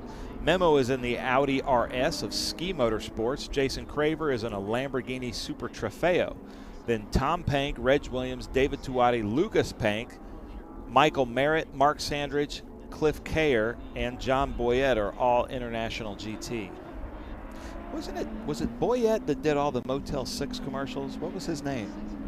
Tom Bodette. Tom Bodette. Okay, yeah, I knew it was close, but I used to love those. Yeah, I loved those commercials. Then we've got Tommy Ballister, last year's champion. Oh, and Juan Gonzalez starting 11th and 12th. So watch out. These two really know how to race each other wheel to wheel, have a ton of fun with each other. So watch for Tommy Ballister to go after it with them. And then Stephen Thomas rounds it out. So we have 21 here taking it out. Now, International GT likes to do one two finished pace laps. 9th in our sprint race number 2 earlier today. And Memo's undefeated so far, right? Yep. 2 for 2? Yeah. Now, I will say I really like that car of Woody Wichard, the 212, the number 212, that blue Porsche. It's just a really pretty car. Which one? The number 212, he's kind of mid to backpack. He's coming up the hill here.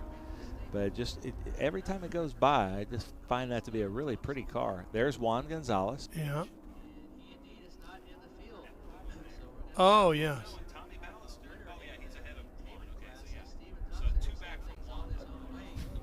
That is a good-looking car. I like the Carrera car. Slot car sponsorship.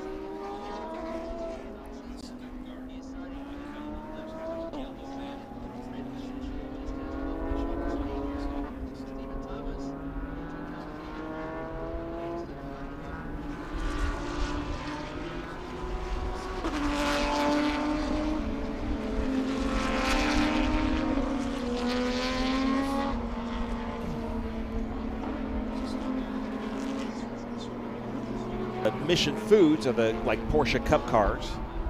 And then we have a Maranello Cup, which is Ferraris. We don't have any Ferraris here this weekend. And then we have exhibition cars that deserve to be out on track in International GT, but they're running maybe like a different rules package, or there's not enough of those kind of cars to make their own class.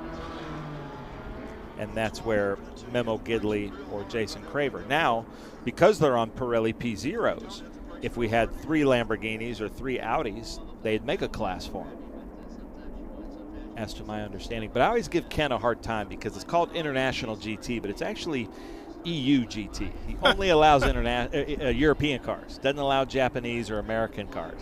Okay. So here they come to the green, though, Ralph. Here we go. International GT Sprint Race number 3 on our Mission Foods Speed Tour weekend here in Road Atlanta. Pace car is off. Field starting to climb up through the revs a little bit as they come down the hill towards turn 12. Watching the flag stand just to their left, looking for the green. There it is, and we're racing here at Road Atlanta.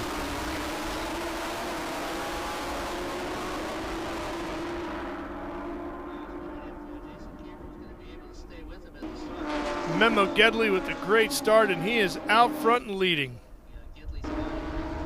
Better start for Craver this time. Last time Craver spun his tires at the start and lost a few places. Yeah, Pank had gotten right up to second pretty quick. There's Lucas Pank already applying some pressure. I really like that maneuver there from the drones, a little loop-de-loop to cover the cars through the Q3 Architecture S's.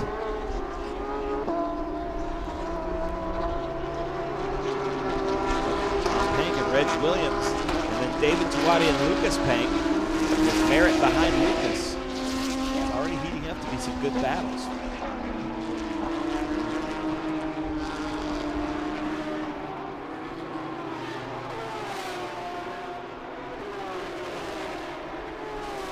Come down this super long. It's basically a straightaway because you are flat out, but there are 2 little kinks in that straightaway as they come down. Bends through there. That's such a difficult section of the track. Mission Foods turns 10 A and B. That's the highest elevation point right there as you come under that bridge. Down here on the front straightaway. You know, the thing about this racetrack, Ben, is you watch these guys whip around here, is not very forgiving. If you get off, you find walls pretty fast. Yep. Yeah, and what's weird is there, you know, in some places the walls are far away, and then coming out of turn 7, like we saw in the earlier Ginetta race, you go wide at turn 7, but it loops you back to the inside wall. It's a really weird phenomenon. You overcorrect too much and you come back inside. Same thing happens at, I think it's turn 10 at VIR. That is a camper turn there, turn 6. Yeah, it's the only corner here at Road Atlanta that really has any banking to it. So Lucas able to stay with David Tuwadi, even though he dropped 2 wheels here just at the exit of 12. And then Merritt got stuck up in a lot of dust behind that. But there is Memo. Memo, huh?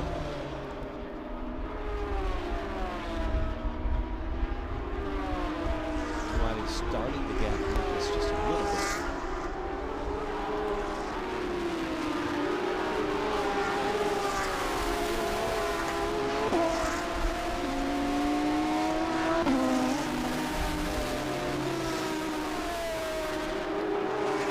Jason Craver with the fastest lap that last lap over Memo. Tom Pank still keeping them in his sights.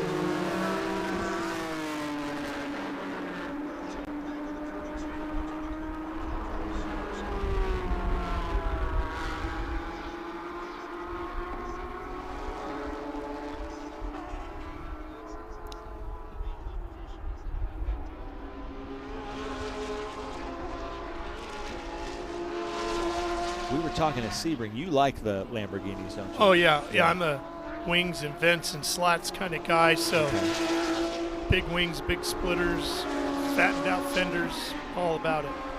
Lucas Pank coming up behind David Tuwadi. And David Tuwadi would love this. With Stephen Hammond not racing in the series as much anymore, David Tuwadi doesn't have somebody to run with. He and Stephen Hammond had some great battles, especially here at Road Atlanta, where he made a pass to win it at 10A, 10B coming up the hill. So knowing David Tuati, he always just wants somebody to race with. And he'll gladly take Lucas because Lucas is a great driver. Tuati very good through Mission Foods turns 10A and B. Yeah. On board with him as he pressed the hill. Look at how challenging this corner is here at 12. I mean, it just points you right at that gigantic concrete wall. You got to get those eyes looking up the racetrack because you don't want to be looking at that wall and drive right on into it. And there goes Lucas. Lucas out braking into one. That was a strong move. That was a strong move because he kind of, you know, from our vantage point, came out of nowhere. You could see that Tuati saw him in the mirrors, so that was great of Tuati. Now, what do we think? Do we think Tuati's going to be able to get back up to Lucas? We are joined by Ken Fangler. Ken Fangler, I don't know if you saw, but Lucas Pank passed David Tuati on the inside at Mission Foods Turn 1. A very good, clean pass. David Tuati saw him. But, you know, with the absence of Stephen Hammond, here comes the replay, Ralph. Here's that replay right here of that pass. He got a great run down the hill through 12 and just carried that momentum all the way down the front straightaway. Which is unbelievable. But I was saying, you know, David Tuati's got to miss his friend Stephen Hammond a little bit, so now he might have some fun out there with Lucas. Yeah, Lucas and Stephen about the same age. Okay, that's about the only common denominator.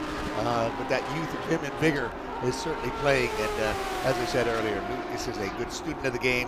And as you know, Lucas was in the mix very much in the front at Sebring. So that's no surprise to me.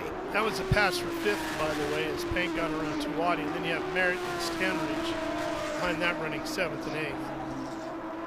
Kurt Kropp in that 6.41 in the Stuttgart Cup. He came in 4.0, but now we're on board with David Tuati as he comes up the hill. Watch his steering inputs and braking. See, he's braking a little bit of throttle, feathering the throttle here. Shifting to 4th. Hard on the gas and feathering. It's just all about finesse through this section. Didn't really get on the brakes until now. That's fun to watch. That's where you really see how much driver input has to go into a lap here. You see they get full throttle for just a second before they get over here.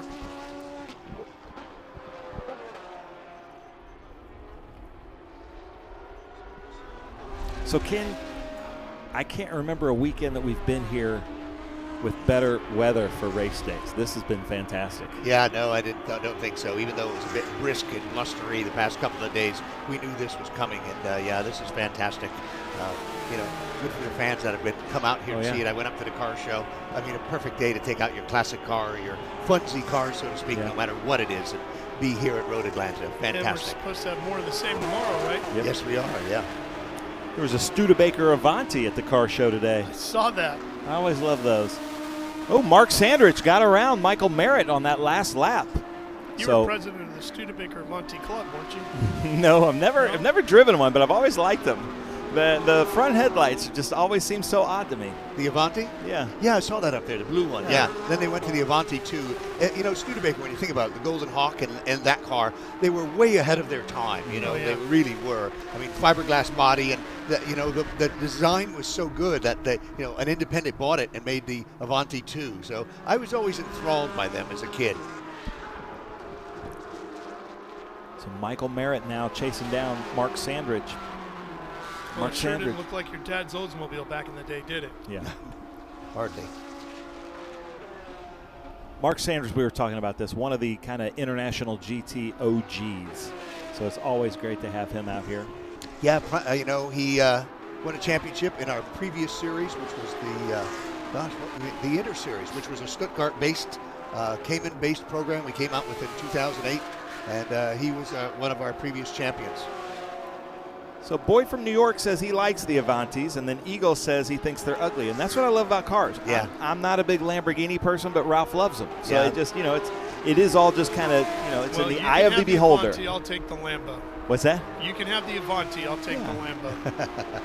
Well, the rear window glass, I was fascinated by something other than flat glass in the back, and somewhere in the 50s they started coming through with some very unique shapes to the point of restoration. Good luck trying to get one these days, It really is, and that's that greenhouse look that went on to be the Barracuda, obviously the Mustang and so forth, and the Fastback, but that really led to that whole look.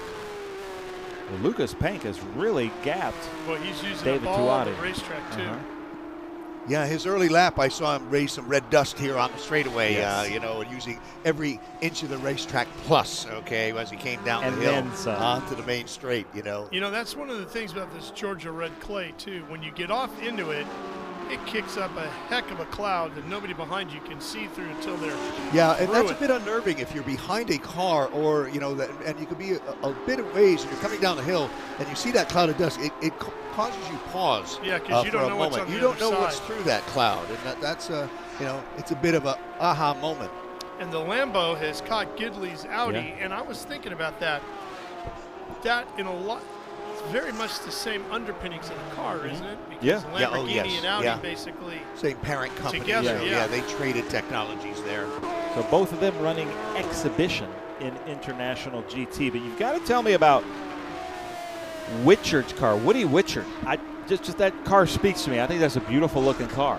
Yeah, now Woody has been very successful with us in a Cayman, top step at the podium, and he's decided to do some other series. So this is a test for him in a GT car, and he says, boy, it's a different animal.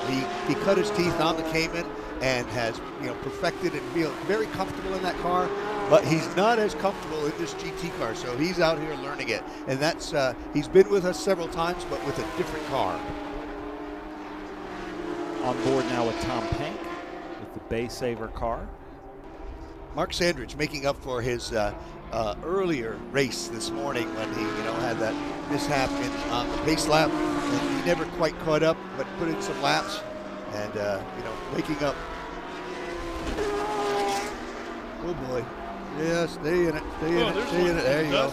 I saw that coming as the Lambo got inside of him. Excuse me, and he's a new guy, new driver, and he just didn't quite understand of how much stick he had coming down there. Well, I good can tell job you in he just holding on. aged himself pretty good right there. Yeah. Eric Gray, number Yep, 991. new guy, father, son, matter of fact. Son's the coach. Nice. He'll be in the Enduro with Dad tomorrow. But, you know, he's doing his best at trying to stay out of the way. And, you know, the guys have done a good job, driver awareness. And that's the most important, especially when you start to get lap traffic, as you do in a lot of sports car series. You know, it's just how sports car racing is built.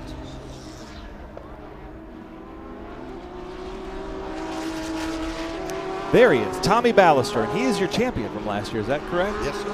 I said that, and then I thought, oh, I hope that's correct. But yeah, Tommy Ballister with TLM, one of the best races.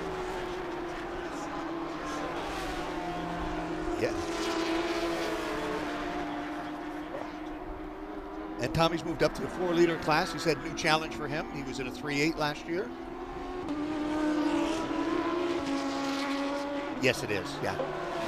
Juan Gonzalez in the Mission Foods number 81 is currently running in 11th. He was 9th in the race number 2 earlier this morning. Got to give it to Mark Sandridge. Got a 26 there consistently on there. You know, 7th place overall behind GT4R and David Twatty. You know, good job. As you were talking about Tommy, he's based out of Puerto Rico, flies in for every race, does majority of the international races. Juan Gonzalez, based out of Mexico and California. Well, and it truly Texas. is International GT because, in a way, I was just making fun of you that it should be EU GT but before you're in here. But when I go to the podium with you, a lot of the drivers are speaking to each other in Spanish when they get out of the car. Yes, yeah, no doubt. Yeah, I used to kid our Canadian friends who used to come on and say, all right, say that you're having a great time in French. All right, just tell me what that sounds like. Yeah, I remember you doing that with Benoit when he would race in Ferraris with us. Ooh, he got a little squirrely there at 7 and almost made that thing that we were just talking about. 7 is really deceptive here and can throw you back into that inside wall, which is counterintuitive, but that's what happens. Here's Ballister. You know, Ballister is just kind of that quiet assassin. He just kind of quietly Steady Eddie. moves Yeah, that through. no doubt. Yeah. Yep.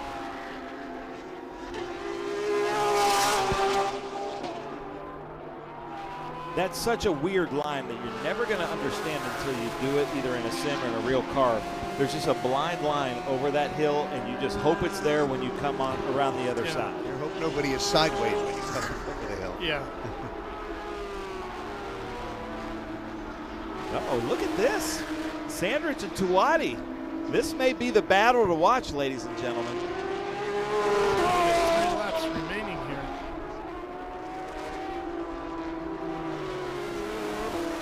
Good after it, Sandrich. It looks like Mark has that Tom Long magic. You know, Tom Long's his coach, and you know, certainly has listened to him throughout this weekend. One of the nicest guys in the world. Always has a smile. Yeah, we're very fortunate. You know, all of our drivers really have, you know, trying to set the tone and attitude and saying, let's go have some fun and be respectful to each other as best as possible on the racetrack, and certainly in the paddock. And if you ever want to meet Dave Tuati, the orange car here, just look for the person whose shoes match the race car, and that's David Tuati in the paddock. This is the battle to watch. Mark Sanders, David Tuati, 2 beautiful cars.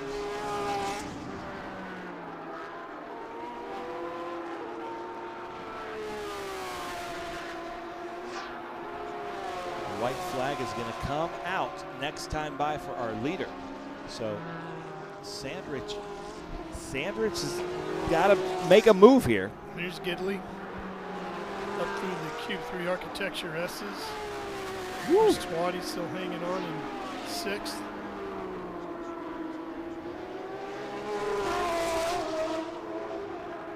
The car gets so light there. It's like 0 gravity for about a second. As they come through Mission Foods turn 1. What are you seeing here, Ralph? They look pretty evenly yoked. Yeah, Tuati lets it eat a little bit more as he carries some speed through there. But he's able to pull it back to get the line correct through here. So Ken Fangler at our last Sebring event had Derek Bell and Justin Bell at the banquet. Some just Porsche and Ferrari legends, so that was really neat to see. And then I know that all of your drivers just, you know, when Derek Bell comes out to your races, they're all just like school children. You know, that's their childhood hero just talking to them. Yeah, and it was fantastic to have father-son, as we do in much of International GT. As I said previously at Father's Day event at Indy a couple of years ago, we had 9 father-sons there that weekend, you know, and again, a testament to, you know, the, I guess the atmosphere, that they feel comfortable bringing their son or daughter into it. And Derek talked about being father-son at Le Mans and being on the podium on Father's Day with his son. And he said that was probably his most special moment. And here's a guy who drove for Ferrari factory in Formula One. So with a long and very storied and historic history, and certainly one of the nicest guys and one of the best PR guys in motorsport. Oh yeah, no, he's fantastic, as is JB. Sandridge with one more shot at Tuati here. Looking inside, going to Mission Foods turn 1, had to get on the binders. And we like that about that, because that would have that could have come into question here, and that's what International GT is all about. If you don't have the pass, then back out and try to live to fight another day. But now they're coming up on lap traffic, Ralph. That could come into play here because they're coming into the slowest section of the racetrack. There's Pank, that's Tom Pank. He's running 3rd overall, 1st in class.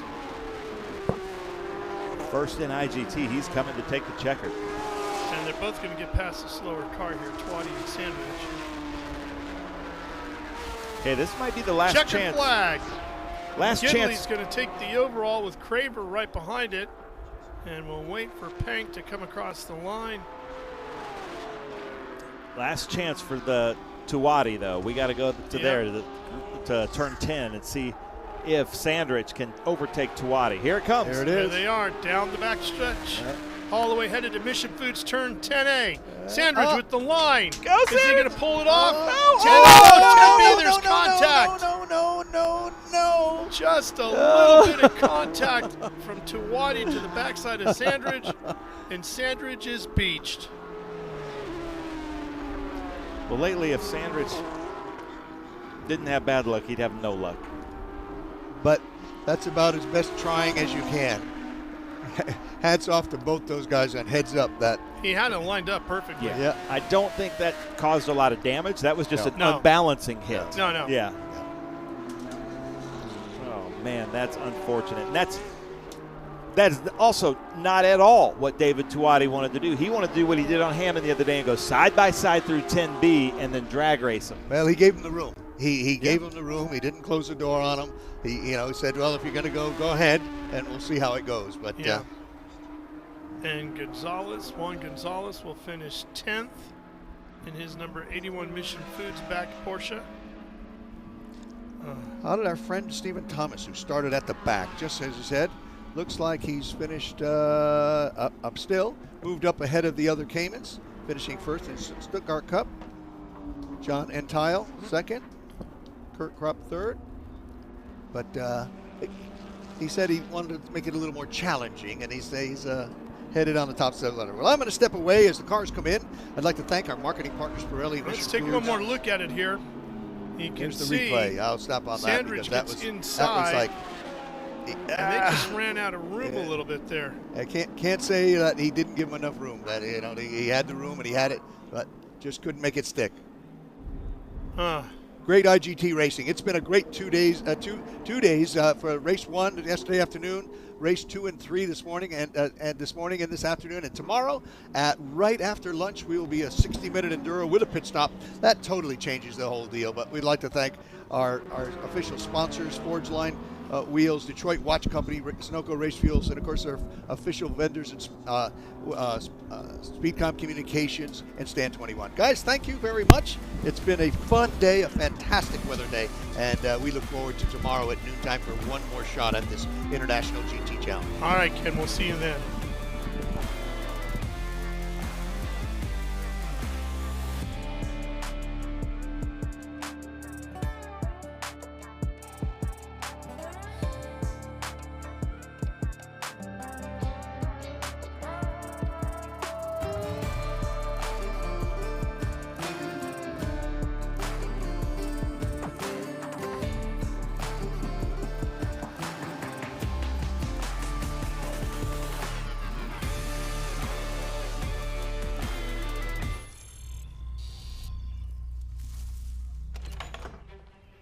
Yes.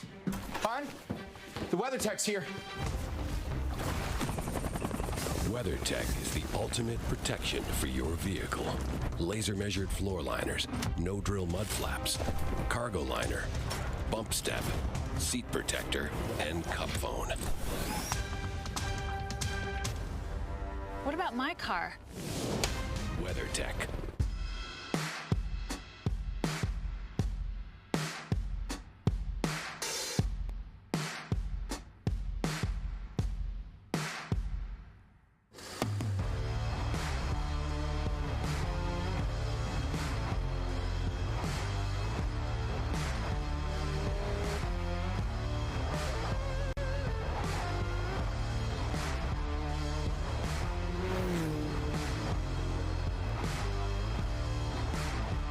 Hawk Performance packs 100 years of friction dynamics into every product.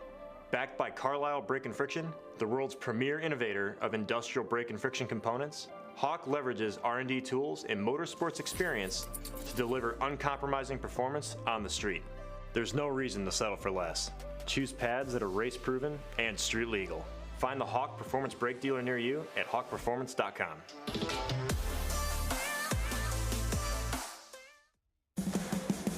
What does it mean to be built with Summit? It means you're hitting the autocross, drag strip, road course, trail, dirt, or open road with confidence. Because built with Summit means you're using parts from the top names in performance, priced to make your project affordable. And it's all backed by trusted tech expertise and blazing fast shipping. Summit Racing Equipment. Let's build it together. SummitRacing.com.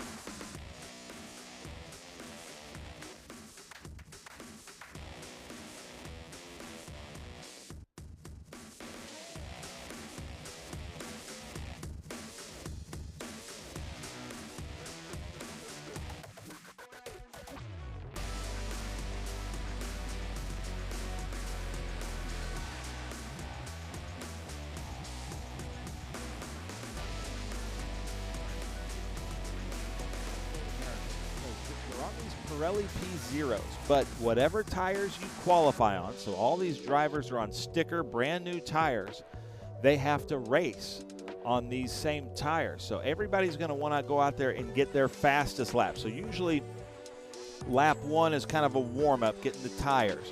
Lap 2, they want to get the tires heated. So somewhere around lap 3, 4, and 5 should be their flyer, and they want to try to get their qualifying time in under 5 laps, just to make sure the tires hold on for the whole 100-mile sprint race tomorrow. So it does get a little bit interesting, doesn't it, Ralph? No doubt about it. And we have a stacked field. We have the new Toyotas. There's a lot of anticipation for our Cube 3 Architecture TA2 category here at Road Atlanta. I kind of got bit with the first race of the year bug at our season opener at Sebring. We had quite a few cautions. Right now they want to talk about, they were doing some shots of Pirelli, and what happens is all the teams kind of drop off their wheels and tires, and then they come through, they get scanned in. Pirelli makes sure that they take off the old tires, and they inspect them, and they do a lot of R&D on these tires, research and development.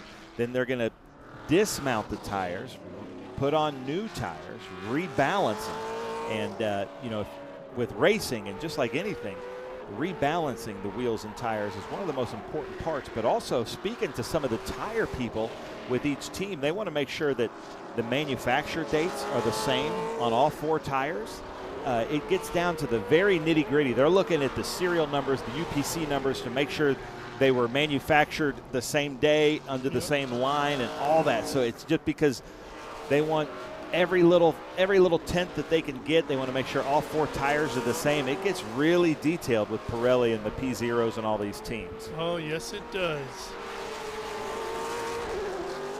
So cars are on course. Well, Ben, this is probably the warmest weather these Cube 3 Architecture TA2 drivers have seen all weekend, too. Be interesting to see how that impacts performance. Yeah, yesterday when they were on track, and even today, it's probably increased by 15 degrees. Yeah, yesterday afternoon, maybe 20. And it was overcast by the time they got to the end of the day and they were back out on track. Right now it's probably mid to upper 60s. So we're going to do this in 2 qualifying groups. This is going to be the Trans Am National qualifying.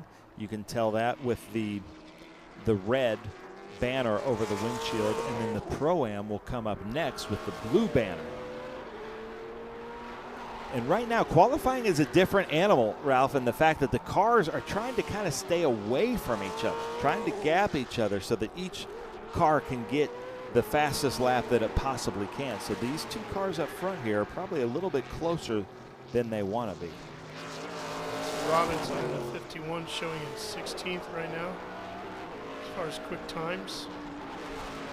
Julian DaCosta came across with a 1:22.5, currently our leader, but I think this is going to drop a whole second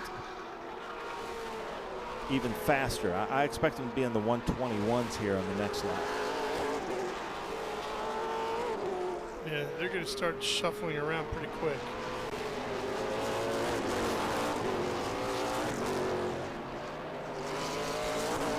Rafa Matos second in time, Tyler Gonzalez, Valentine. And now Adrian Lostowski second in time.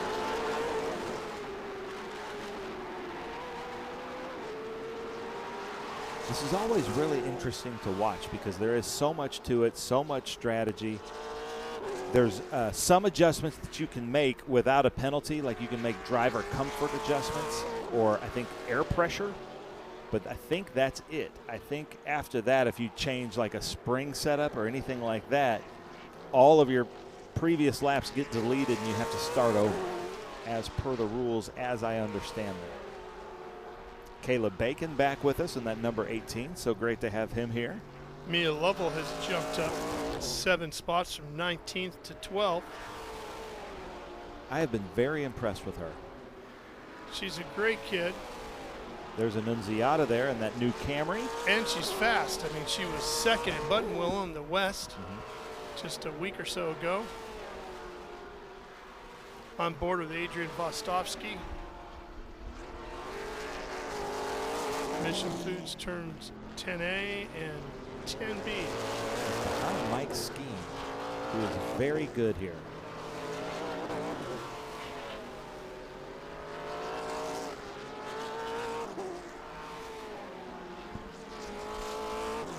Adrian Lostowski, though, I'm going to call it right now. He's going to be on the podium with us this year in Cube 3 Architecture TA2. He just keeps getting, just kind of another one of those silent assassins, just keeps getting faster and faster. Yep. And really moving it up. And I was talking to my friend Bruce Raymond, who races with us in TA2. He's racing this weekend in SVRA, but he's 2 seconds a lap faster than he used to be. But he's like, but so is everybody else. So that's got to be so frustrating. Ooh, ooh. Oh, yeah. Hang on. That got a little hairy. So I think Adrian, he's either going to cool down his tires or he's going to be happy right now with a, he's in 5th right now in score, but he'll probably get pushed back to 8th if he stays to that. Thomas Annunziata at the top with a 122.369.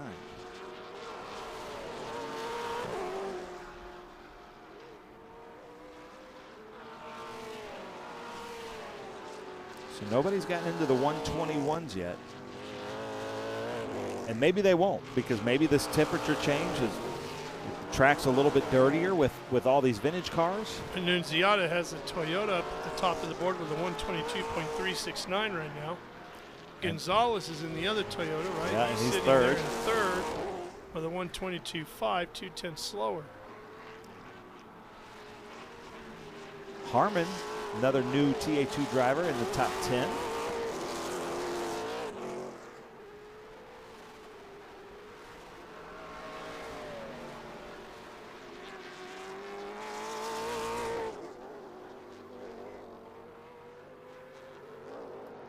There's Harmon.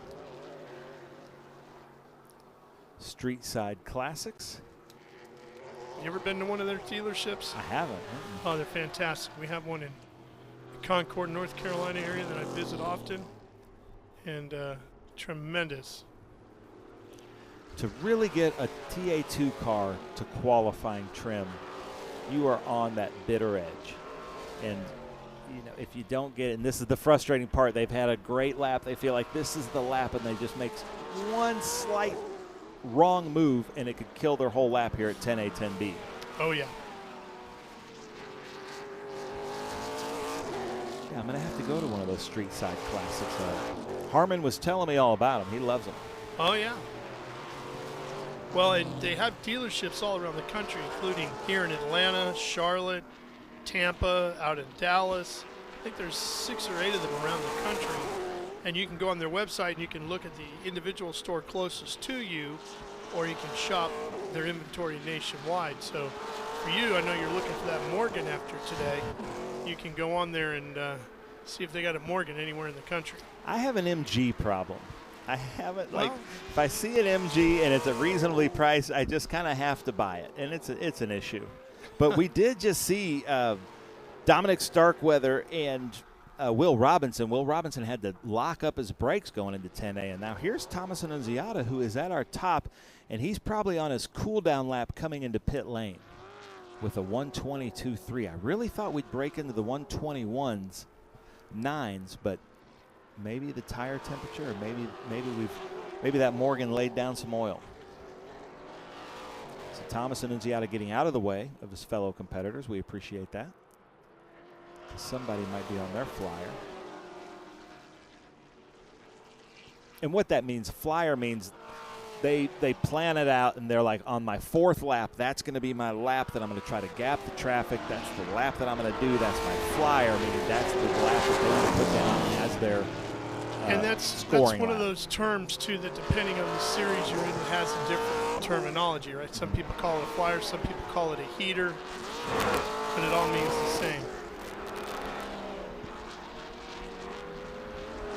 I never thought I would have said this, but those Camrys, make some really good-looking race cars.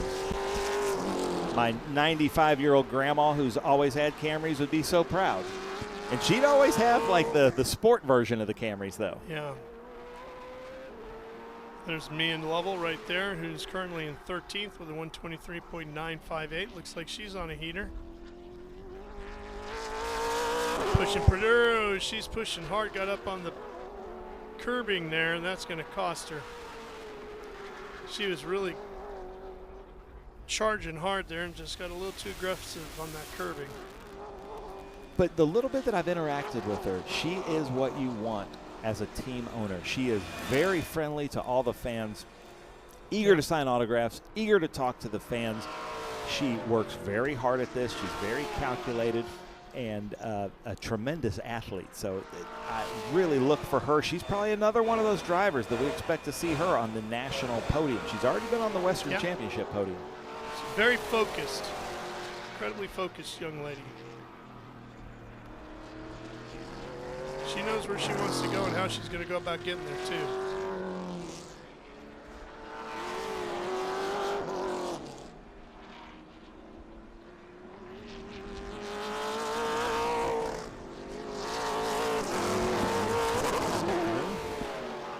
Looks like part of the Nitro Racing squad.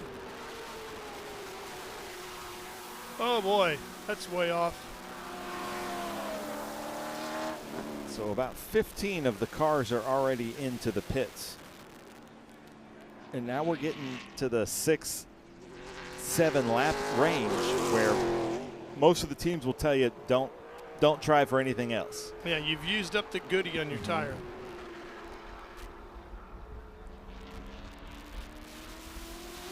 So that should be Will Robinson. See how light they get up over that little crest of the hill? So let me make sure. Yeah, that's Will Robinson. Very pretty car. Yeah, it's up really close. sliding around on the rear end, too. Yeah.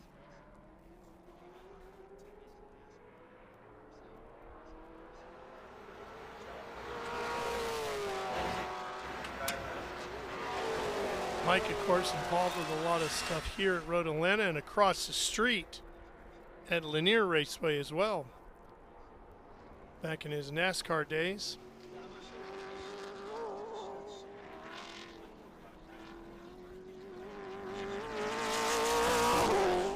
The TA2 pass. I don't come from racing. I came from vintage racing. And there is a big difference between pro Trans Am racing and vintage racing. Oh, yeah.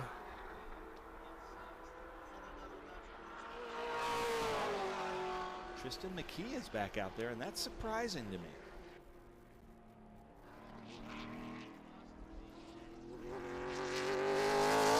He is one of our drivers in TA2 that is on the GM Chevy development program. We have a lot with Toyota and a lot with Chevy as he gets a little squirrely there for the Cube 3 architecture section. He is right on that edge, isn't he?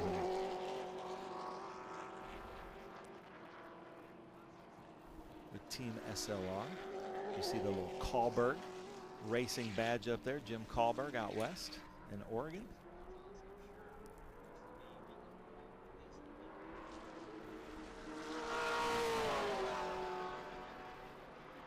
Where is he at? He waits to come out late. That's a risky move because sometimes we go double yellow and you don't get any laps. Unless you had a problem, couldn't get ready, right? Yeah. So right now he's currently qualified 11th. And he's got some smoke on his tires, meaning he's gone off in the area somewhere. And because their driver left, I'm guessing he went off at the exit of 12. He's coming. Oh, in. Mia. Oh, no. Mia Lovell with a huge hit coming off of 12. That'll bring out a double yellow right away. I saw that car getting loose as she was coming down the hill, Ben, and she was doing everything she could to gather it back up.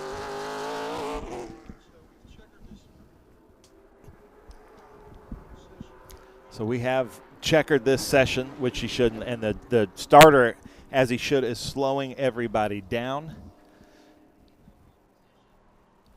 She is just right under our window here. Yeah. And I see the pit official coming over, climbing over the fence. Here comes the safety crews. He is telling her to stay in the car as the safety crews are coming over.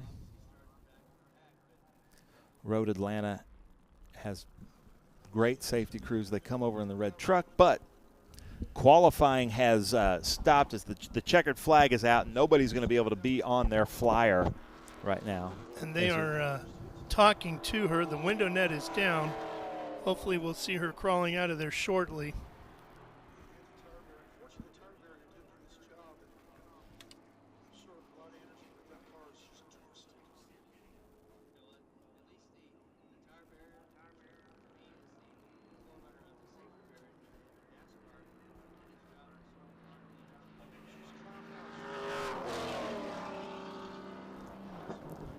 And Mia's getting out of the car.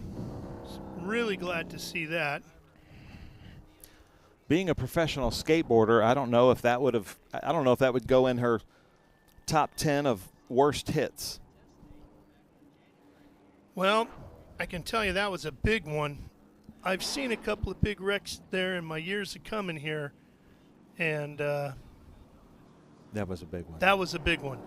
Yeah. Not the worst one I've ever seen here. No. At that location. But I don't like wrecks in that location. But it was big. Here's a look at it now that we know she's out of the car. We would have to actually go back up the hill to see really what happened, because the car had gotten out of shape and she was doing everything she could to gather it back up. She's catching her breath now. Boy, that was an impact. Yeah, but not even limping. That takes a special, that's her skateboarding, and that just takes a special soul. She just kind of shook her head. She's super disappointed. Yeah. But she's a competitor. My goodness, that was a hard hit. Knowing Mia, she's running it all back through her brain.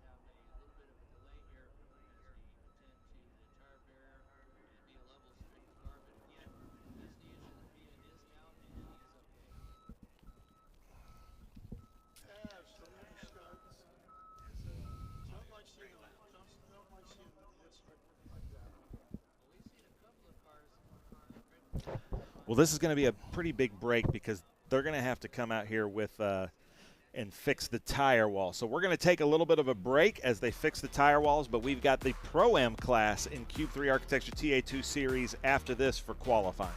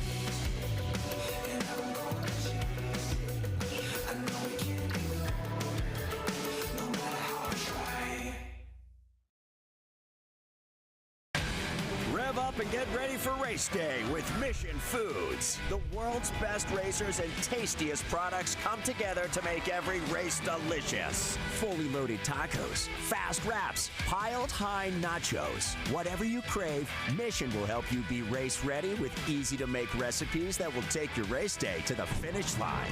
Keep your racing delicious and enjoy all the mouth-watering action. Brought to you by Mission Foods. Too fast, too tasty. Architecture is about everything. We change the environment. We are changing how people live in the environment today. So we basically put our fingerprint on the future of what the United States looks like.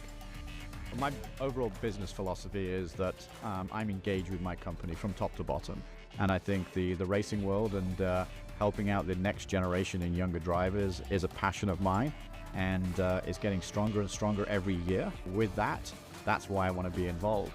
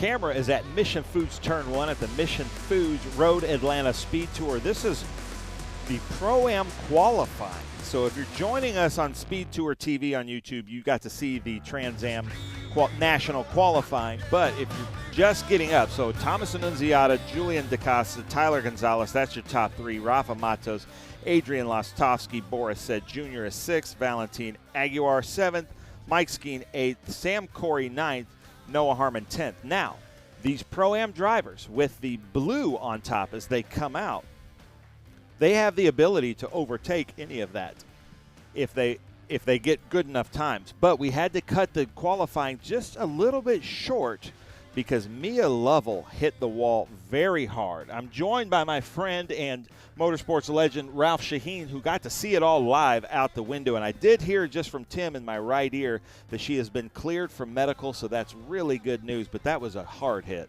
It was one of the hardest hits I've seen here at Road Atlanta, especially coming down through turn 12. Not the worst one, but a very, very significant impact. The car went into a bit of a tank slap coming down the hill here, and she's already past that point. She was doing everything she could to catch the car, and it just, the speeds that they're traveling coming down that hill, there was just no catching him once it got out of shape before she hit the grass. And at that point, you're along for what is a very short ride, unfortunately, to the tire barrier, which leads to an incredibly heavy impact. Yeah, very heavy impact. The tire wall did its job. The car doesn't look good, but she got out of the car without even a limp.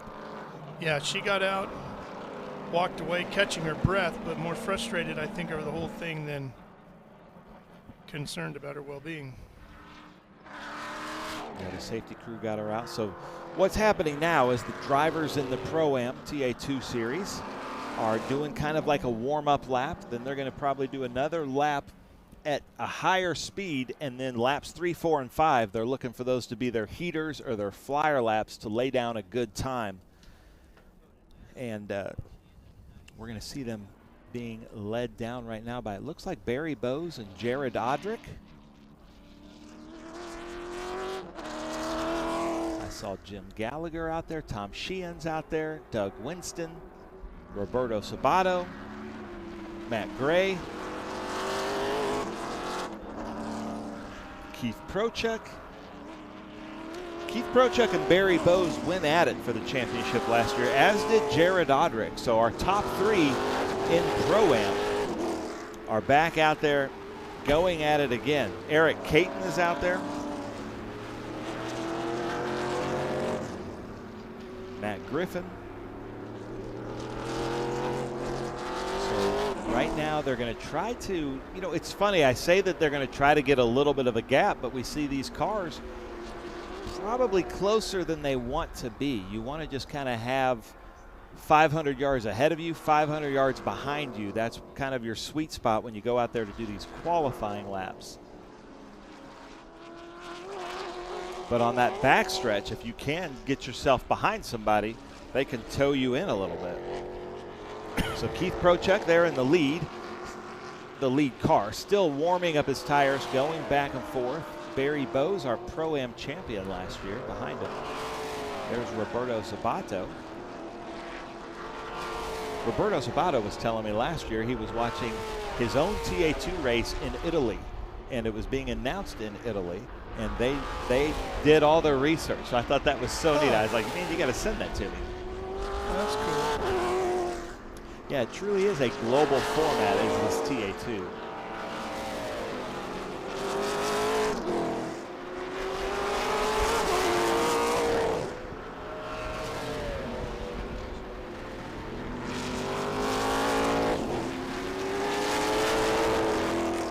Eric Caton is 16th right now.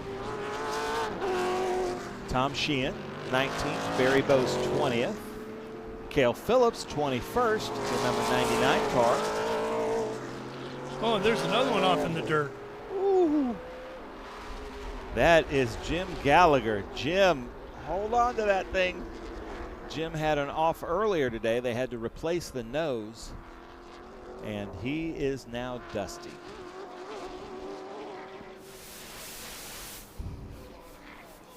But he saved it. But he's going to have to probably abandon that lap. on board with Roberto Sabato.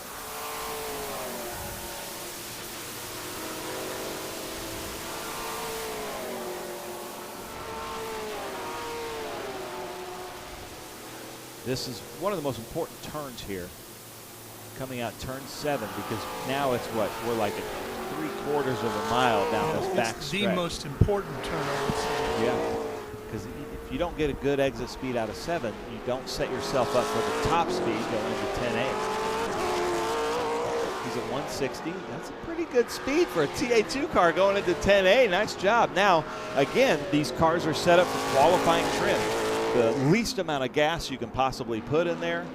You know, they're setting things up to get that car to work as fast as it can. He's probably not going to go 160 miles an hour in tomorrow's race until the last couple laps.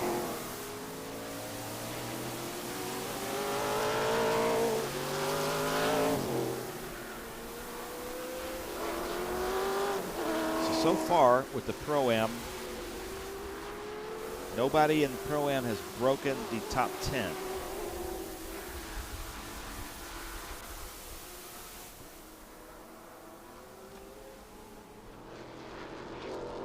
I've been asked what the difference is between TA2 National and Pro-Am, and really it's just a lot of the drivers in the Pro-Am, they have jobs. You know, they run a company, they do something else, like Doug Winston, who we saw there, is in the trades and supports the trades, and they may not be able to do all of the races. So they can, I think, pick, and I should know this, but I think they can pick 6 or pick 8 races that they can go to.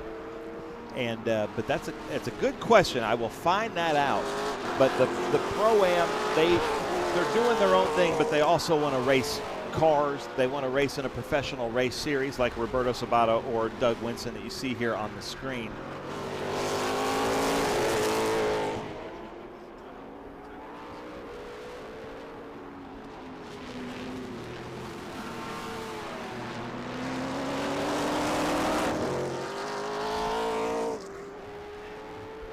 Race monitor. Barry Bowes is in 17th overall. Keith Prochuk is at the top of Cube 3 Architecture TA2 Pro-Am in 15th. He's done 4 laps with a 124.5. So good on Keith Prochuk with HP tuners. Cale Phillips is in 20th with a 125.091. Jared Odrick is 23rd. Roberto Sabato is 25th with a 126.3. Doug Winston, 126.7.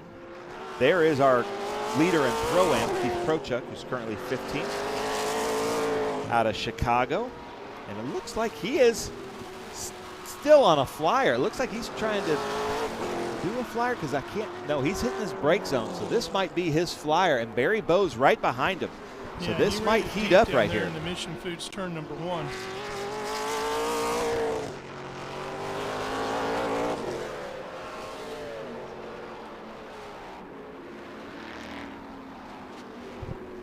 Tom Sheehan also with the Vixen Cycle Company, hitting his marks at turn 1. So a lot of these drivers right now are on their flyer. So let's see if Keith Prochuk can do anything here. He did a 124.347.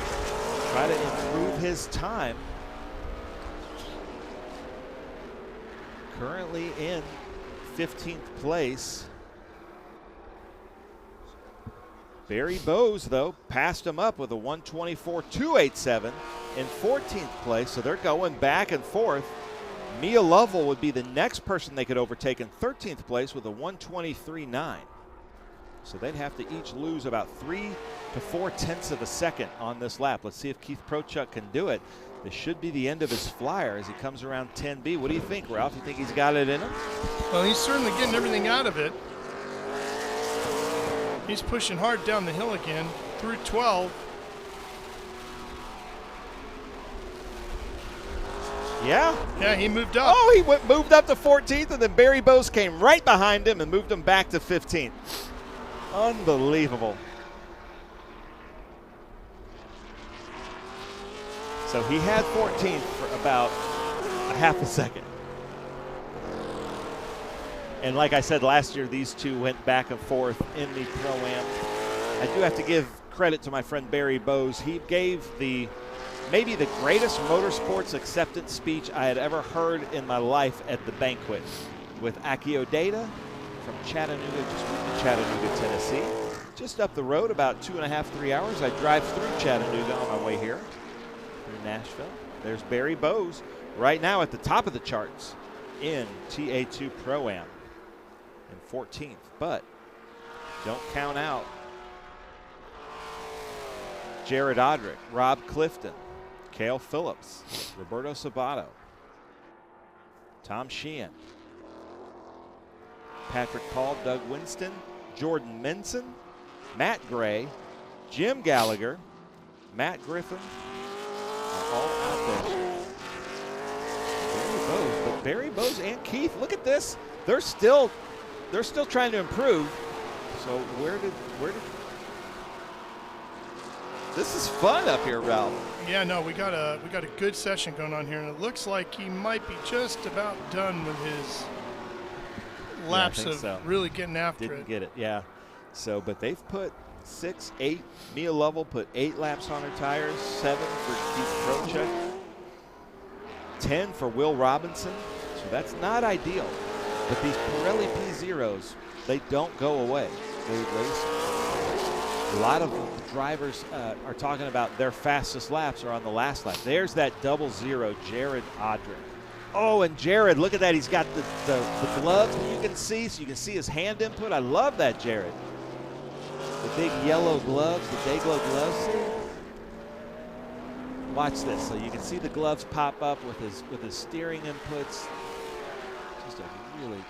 Now, Jared Odrick from the NFL, very competitive person, and got out of the NFL. He was a first-round draft pick for the Miami Dolphins, and he still wanted to do something fun. And golf, if you know him, golf didn't really suit him that well. So he wanted to come out here and do this. And look at this.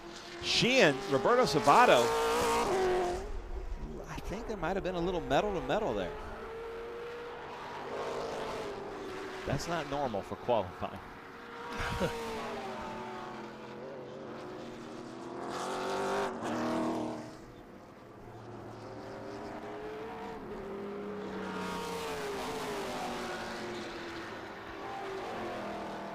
Well, I'm just hearing from race control that they're bringing 97 and 61 in, metal to metal, during qualifying. Tim Richter, our race control, does not like that. That looked a little bit animus, a little animosity there. There's Clifton there, the number 8, Team SLR. Here comes Tom Sheehan. Looks like Tom Sheehan's coming into the pits.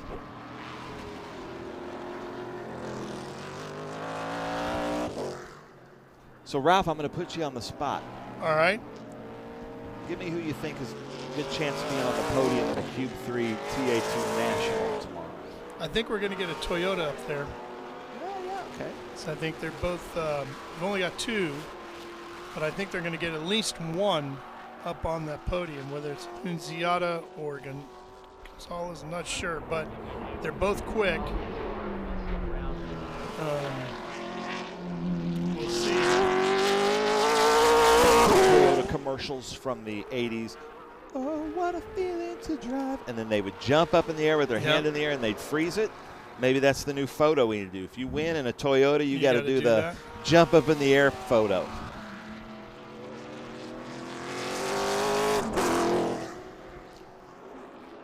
Tyler Gonzalez, I think he won here last year in Q3 Architecture TA2 Series, and he's qualified 3rd in that Toyota Camry. There's Jim Gallagher in the regulator. Scrawny there in the rear end, Jim. Oh. Could be the end of that session. Checkered flag is out. That's Jordan Menzen. New with Silver Hair Racing. He's not coming out of there. No. Waukegan Farms, quarter horses. Let's see how he got there.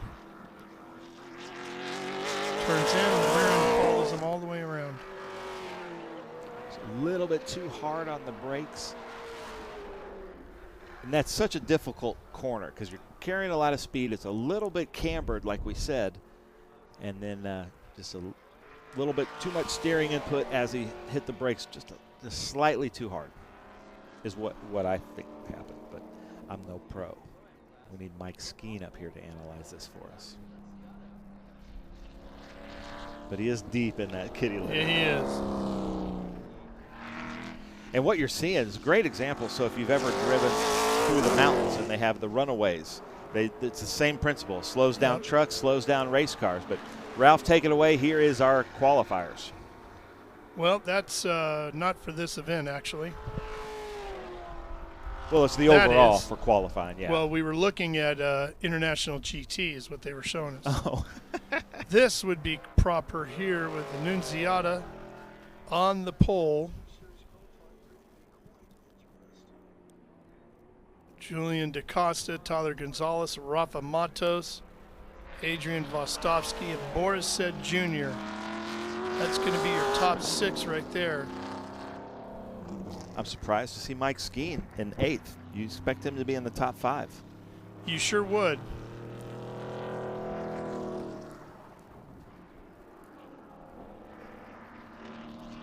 I heard from some of the folks involved with Mia Lovell's team, this as we visually confirmed, they confirmed for me that the car is toast. It's not going to be ready to go racing tomorrow. Not sure what their plans are yet, if there's a backup and if she's going to be feeling up to it or not. Right now, Nick Tucker and his team are wheeling and dealing with probably Mike Cope's team, trying to find another car. But they said she's okay, and that's the most important part. So I saw Jared Odrick there in 21st, and Matt Griffin and Caleb Bacon. Caleb Bacon, we saw him out there in qualifying, but I guess he didn't score a time. Not sure what happened there.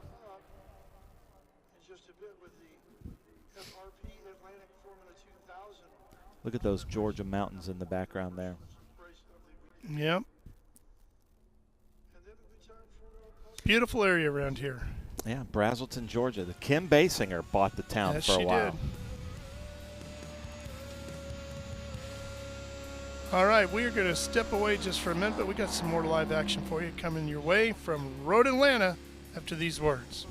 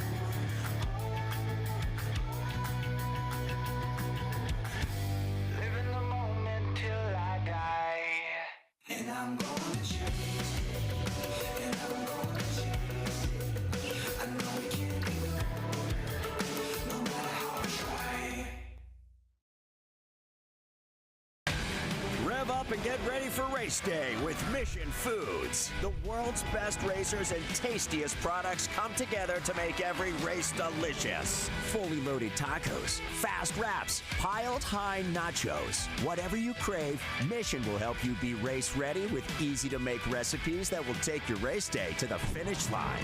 Keep your racing delicious and enjoy all the mouth-watering action. Brought to you by Mission Foods. Too fast, too tasty. Architecture is about everything. We change the environment. We are changing how people live in the environment today. So we basically put our fingerprint on the future of what the United States looks like. My overall business philosophy is that I'm engaged with my company from top to bottom. And I think the racing world and helping out the next generation and younger drivers is a passion of mine, and it's getting stronger and stronger every year. With that, that's why I want to be involved.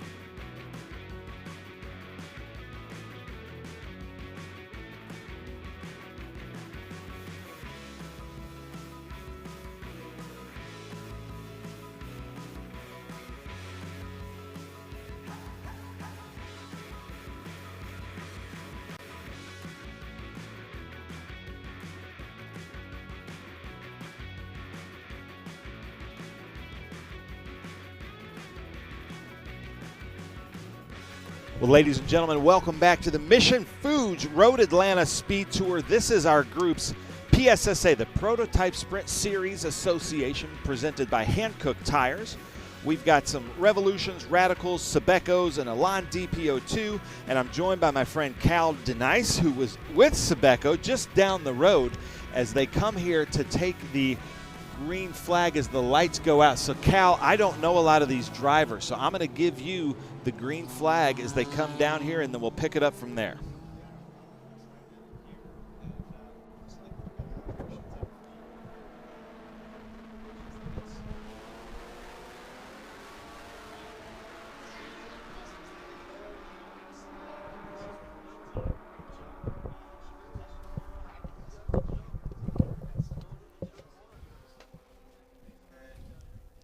Oh, awesome. There we go.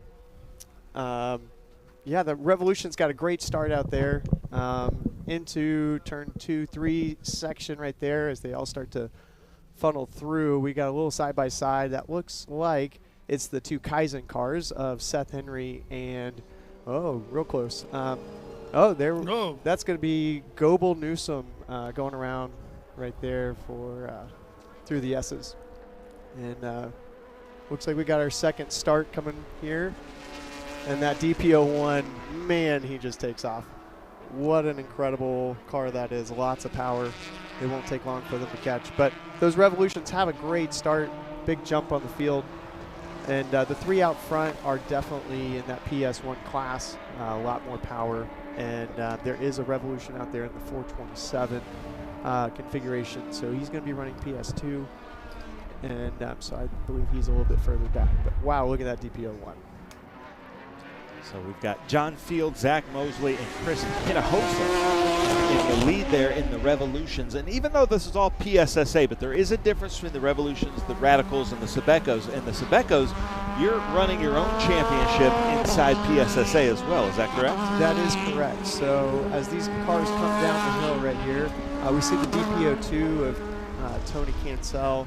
Out front, we've got Seth Henry right now, who won our race down at Sebring out front, and he's actually got a little bit of a gap right now, which is great for him, be able to breathe a little bit.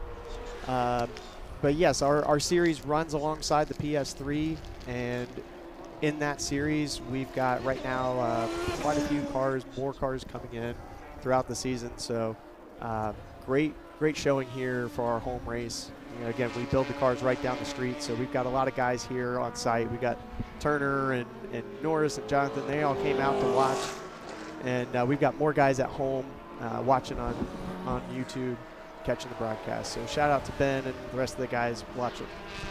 Now, I love the lights that are on some of the Sebecos at the top in the front, but not all of them have that. So is that a different classification, or is that just a choice that you want to run it? So it's one of the rules for PSSA is you have to have at least a front-facing light. It's going to help with some of the visibility, especially because we run with the vintage cars as well. So the different top lights you'll see is just different iterations. So over the years, things evolved, and we now have a nice integrated light that most people are using when they buy a car. So if you see a car with a light that's not integrated, that's going to be one of the earlier classes. That's Antonio Cancel there in PS1. Antonio Cancel's an Elan DPO2, some of my favorite of these kind of cars. Yeah, and that DPO2 is actually, Tony's a good friend, and he's got one of the original spec cars. So that car is how it ran in the IMSA Lights program. 2-liter, not the SCCA P1 downforce packages or anything. So that car, it definitely is a great car. It's the predecessor essentially to the MPO1. They were developed side by side.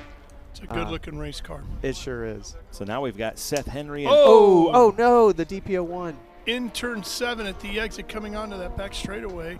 You know, that has been a very, very tricky section of racetrack. I don't think I've seen as many incidents over there in the past as I've seen this weekend in a variety of classes. Yeah. There's Mark Clark and that Porsche liveried S2000. Love that car. Oh, yes. So it looks like we are probably going to go full course. And I see we'll full go course out. We'll go double yellow at least. But you see there, Madison Prinz, that Sebeco that was just on screen. He's a local. He comes out. He ran this race last year with us. Hopefully he'll make a few more PSSA races. But a lot of these guys run the cars in NASA as well locally. And then we have a few guys that will travel nationally with us for the PSSA series. So hopefully that DPO1 driver's okay. It didn't look too bad. Let's take a look at it here, see if we can figure out what happened. Coming out of very slow turn 7, rear end just broke loose. You think he got on the gas a little bit too soon there? Not sure. It's tough to say. But you know that's another. If you're familiar with those, that's a lot of horsepower in that DPO1. And I am glad to see that the field will bunch back up a bit for the PS3 class with all the Sebecos. So hopefully we can get those guys a nice clean start again here on the restart. So the Ginetta pace car is out. Let's go through the top 10 here in PSSA. Is John Field in the first, Zach Mosley, who's always at the sharp end of PSSA, Chris Hinojosa, Rafe Baskin, Antonio, or you used to call him Tony Cancel in 5, Seth Henry in 6th, Andrew Heffring, who joined us for the Ginetta Challenge in the booth, is 7th, Keith Taylor 8th, and Goebel Newsom 9th, Sterling Hamilton 10th. I got to tell you, for backing that car into the wall there, it didn't look like he did a whole lot of damage to the rear wing even.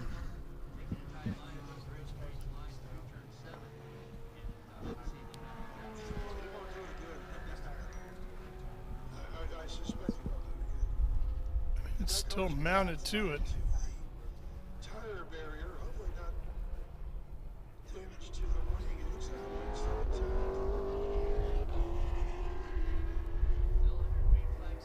We, go over that top cars on track. John Field, you may recognize that name.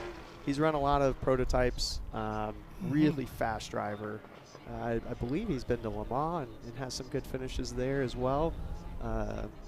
And as you go down the list, yes, yeah.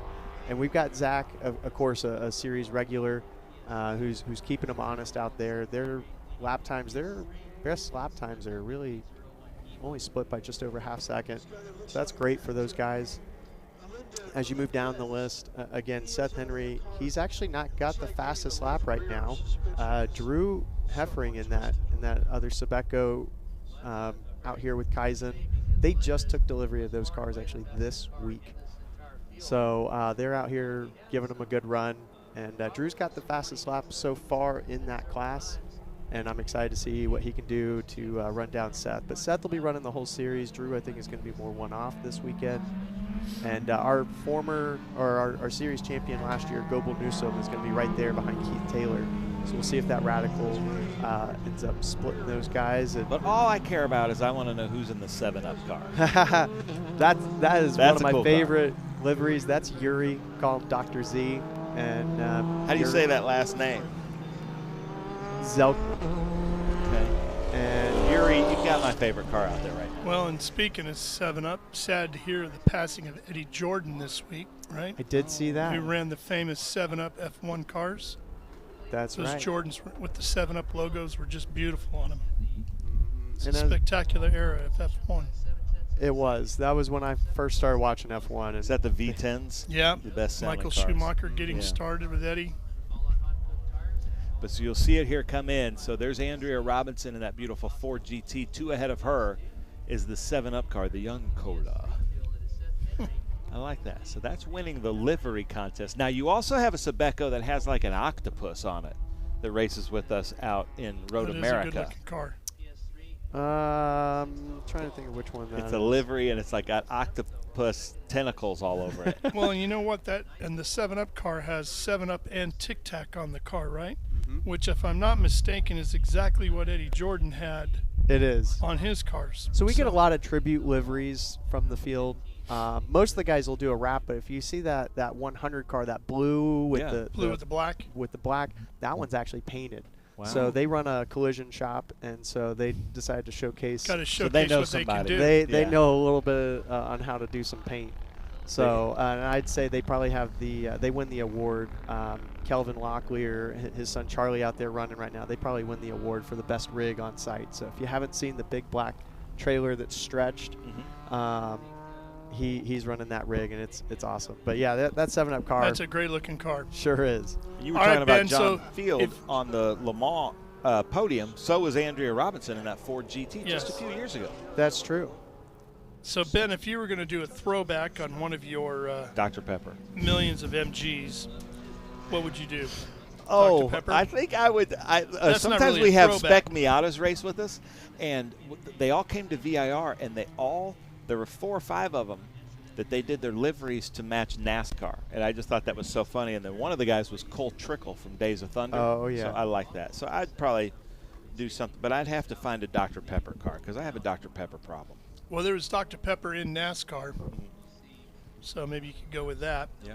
There's some guys that run WRL with us that did a Porsche Penske livery tribute, and the Kaizen car, when it gets finished, again, they just took delivery of it, so they're going to end up with a new wrap on that car at some point, but it's going to be more of the Acura tribute livery.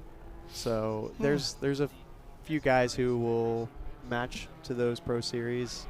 And I also just saw, I was out in Las Vegas 2 weekends ago doing the West Coast Stock Car Motorsports Hall of Fame induction dinner, and Eddie Wood was on the flight with me because he was going out for the NASCAR race, and he showed me in advance what they announced this week, their throwback livery with Josh Berry for Darlington. Yeah.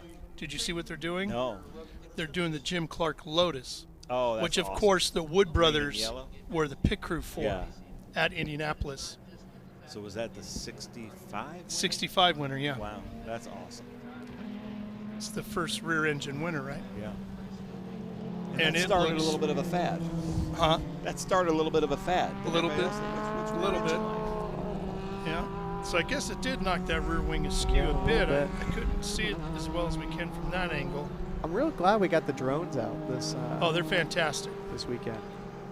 And our drone pilots are incredible. He races a Radical and he owns me.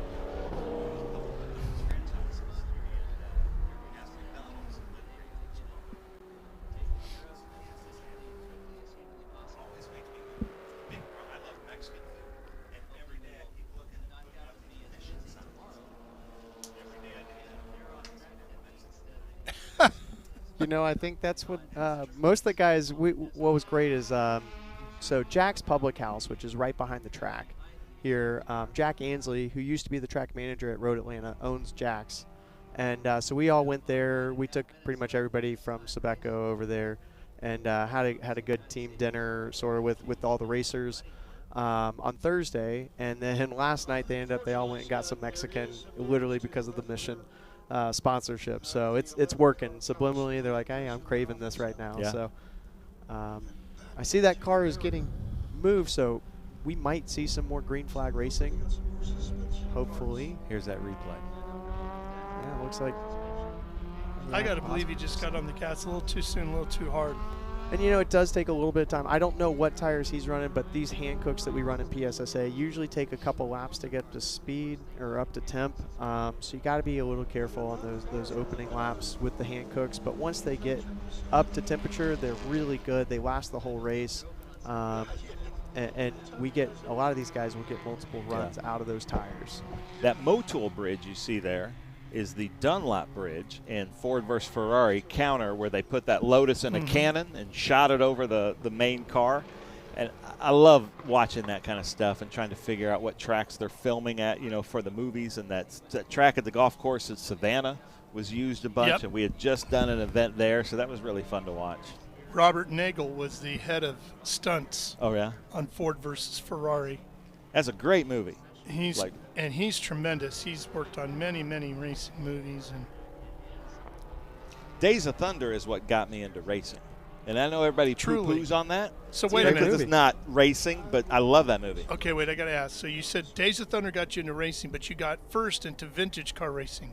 So how did you get from Days of Thunder to vintage cars? And that about the same year, we went to my first Indy 500, which was my first car race. And then I just always liked old sports cars, so I just came through vintage racing. So, yeah, my introduction to all this racing is through vintage. I went backwards. So is your favorite there's nothing wrong with that. I was just trying to figure out how I would have thought you would have gone straight for NASCAR after that. I think the favorite scene of that movie is the wheelchair race. Oh, yeah. Hands down. That and the rental car thing, those are from, the rental car thing is from a Trans Am story with Willie T. Ribbs and I forget who else. Well, it's also from Jeff Bodine and Dale Earnhardt Sr. Really? Yes. That's why it's in Days of Thunder. That's awesome. The barn, where in the opening scenes where he says, I'm going to make your body slippery. It's about 3 miles from my house in Mooresville, North Carolina. Does it still standing. Like that? You come to Charlotte, I'll take you over there. The Robert Duvall barn. Yeah. Oh, that's cool. Everybody knows it as the Days of Thunder barn. Yeah, I bet. In town. It needs to be probably listed as a historical site in Mooresville, but.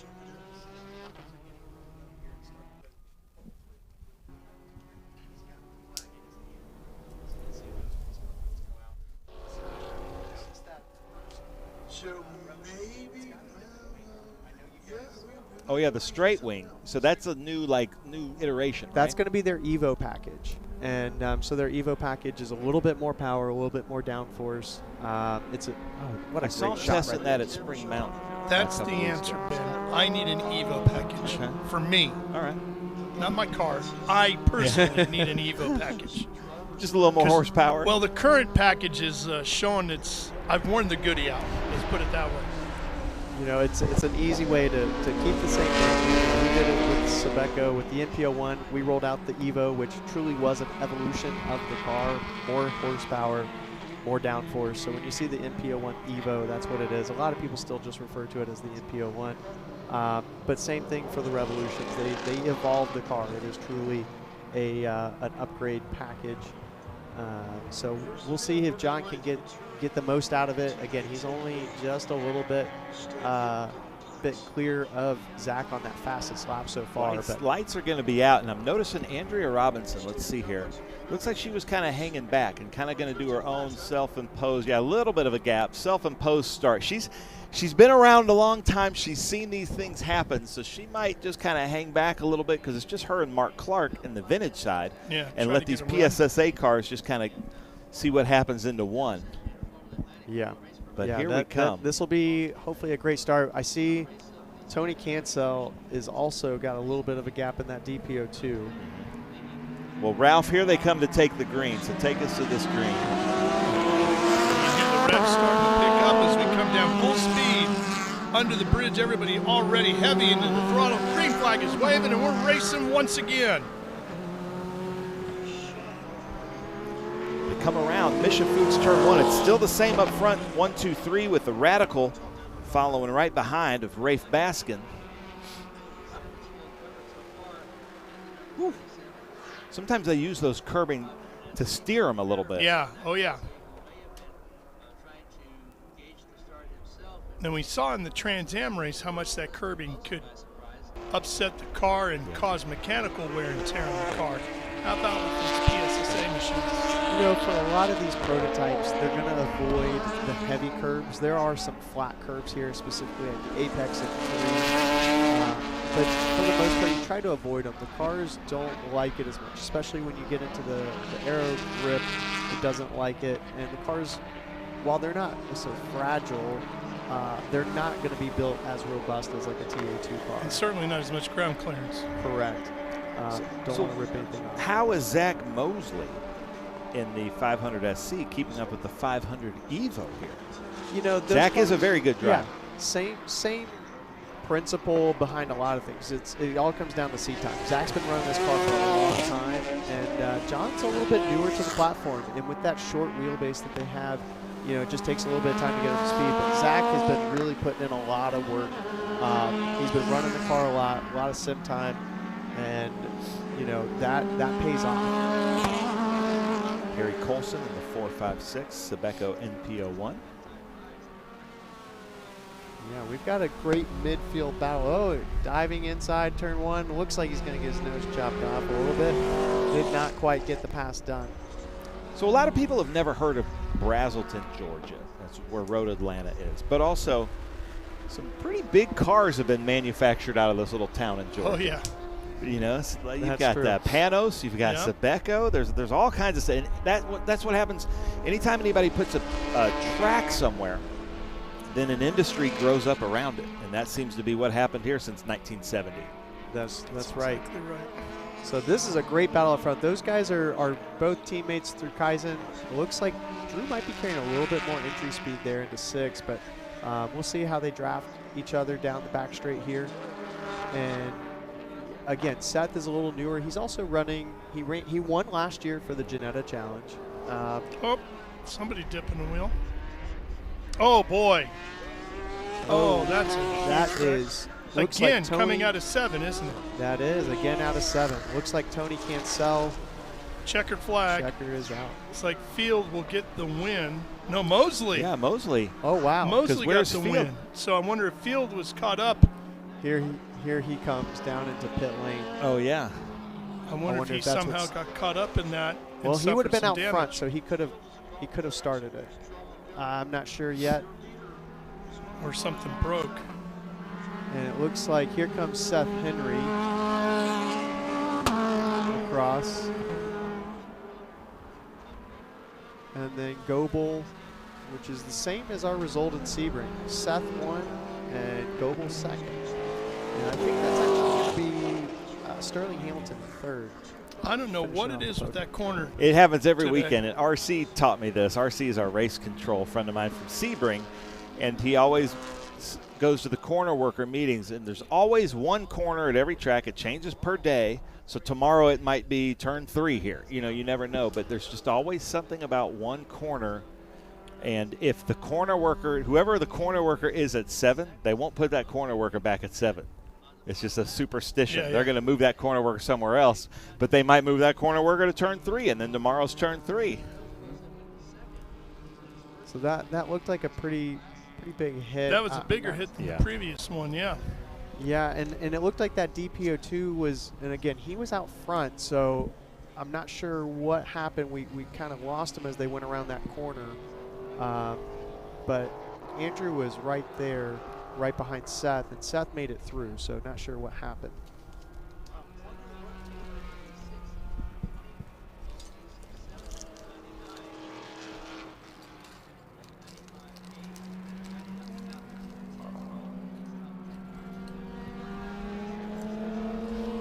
Well, Cal, Denice with Sebeco, it's great to have you up here in the booth with us. We've had Ralph Shaheen all day, and it's an honor to be up here with a motorsports legend of Ralph Shaheen. And then I've been Ben Sissel. Keep going. Ralph, yeah, stop it, keep going. But bring us through these results, Ralph. Well, here's our results out of Group 5A. John Field and Zach Mosley, and away it went from there. Let's see if we get on the other screen here. Actually, it's going to be Mosley, Hinosoa, Baskin, Henry, Field, Taylor, and Newsom. Yep, and it looks like for the for that PS3 with our Sebecos, it does look like Seth Henry took that win over Goebel, Newsom. So again, repeating Sebring, and then Sterling Hamilton coming in with a third place, grabbing that last spot on the podium. He's really been picking up pace. If you saw from qualifying 1 to qualifying 2 to now, his lap times are steadily dropping. He's got the scales outside of his trailer, and he's really been working on the setup. So something's working there for them. And just outside of that is Charlie Locklear. Here's a look at the replay. Oh. Third car got way loose and is going to collect the other one. Watch. Yep. Oh, man. Just when he thought he was clear of it right after losing it coming out of the corner, never saw that coming, and just bodywork everywhere. Very lucky nobody else got caught up in all that bodywork scattered across the track. Yeah, a lot of heads-up driving after that moment, and you know, that's a rough one. Well, Ralph, again, thanks so much. As well. Thank you.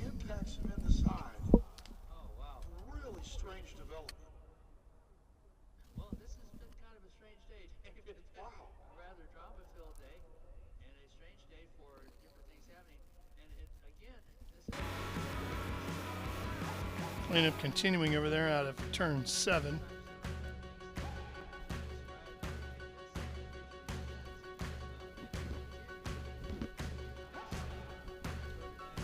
That'll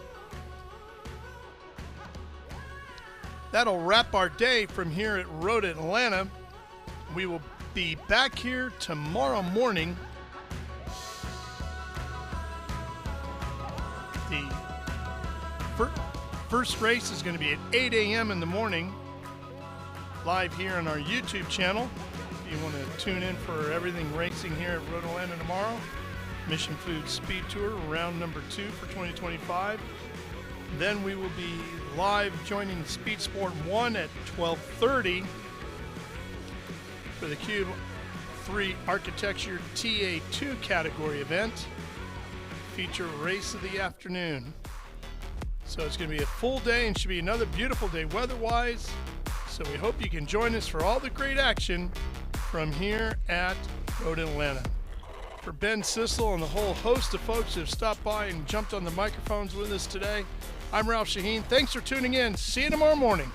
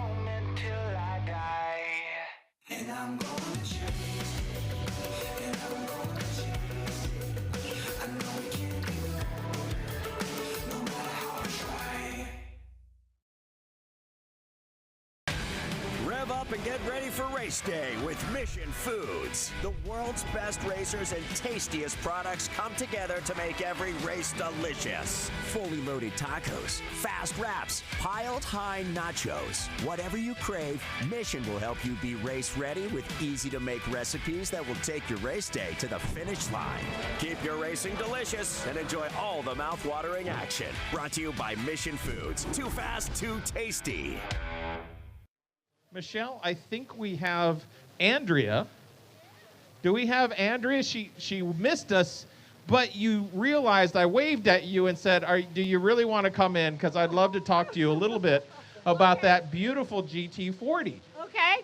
So where did that car come to you? How did you acquire it? Is it a friend's? Tell us a little bit more about that GT40. Well, back in the day, when my husband and myself started racing, we started with a Panos GTLM in 2006 or 7, and we were trying to campaign that, but it wasn't maybe the car we were looking for. And because Dave was so big, he sat in some Ferraris and I think an Aston. Didn't work, and then we got a phone call out of the blue that Kevin Duran had some 4GT chassis in Lebanon, Ohio. We should go down there. So we did. They're just chassis. That's it. So we thought, well, let's try it. And they were all hand-built by us, our team. Fabricators, everything. Everything was by us. So I still have the Le Mans car that we won the 3rd place podium finish in. R&M's taking care of that for me. They're taking care of the 40 car. The 04 car I have in a museum right now. It was sold to someone. So excellent story. I always like to say I have one favorite car for the weekend, and that's that GT40 that you're driving. Let's come up here and get your hardware for you, take some photos. And Michelle always has to give you a hug. And I have, just again, that's Andrea Robertson, Group 11. And we're going to get some photos here in just a second. Did we catch the 5, or Mark Clark? Is Mark here? Yes, Mark. Well, hey, will you be quiet up there a little bit? We're trying to do something down here.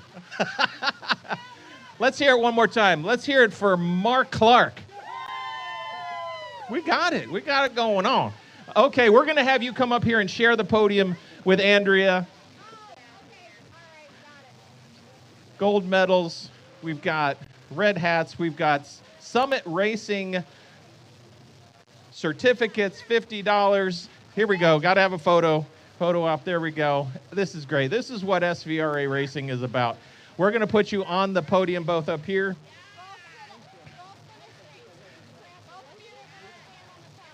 Top step. This is why we had these custom built for multiple class winners up here. We spent a lot of time this weekend on that. All right, here we go. Miss Kimmy, hi.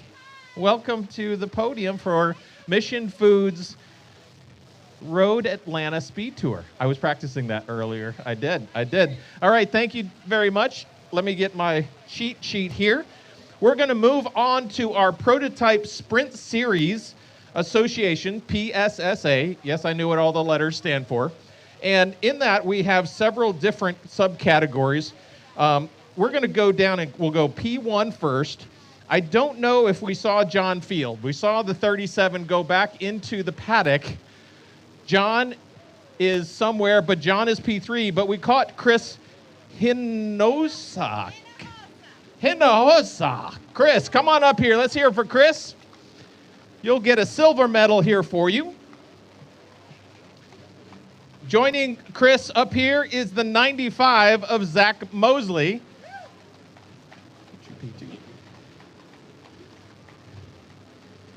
Zach P1, while he's getting his hardware. Chris, tell us a little bit about the prototype that you're running out there. It's a Revolution 500, and it's a lot of fun. We had a couple of issues, but we straightened them out, and it's just a lot of fun, a little fast little prototype. I'm telling you, there's a lot of cars I would like to jump in, and I think these prototypes are really fun. I don't know if I'd jump in a PS1 right away. Have you driven other prototypes? No. I drove a Radical for a couple months, and then I went right to the Revolution.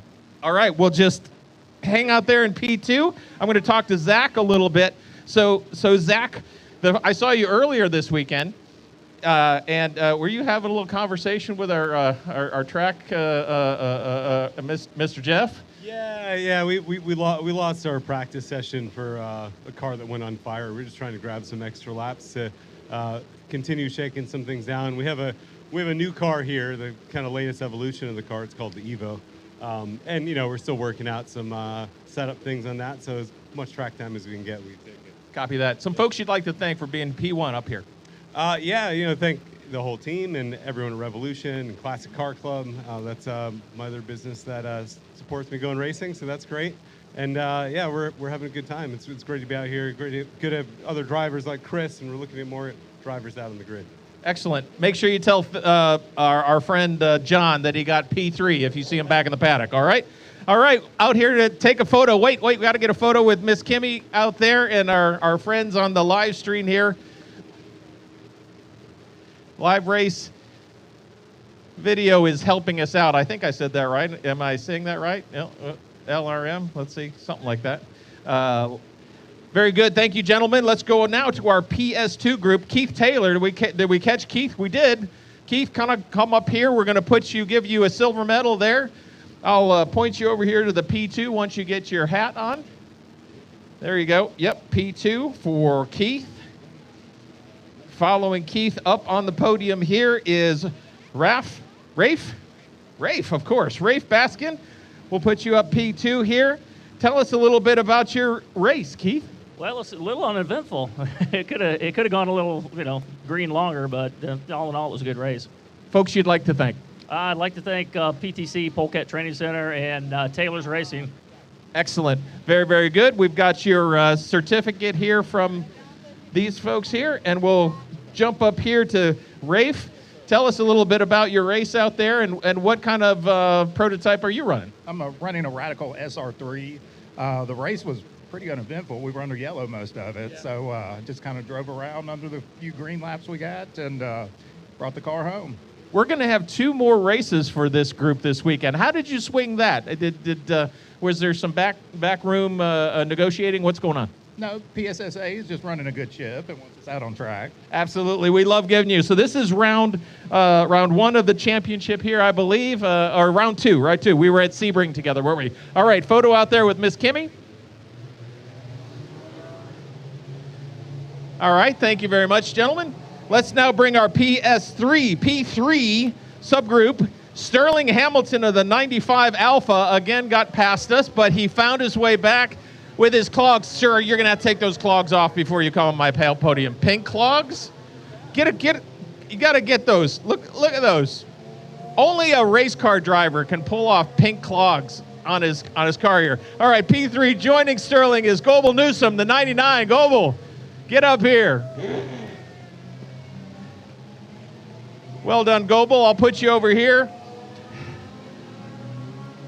Goebel, I'll put you here. Be there in just a second. Top of the heap, Seth. I just have Seth, but I know it's Seth Henry. I don't know what he eats for breakfast, but you should ask, because every time we talk PS3, he is very much close to the podium, if not P1.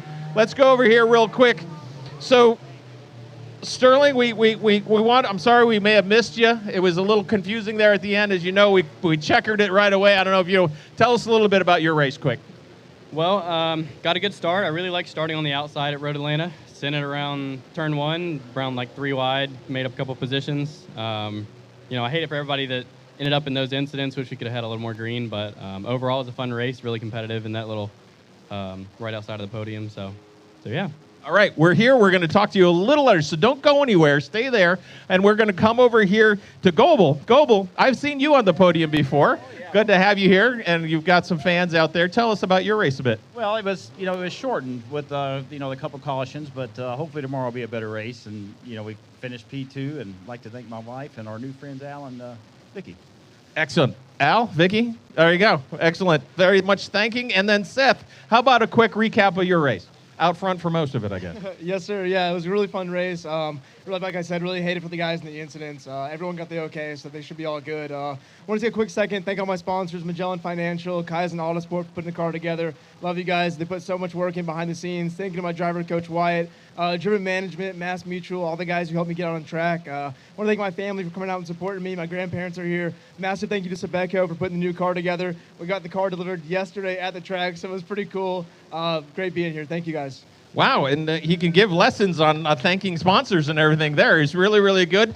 Now, I didn't ask these guys, get a photo real quick, Miss Kimmy. I didn't ask these guys what cars they're running because they're all running Sebeco prototype cars out there. So we do have a championship that we need to talk about. Cal, you want to come up here real quick? Cal's okay to be behind the scenes. He can come up here and we'll just talk. The Sebeco organization has a championship for this. This is our round 1 race here this weekend. Anything else you'd like to share? We're going to bring some hardware out here in just a second. But well, let's let these guys get by.